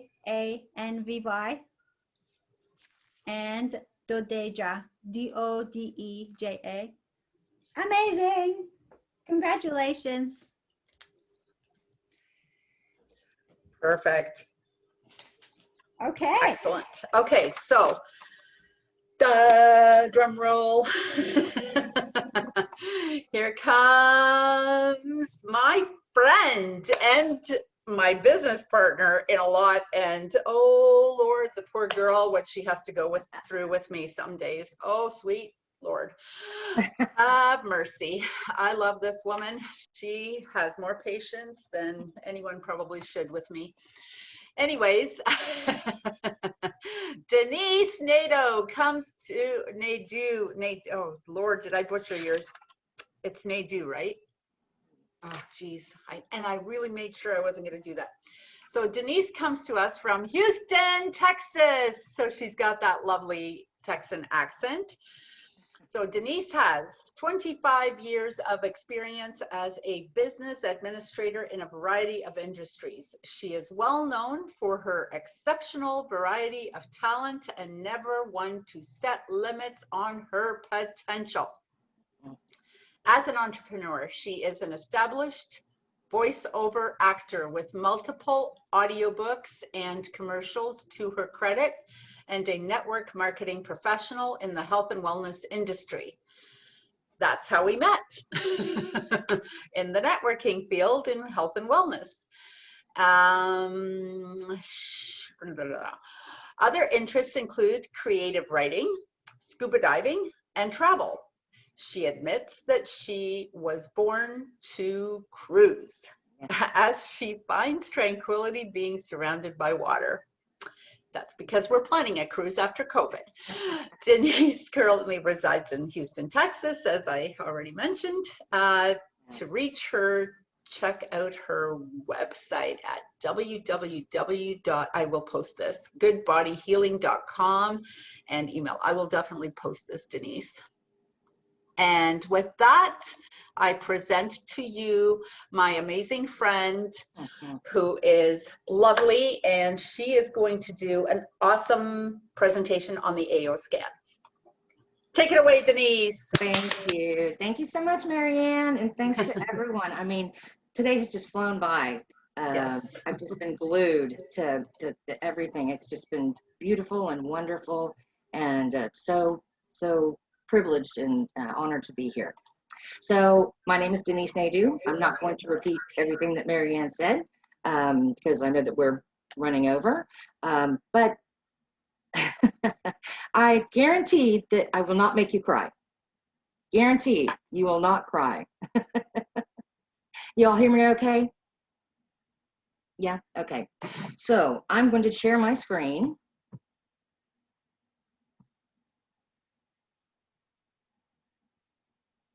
No, actually, not quite yet. I want to show you what we're talking about here. So this is really exciting in the health and wellness industry, really, truly exciting. This technology it's not new. The technology is not new. It's been around for several decades. But what is new is this new device and what it can do. So I'm going to show you this here. Okay, what is this? Looks like a cell phone, correct? You can get up here. There's the software. So you need this. You need these, which these are not headphones. These are transducers. And so they go not in your ears, but in front of your ears, and they rest on your jawline. Okay? So they're not headphones. They're going to be transmitting frequencies. Okay? And finally, you need these. And that's it. So this is such a powerful tool. It's really, really exciting. And you know, I've shared it with, since I got it, I've shared it with a few others, and it's been phenomenal. They've been so excited by it too. So without further ado, I will share my screen.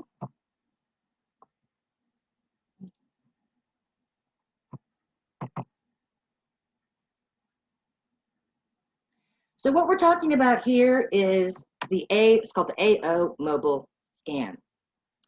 And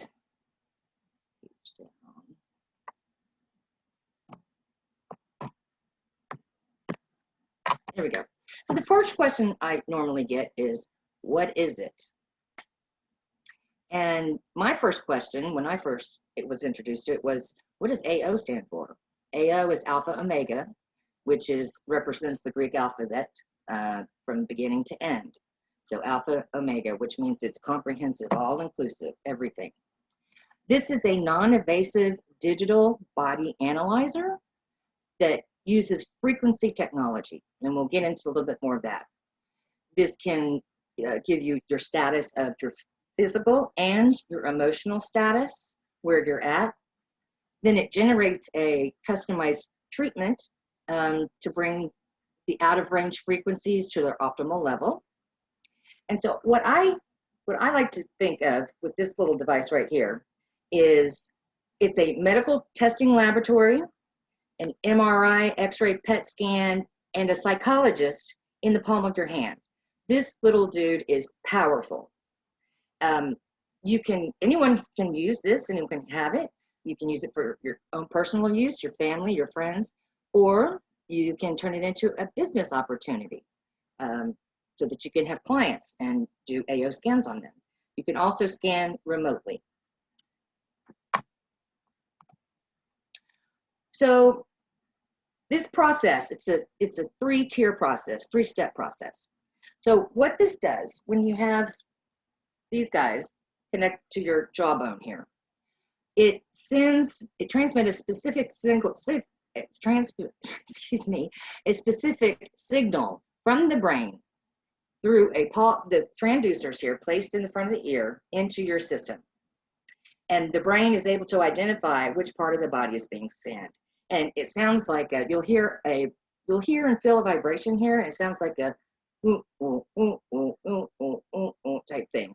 and it's scanning all up and down your body. The first scan takes less than a minute. They're all very quick. So the second thing it does, second process, is it takes what your body and brain came back with, that information, and it compares it to the standard.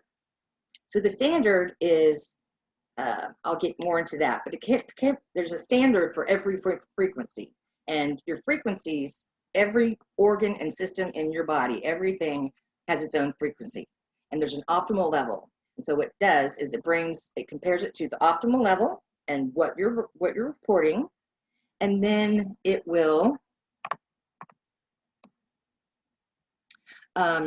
do what we call an optimization. So that's the treatment, so to speak.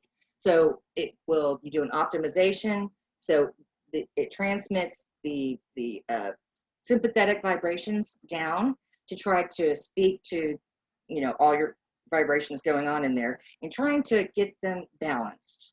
Some of them can be underutilized, some of them are under stress. So it tries to bring those back into balance. So just like, the tuning forks, one is vibrating and the next one starts to come on, and next thing you know, they're in tune and in balance. So I'm going to hope everyone can see that. So I've had people say to me, especially like my family and my mother, when I brought this contraption around, they're like, well, that's really great. It's fascinating, but do I need that? And the answer is no, you don't need it. If you're okay with the status quo, what's been accepted for decades and decades of scheduling an annual appointment with your family doctor for an annual physical that takes one snapshot of you in one day of your life at that particular moment, and it spits out a report and comes back and says, okay, you're fine, or you've got some high cholesterol, or whatever the case may be. If you're okay with that, which is fine, it's what we've been doing, then great. This device, however, is for those of us who want to know what's going on with our body and emotional state the other 364 days of the year. So it does it processes the exact same thing as your blood work, your x-rays, and like I said, your emotional state. The point was, this can keep you still have to go to your doctor. We're not going to say don't go to your doctor. Even if you have this, you still go for your annual physical checkup. But just like we maintain our cars, we change our oil in our vehicles more often than we go to the doctor for checkups and see where we are with our levels and what's happening in our bodies. So here's some guys over here. I don't know if you can see it. Bring this up. Okay, there's a science behind this, and this has been going on for years and years and years. So basically, the Russians, Spain, the United States, they all got together and along with the work of Tesla. I have to minimize this because I can't see. Oops. Sorry about that. In Germany. So, a lot of these brilliant minds got together, and Nikola Tesla, for one, Dr. Royal Rife, Albert Einstein, these minds are the ones that, that put forth the theory of, vibrations, that every piece of matter is vibrating, and that's what holds it together. And our bodies have at least 120,000 different vibrations going on, and each one is unique. Excuse me. So what they did is they put all of these vibrations, they identified them, did a lot of research on it. They identified this is for your teeth, this one goes to your eyes. And so they cataloged them, and there's, like I said, over 120,000, and they put it into this big database. And that's what is in here.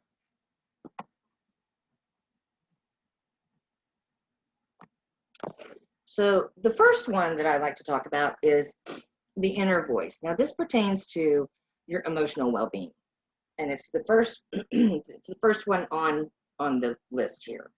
It's quick and easy. You just speak as you would normally speak into it, and it measures your tones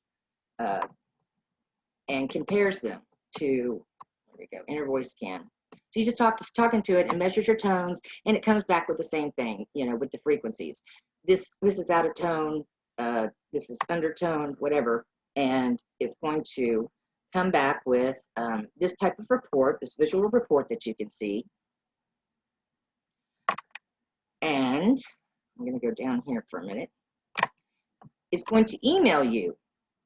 This is your inner voice. All of these reports are sent via email directly to you. So this is what you get after you do the inner voice scan. And there's several attachments, and also MP3s on there, so recordings. So you're going to go down again. So this is an example of one of the reports that came back, and one of the things that the inner voice is analyzing. So it's very detailed, tells you what systems are being impacted. You know, most of these are expressed emotions that it can pick up, but I mean, there's some of them that are suppressed that you might not even be aware of. So this is out of balance. This was out of balance. And it's related to emotional issues of survival and money. Not a surprise. So the balancing color is green, and green supports inner balance, harmony, love, social interaction, and self-acceptance. So at this point, to bring you back in harmony, it's kind of like with feng shui. You know, you have something here and you need to balance it on the other side. So if you're having these issues, like, you would wear the color green. There's also colored glasses that you can put on and look through. That's bringing you back into your balance. And it goes into some information here about what this all means, you know, unacknowledged and what's going on there, self-validation, that type of stuff. They're very detailed reports. And then it sends you these tones back. It was the MP3s that I showed you in the email. It will send you these tones, and you listen to them, and I've included a sample right here so you can hear it.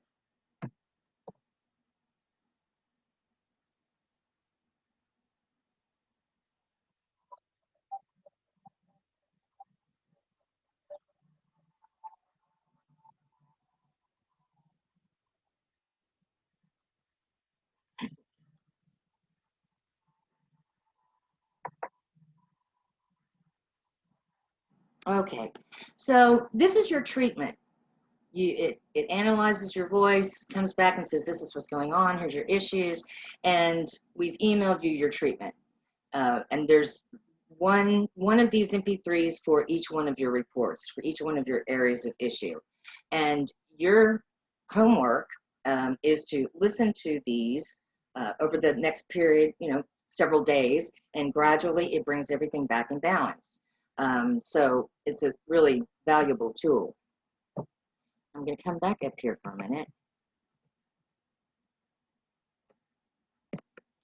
And we're going to do another scan.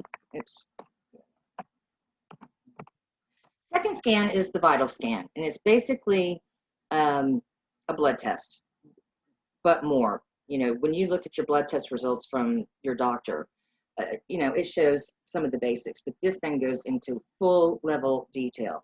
And again, what it does is it scans, it reports back, and then it provides the treatment, which is the optimization that it's going to send back in. So I'll show you an example of what that looks like. Here's the vitals report. Let's see if I can make that smaller. Big enough that you can see it. Okay, so this is the report that you get emailed to you. So the right hand column over here, that is the first scan when went into your body and scanned and came back out and spit out the results and said, okay, compare this to the optimal level. And then we ran the optimization in this other column here, the first column next to it, and it comes back with an analysis, the report of, yes, this is now back into range. Obviously the red means it's out of range, the green means it's within the range of what the optimal level should be. So areas of concern that might be, you're looking for things like, if you get 2 reds, maybe that might be an issue that you need to investigate further. You could even talk to your physician about it. But I mean, look, it goes through the blood tests. This thing, I only have one screenshot of it, but fatty acids, it goes through and checks you for toxins and bacterial infections and viruses. It's huge. It goes on and on and on. So it's very, very detailed. The third, sorry about that. The third scan is right here, and it takes the vital scan into a deeper level. So it's called the comprehensive scan. And it still goes, same process goes through, except it's really going into detail inside your systems, your organs, your endocrine system, your cells, things of that nature. So what you receive is a lot of reports on everything, which they turn out looking like this.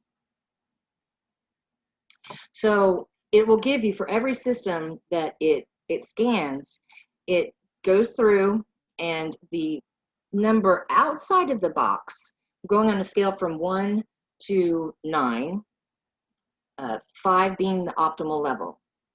So when it scans and it comes back and it gives you a number, you're either, below the level or you're above the level. So the first number outside of the box is the first time that it did the scan.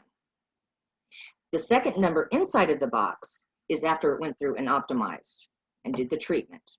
So then it gives you the report. And again, it goes into really great detail, areas of concern that you might have if you didn't bring it back up to the level 5, closer to where it needs to be. This is the section of the heart here.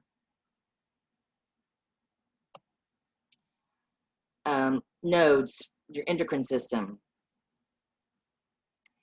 And if you can see here, I'll open this up a little bit. So it tells you here, gives you previous from ideal, that was your first scan.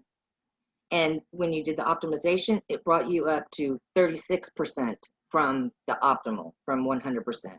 So still have a little work to do in those areas, but it gives you a good idea of where you stand. Again, the lymph nodes, your teeth. It goes through everything. The list is incredible. It goes through everything. And the final thing that this device can do, which is very interesting as well, is it can transmit what we call SEFI, and that's subtle energy frequency imprinter. You can imprint yourself. You can listen to the tones, and it can go in and you can select things like gratitude. You want to, create more gratitude vibration, or energy, or, all of those types of things. The list is long. And it can imprint. It can imprint on you, your physical self, or it can imprint on objects. There's the talk of some like sugar pills. You can imprint like a bracelet. I mean, anything that has energy in it, you just hold it up to the device and it transmits its energy into there, and then it's been imprinted. Sorry about that. So that is called the SEFI. And I believe that brings us to the close. I'm sorry if I took too long. I was trying to go through it as quickly as possible. But again, it's really, really fascinating technology. Over here. if you have any questions about anything, you can feel free to contact me. I can sell you these devices. I can talk to you about, you know, getting in on the business side of things. If you would like to sell these devices and earn extra income, I believe that Marianne will probably share my information. But I'm doing it right now. Again, there we go. And so they can have treatments and purchase the device and do it as a business as well, right? But they could also come to you as treatments? yes, of course. Perfect. Sorry, I interrupted because I was trying to put it up. Quite all right. Or did you want to say something else? Thank you so much for that. That's great. That's a cool little device. And I know Dallas had a treatment. I know I've had lots of treatments. I think Sonia's had some too. Very good. Very, very cool. I'm a big supporter and lover of Rife technology. Very European, very good. You know, everything in the world has vibration. So of course, how do we not have vibration, right? So it's amazing. I love it. And I love that it's so compact. And yeah, definitely talk to you about that. So I have posted the link in here, and I don't know, are you able to post it into Facebook, Jella? Yeah, I sure can. Okay, perfect. Thank you so much, Denise. That was amazing. Mwah! Love it. Can't wait. This is such fabulous technology. I mean, to think that you can get all of that just from the sound of my voice. I mean, it's quite amazing. And that just goes to tell you how everything has energy. Even like the organs in our body, they have energy, and they emit a vibration. I think that's how this whole thing works. Although like I'm clueless, but I found it fascinating. It's really, really cool. It's amazingly accurate when you have the scan. If you have some concern or something going on in a particular area, your knee hurts or you have a toothache or something like that, it's going to show up. It's going to show up in your reports, and you're going to go, oh, and it validates things like that for you. So it's amazing. I love that it does the teeth, right? Like, that's so cool. Really cool. Like, what does teeth, whatever works on teeth other than a dentist, right? Scanner. Alpha and Omega. What a cool name, right? Really cool. Awesome. Thank you so much, Denise. There's Denise from Houston, Texas. Woohoo! Love you. Mwah. Thank you. Denise, nice to meet you. There's a comment also from Janina. We're going to go read that comment. And then I'm going to display Denise's info card for everyone to take down the information. Janina says,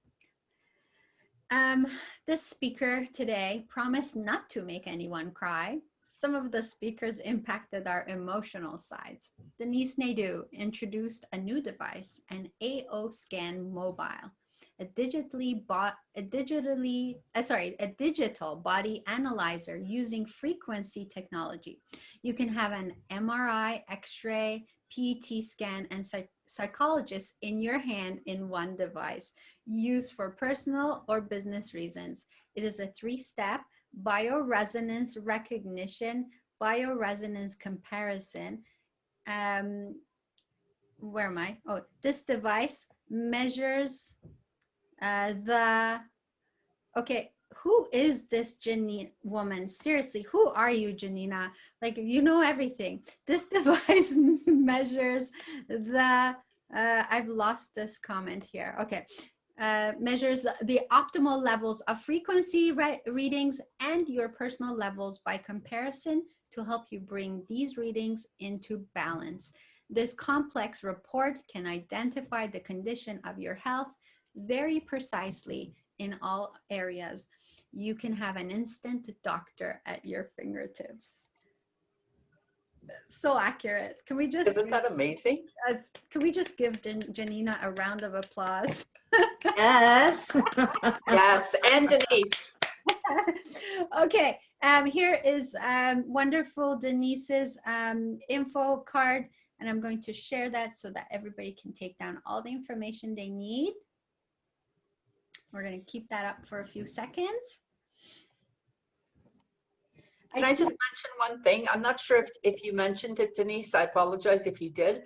But did you mention already that this can be done through Zoom? Hello?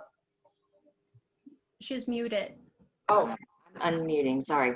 I'm not sure. I intended to mention it that you can do this remotely. So, and it's been proven, tested and proven that it's just as accurate as if you were right here face to face with me. that's right. So, Amazing. I did mine over Zoom. mm-hmm. Okay. Okay, and Denise, you have a gift for one lucky person, right? So did you want to make that draw? It's a free AO scan session with Denise. Okay. Zoom. I'm assuming it's going to be on Zoom. But Yeah. I think Denise should pick it. Okay. Okay, here it comes. okay, who'd you pick, Denise? Maggie Rougier Chapman. Nice. Congratulations. It's a Talk to you treat. soon, Maggie. It's a treat. Yay. Thank you so much, Denise. Yay, and thank you so much for the donation, Denise. Thank you, and thank you for your time and sharing your wisdom, and I love you. Mwah. Okie doke. So we're only a little bit behind a full hour. So this brings us to our final speaker. And Sonia Clark is from Australia. She is from Melbourne, Australia. And she has been very patient sitting here with us. What time is it in Australia right now? It's a lot more reasonable at the moment. It's 8:30 in the morning. Oh, great. So special thank you to you and everyone else who's off the grid here, and we're all over the place. It's fantastic. Thank you so much. So Sonia and I met, Robert J. Moore had actually introduced me to her, and we were supposed to do, I think, a 1-hour session, or I don't even think it was supposed to be a session. I think it was supposed to be a chat before the podcast. And how long were we on the Zoom for? Like 5 hours? Or 2 or 3 hours. Yeah, I don't know if 5, but it was quite a while. It was fantastic. So we had a blast, and plus I love the Australian accent, so I could listen to Sonia talk forever. So allow me to introduce this beautiful lady to you, and you will have the pleasure of listening to her for the next bit. So Sonia Clark is a founding director, Lead Business Education. Having trained over 3,000 business owners and staff, Sonia Clark is a prosperity entrepreneur, trainer, and founder of Lead Business Education. Oh, sorry, I misread that first one. Providing courses and coaching with a holistic approach for personal and professional success. Sonia is also an Amazon #1 best-selling author and the podcast host of Prosper with Sonia Clark, interviewing inspiring entrepreneurs and sharing resources for entrepreneurs. Sonia's ethos is to pay it forward while helping entrepreneurs to successfully master their business goals. Why? Because empowered entrepreneurs positively impact lives and communities. And I'm going to post her website. Go to Lead Business Education for more information, giveaways, resource, and to book time to chat with Sonia. And I will post this as soon as I give you Sonia Clark. Thank you so much. Hi. G'day. G'day. Thank you for that introduction. It's lovely to be here, and thank you, Della, and both yourself, Mary Ann. And it's fabulous to be here with so many wonderful speakers, listening to all those stories, listening to all those tips. It's just beautiful. It certainly empowers my heart, and I hope that everyone there that's been watching and listening has really been enjoying it too. That's something that I'm really, really passionate about. Obviously, as you heard there, very passionate in helping entrepreneurs to achieve their goals, their dreams, to be prosperous. And prosperity is about being prosperous in all the various different facets of both your personal and professional life. And so I've certainly been on that journey for quite some time, and now taking that journey to a whole new level, even not only with the courses that I provide and the coaching that I provide, and I also provide for established entrepreneurs the mini MBA to help build, fill in those gaps and to take you to that next level as well. So right from beginner all the way through to advanced, and with the podcast show now soon to be on TV too. Woohoo! So really excited, taking that across 164 countries, and it's going to be all sorts of different types of segments in there. So I'm very passionate about not only helping to develop individuals and businesses, but also to spotlight them and promote them, and to give people the opportunities of taste testing what people actually do provide, or entrepreneurs provide. I work with both entrepreneurs and corporates. The major difference is that entrepreneurs have that mindset and that the spirit of entrepreneurism, which is very much into looking into the future. And so that's where my passion is. I'm all about, we can learn from the past, we live in the present, sure, but we have more power and impact over the future than what we even realize. The future is the very next minute, the very next hour, the very next week. We actually have more control over that than what we realize, and we certainly do have impact.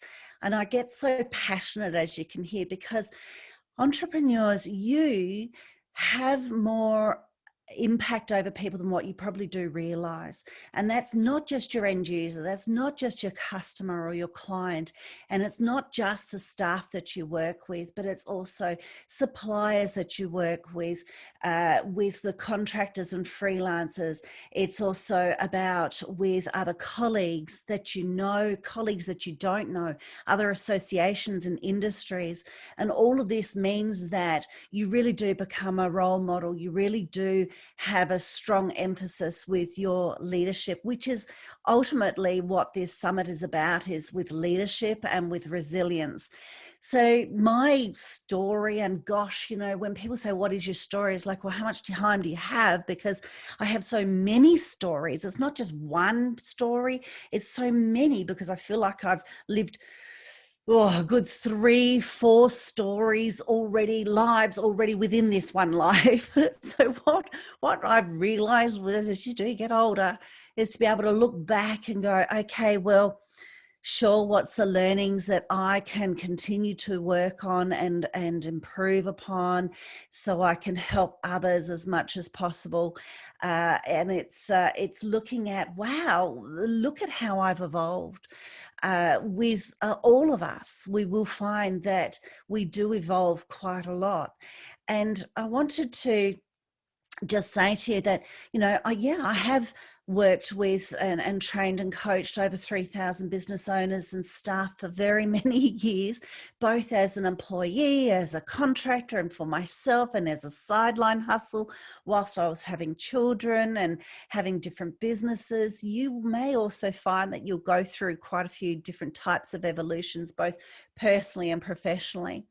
The most important thing is that you are drawing upon that, so how you can continue to evolve into the future to be the you who you want to be, and the business who you want to be.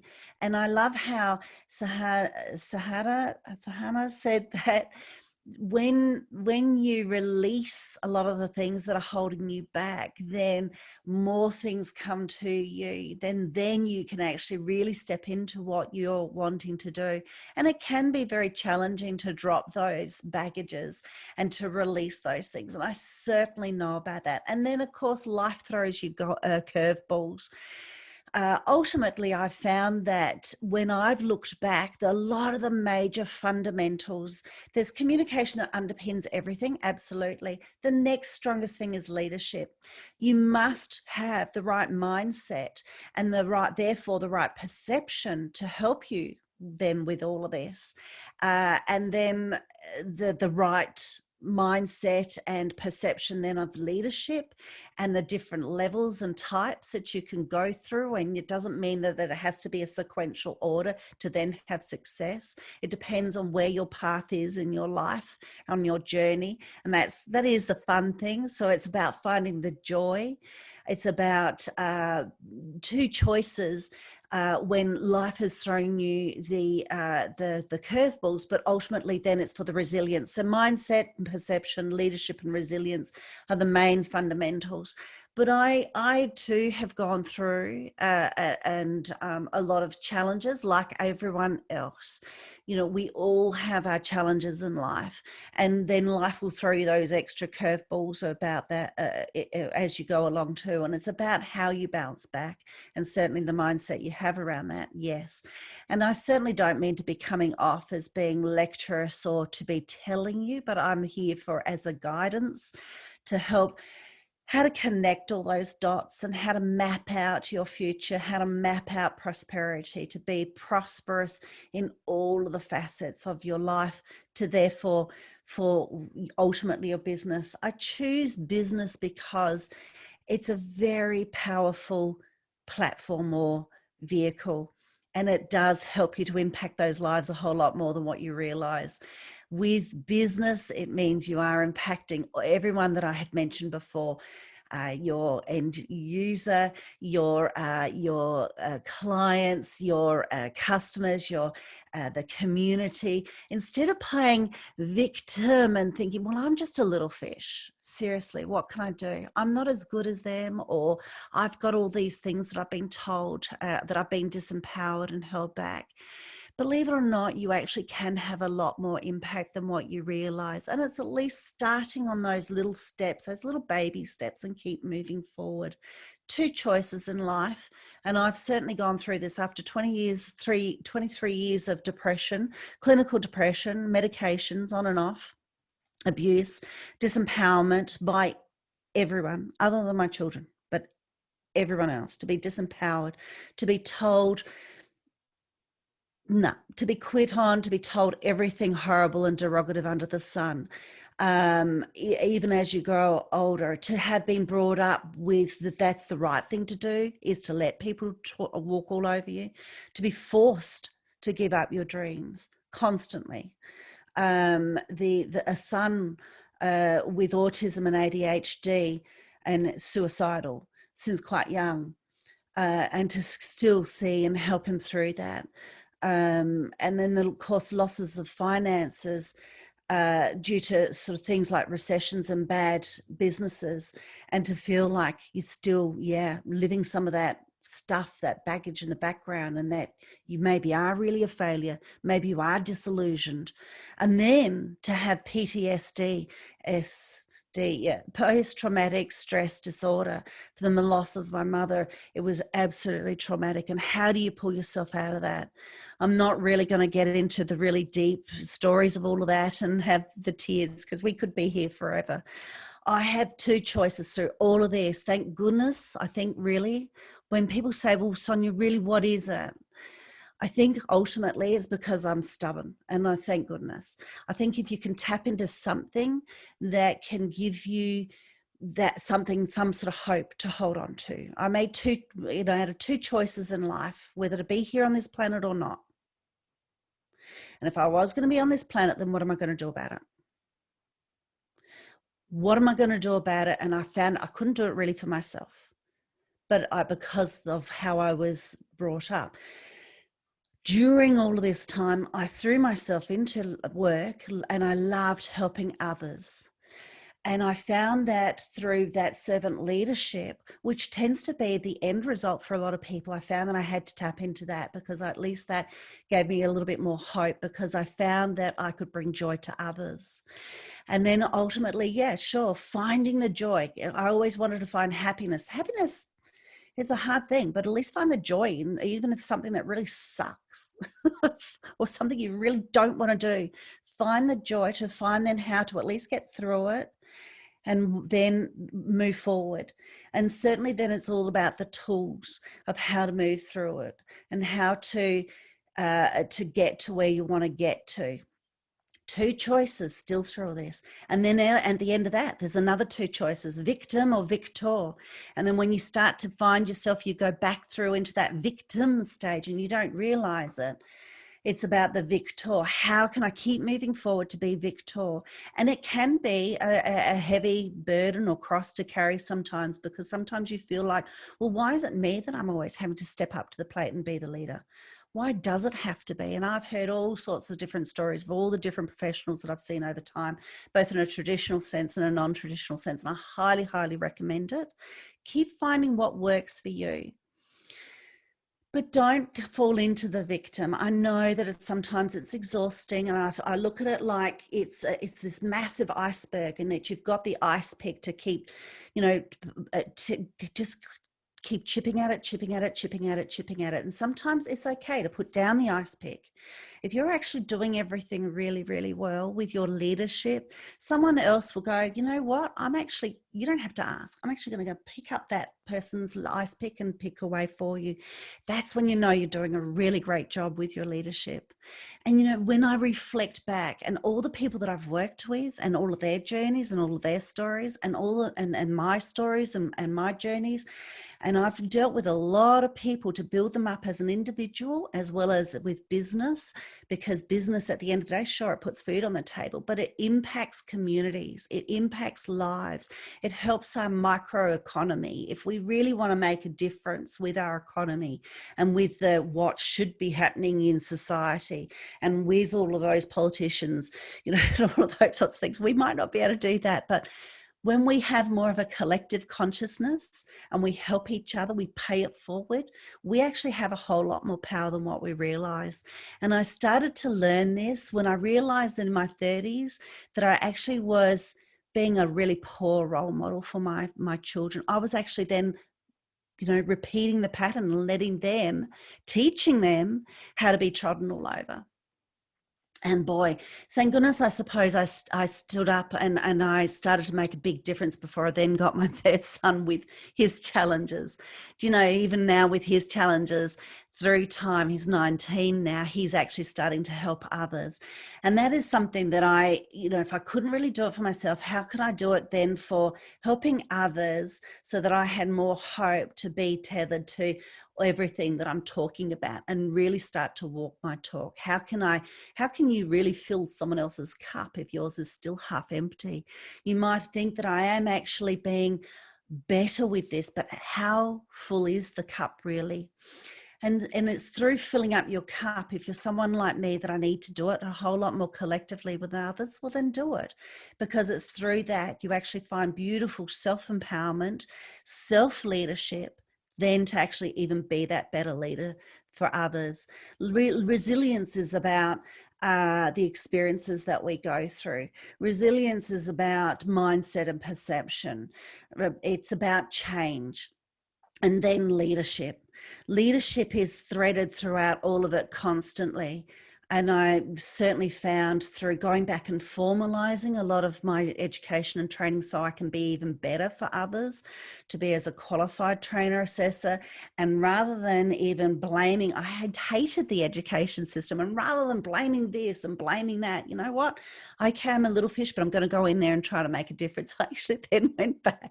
Oh my gosh, I purposely dropped out of the education system. I went back into it, qualified myself, and then so I could then teach adults, because you're allowed to break rules a bit more there, and then start teaching in universities. I've taught in different organizations, but my passion is certainly with the individuals and with entrepreneurs and helping them to then next level as you continue to evolve.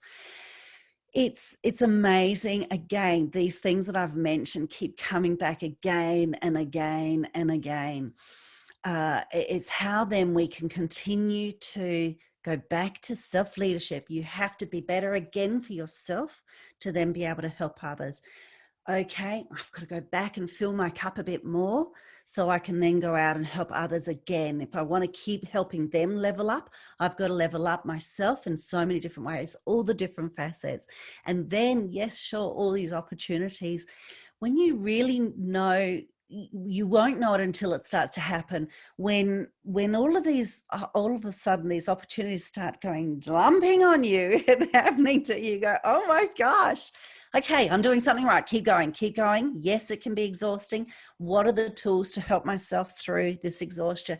How can I actually help myself? How can I strengthen my tools so I can then still continue to step up to the plate, even if it's not my job responsibility, even if it's not for me? I can go, okay, I've role modeled how to step up to the plate. Now I'm going to hand over that leadership baton back to someone else, and I'm going to role model how they do it. So then others know how to do that, picking up the ice pick. Others know how to then hand on the ice pick or encourage other people to hand on the ice pick. And through this is why I like doing it with business, is because business is all sorts of things. And now we're a whole lot more virtual. You can do anything, anywhere around the world. Thank goodness. You can have sideline businesses and do extremely well. But let me tell you a little bit what, again, the things that tend to hold people back. It's that whole change, and change is a positive. We are actually hardwired for it. We're actually hardwired to change as human beings, as a species. We're actually hardwired to change hourly, minutes, daily, just like with the environment. No, every flower that comes out one day and then closes up of a nighttime comes out the next way. It doesn't come back the same way.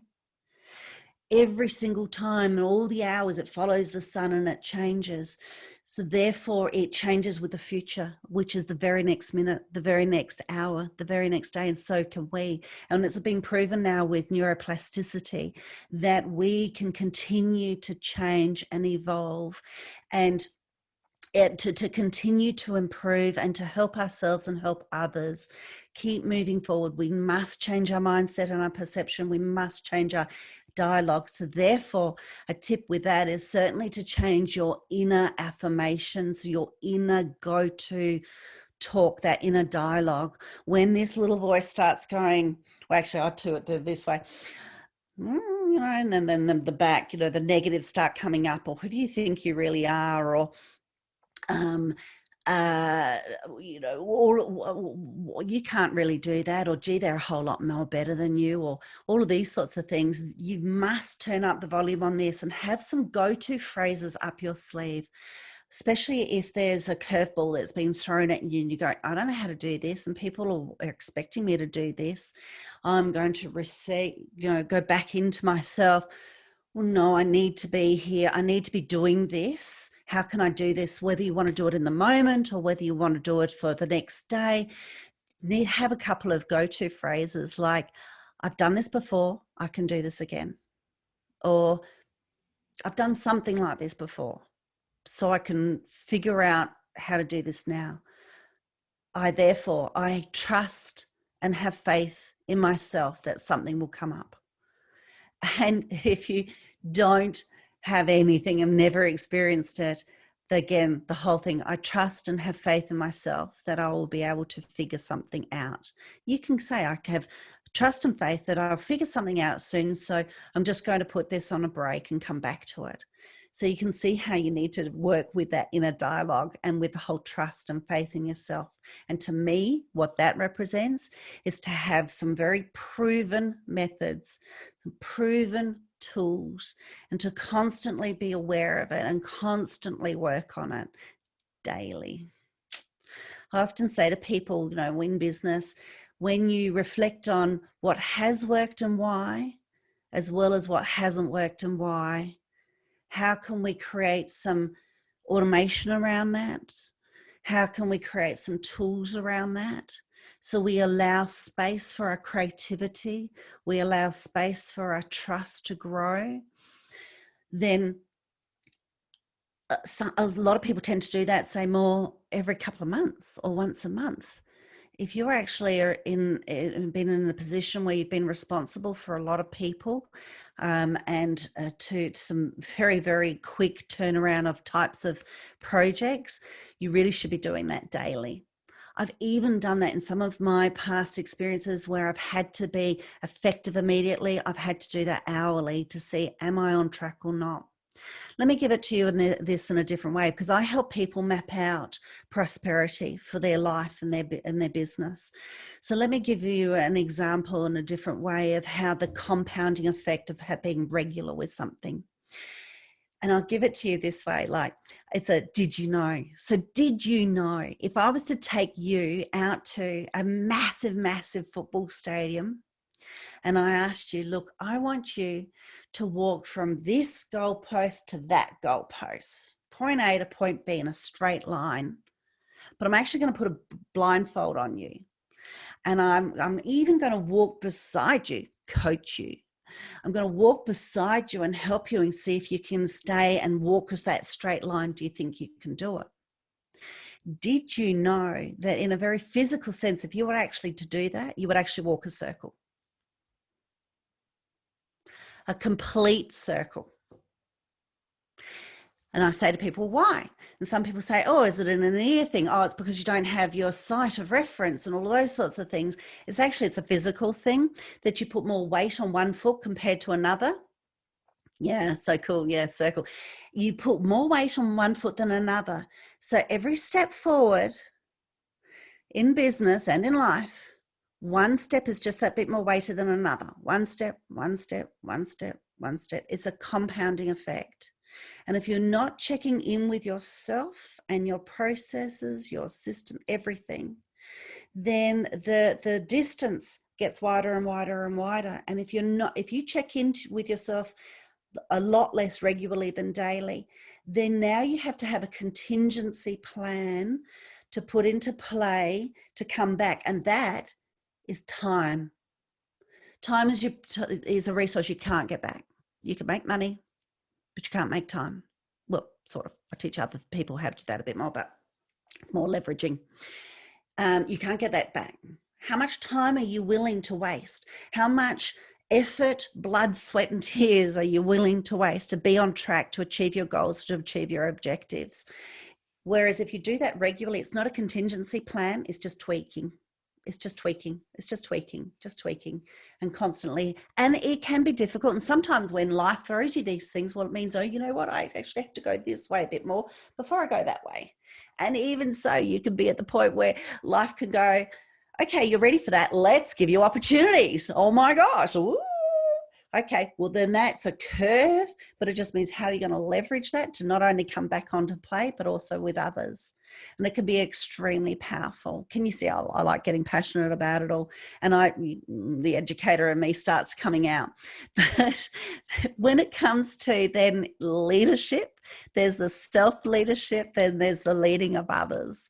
And there's different types of leaderships that you can do and that you'll find you'll be doing. That there's the transformational leadership, and ultimately where there's really true, beautiful power is in servant leadership.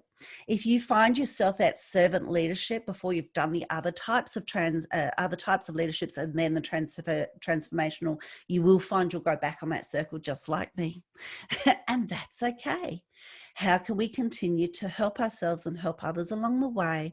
Don't fall into victim, but fall into victor and keep moving forward. You will then find when you get back towards the servantship, then, oh my gosh, your plate is going to be full with beautiful people, like the people that I've met here in this summit and others along the way.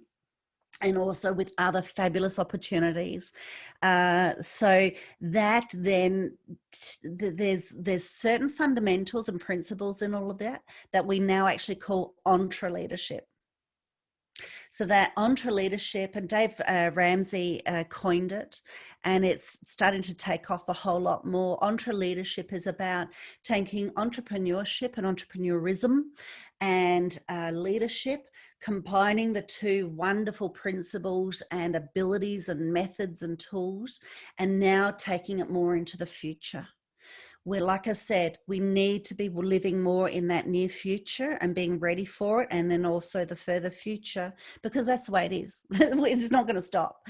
We can't go, no, I'm not ready. And we've tried that. Look at COVID. COVID even went, okay, let's throw everyone in this massive curveball. Are you ready? statistically speaking, as a business educator, we were looking at approximately 2023, more so 2025, that the business arenas were going to be massively changed, predominantly because Gen Y and Gen Z are twice as big as the baby boomers. And with the baby boomers exiting the typical type of business with the hierarchical structure and also with the corporates, that there was going to be a whole lot more entrepreneurs out there, and that it was going to be quadrupling. Well, guess what? 2020 was the catalyst for it. It's now 3 years early and a whole lot of other things are 3 years early. So right now, we all need to dig deep with our leadership, expertise and abilities. Dig deep, find some of those really fundamentals that we want to hang on tight to and keep growing them strong and move forward, and role model it to ourselves, role model it to others and into our future, and just keep going. It's okay. We're all stepping forward into the future. It's just the way it is. Yes, everything's going to be very different, but it's actually going to be extremely exciting. Yes, technology is driving it, but it's actually going to be extremely exciting. And one of the most beautiful things out of that is forcing the collective consciousness and collectiveness with entrepreneurs. And I am so grateful that I've had that opportunity, and it's been presented to me to now, with only having my podcast show, I only interview other people on that. I already have my courses and things like that where I talk. So I don't need to continue talking. I spotlight and promote other entrepreneurs. And now I've been, only 3 weeks ago, people have come to me and said, how about taking this now global and taking it on TV? And I'm like, oh my gosh. I sort of thought about that a couple of years ago, and now it's gone, boof, are you ready? Let's take it, let's go. It's on its way. Let's do this global. Let's do this philanthropic work together as well. Let's create these beautiful empowerment platforms globally, and let's help the future that'll, unfortunately, a lot of the young Y gens and some of the Z gens are feeling that there's not a lot of hope for the future. But yes, yet us as a species, we've gone through a lot of those times. It's now our time to step up to the plate and show the way a whole lot more. The Zs are working twice as fast than any other generation prior. So we need to get up to speed and be able to help with the experiences that we've had, and how that's actually really taught us a heck of a lot more resilience than what we realized. And lead forward. One of my mottos is find the joy and keep moving forward. It'll help you with your it'll help you with all sorts of things, and with your prosperity. Don't fixate on money or the tangibles. Fixate on how you can continue to fill your cup and fill others. And you'll be amazed at how people, how you will grow, and how you will collect the people that need to be a part of that life. There's always going to be the negative people. Don't worry about that. There's always going to be the negative information out there and on mainstreams. Don't worry about that. Let's keep moving forward. Look, I could have talked about all sorts of things. I hope I've given you some inspiration here, and I hope that I've given you some tips, because I am full of tips and information. That's something that I like to do, either on a one-to-one, or that I draw it out from when I interview people and then I talk in there too. So it'd be lovely if you could also check out the podcast, see what other people's doing. Reach out to me if you also want to be interviewed. Reach out to me if you're interested to take it a whole lot bigger and global with this whole TV thing. If you just wanted to start off and just filling in some of those gaps with some small courses and those soft skills, the professional development as well as the personal development, I do offer them as well. And if you're established and you're ready to up level and take it that bit further, I also have a mini MBA for entrepreneurs. That is going to be 1/8 of any cost out there, and a heck of a lot quicker and shorter in time. So, and I do also have the 7, if you want to register, the 7 game-changing entre leadership business strategies link for you too. So thank you very much, everyone. I hope that that has helped some people here. And yep, there's the link that Marianne's just put there for just a short little PDF. And then what happens is, of course, you'll be giving me your email. I can keep you informed with all the various different things, and you can reach out to me that way. So I hope that that has been of service to you, and that it has overlaid a little bit of a lot of the information of the speakers that have come beforehand. They have been beautiful. I implore you all to re-listen to the recording of everyone, and to look for the extra bits of information that everyone's dropped with their little nuggets of gold. What else now? What else now? And keep going forward. Thank you very much for your time today. Sonia, thank you so much. Mwah. Pleasure. See this. Pleasure. Oh, thank you. So amazing. What a great talk. And what a great ending. And yes, Sonia is phenomenal. She understands corporations. She understands people. This is an expert, hardcore leader. We could also come down and visit you in Australia. I think that would be fun.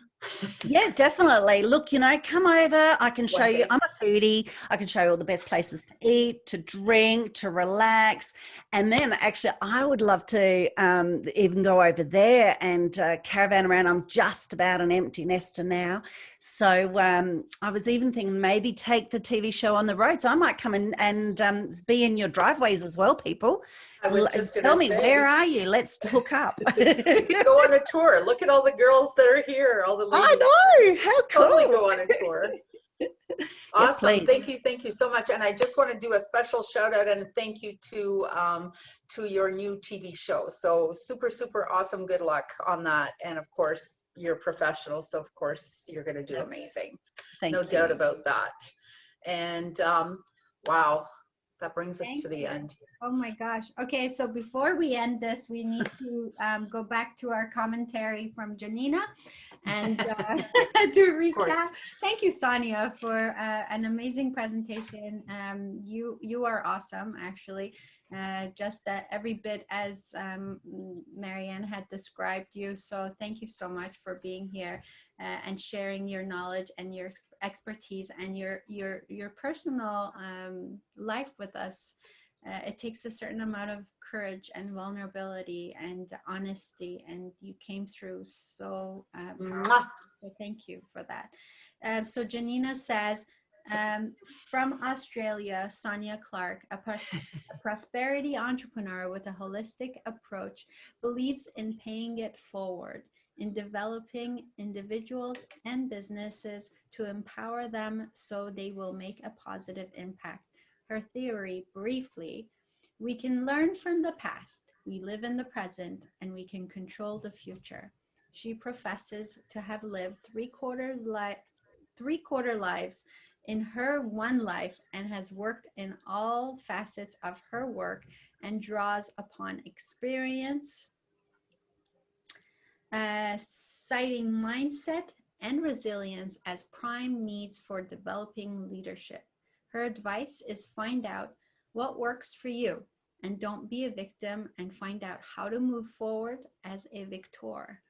Good leadership impacts communities and good leadership. I lost my place here.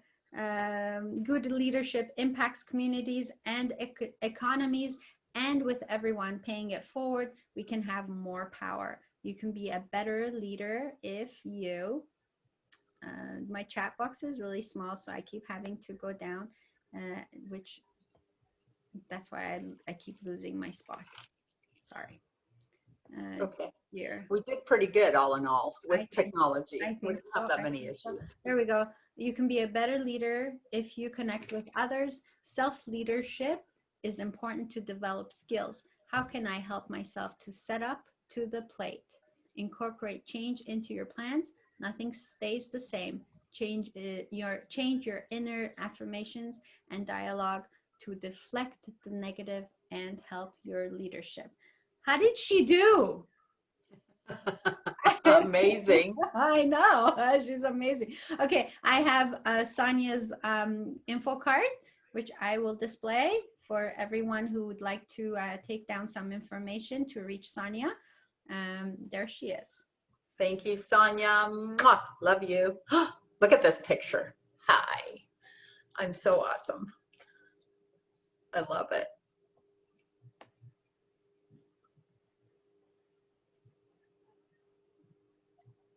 I'm just going to start talking because I know everyone can hear me. I know you can all hear me. So I just want to say one more time, thank you to everyone for joining us, to the audience, and special thanks to all of the speakers. I cannot thank you enough. You have touched my hearts once again. Oh God, here I go again. And I'm so honored to have you. You made me cry, and it looks like I may do it again. So thank you so much for your time and for sharing your wisdom. I love you all. I can't thank you enough. Della, what can I say? Thank you so much, sweetheart, for just everything. I don't even, there's far too much to even try to, you know, ramble off. Thank you again to Lori and Robert. Robert was watching. I don't know if he still is. Thank you again to Robert J. Moore and Lori A. McNeil, our super awesome, amazing killer coaches who are the best coaches ever.